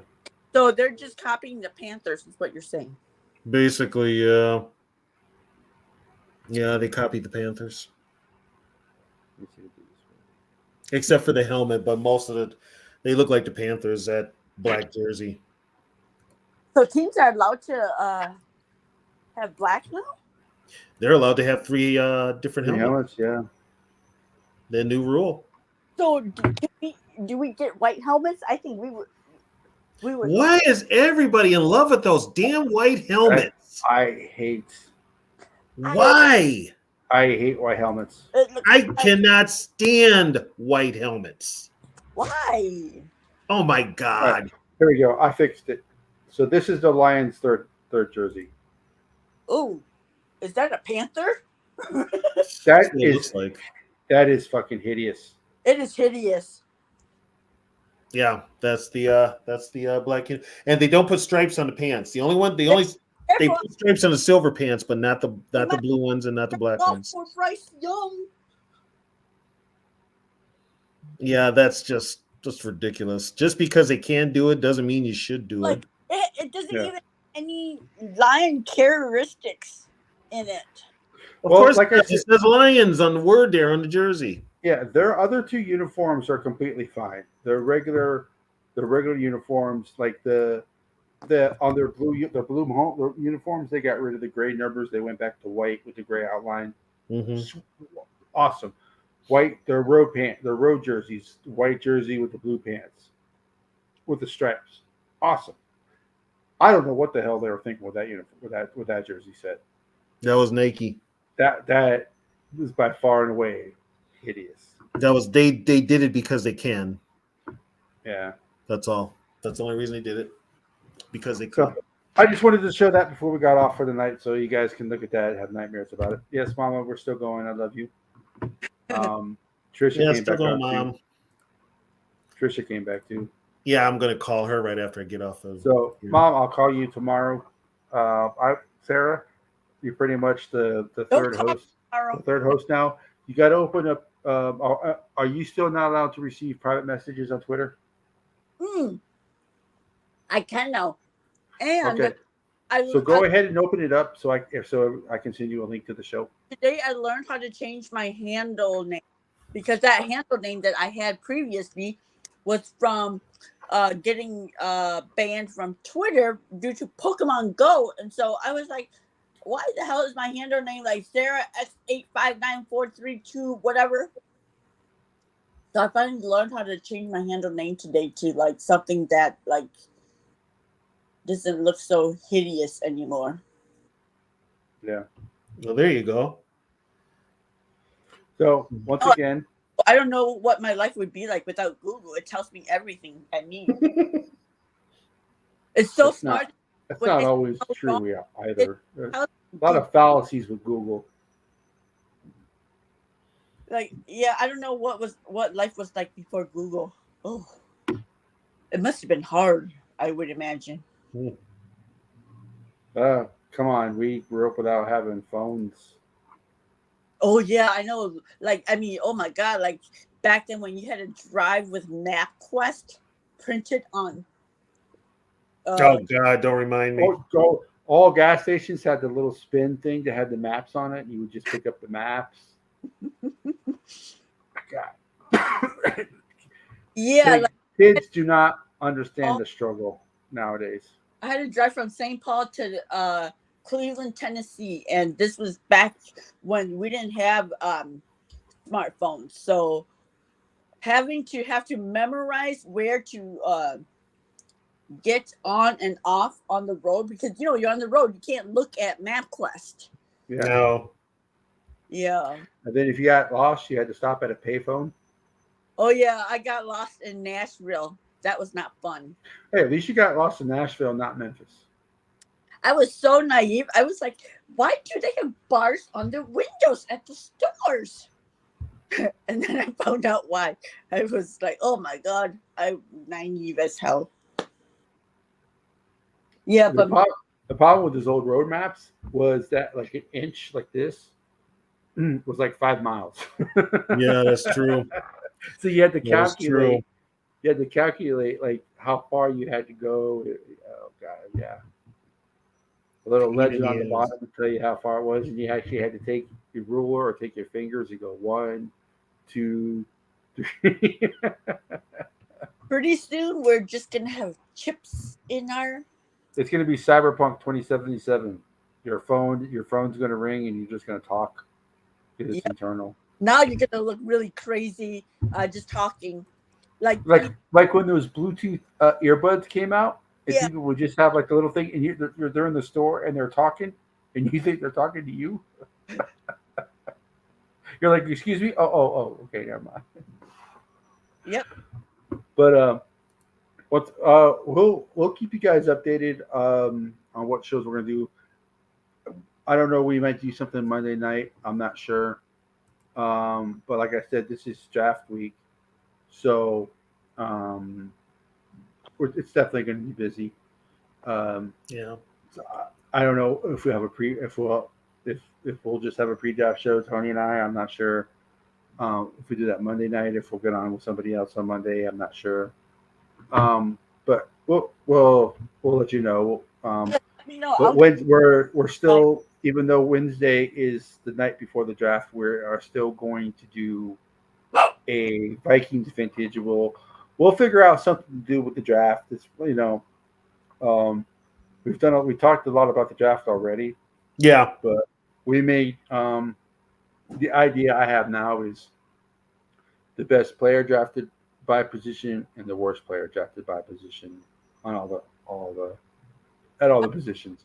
That's just an idea. I don't know if that's what we'll do. Tony may come up with something different, or if you guys have ideas, let us know. And then, of course, Thursday, Friday, and Saturday is the draft. So it's going to be a busy week. It's going to be a crazy. I kind of want the draft to be over so we could stop talking about it and just start talking about the players. I'm done talking about it. On the quarterback. We need a quarterback you hate or love. But I don't care. Whatever quarterback they choose, I'm going to support. So. I don't care as long his name's not Kirk. I'm all in. Yeah, I mean, I'm not going to be like ecstatic if it was Bo or Penix, but I'm not going to be down as it would be if it was Kirk. Right. So, and I mean, I'm willing to give whoever the quarterback is some leeway and some forgiving before I start shitting on him. Yeah. I don't know. That might take like probably 2-3 games. No, just kidding. First time he throws a pick six. God damn it. First time. You know what though? He's a rookie. Whoever it is, I'm willing to accept their pick sixes. Yeah. Than what Kirk would do. Well, like last year. Like last year in Carolina. Yeah.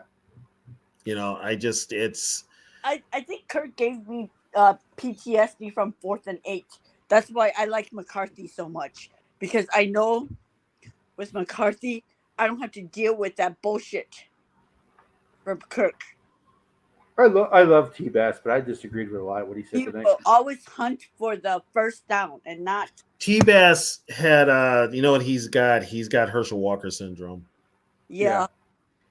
Where we lived through the Herschel Walker thing, and it set this franchise back. Yeah, that's why I didn't understand why they were saying that we should trade our draft picks to Dallas for Dak. I'm like, I heard that. That's a media thing because Dak is not. Well, he's not. There's your Cowboy fans who you just got who the quarterback is. They'll support the quarterback, but there's a lot of people who do not want Dak Prescott as their quarterback.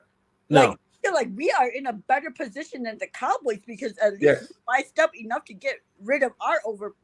But you know what? They're still going to pick the Cowboys to go to Super Bowl because they're the Cowboys. Mm-hmm. And I'm just like, no way in hell are we gonna build another dynasty for the Cowboys and give them our draft picks so we can have Dak. Like, what the hell is wrong with you people? Yeah, Minnesota's a team that people like because they're a flyover country. People think that. Well, they just don't. They always want our best players, just like the Vikings can't have. Like everybody wants JJ. You know, they want to trade Jordan Addison. They want all of Vikings good players.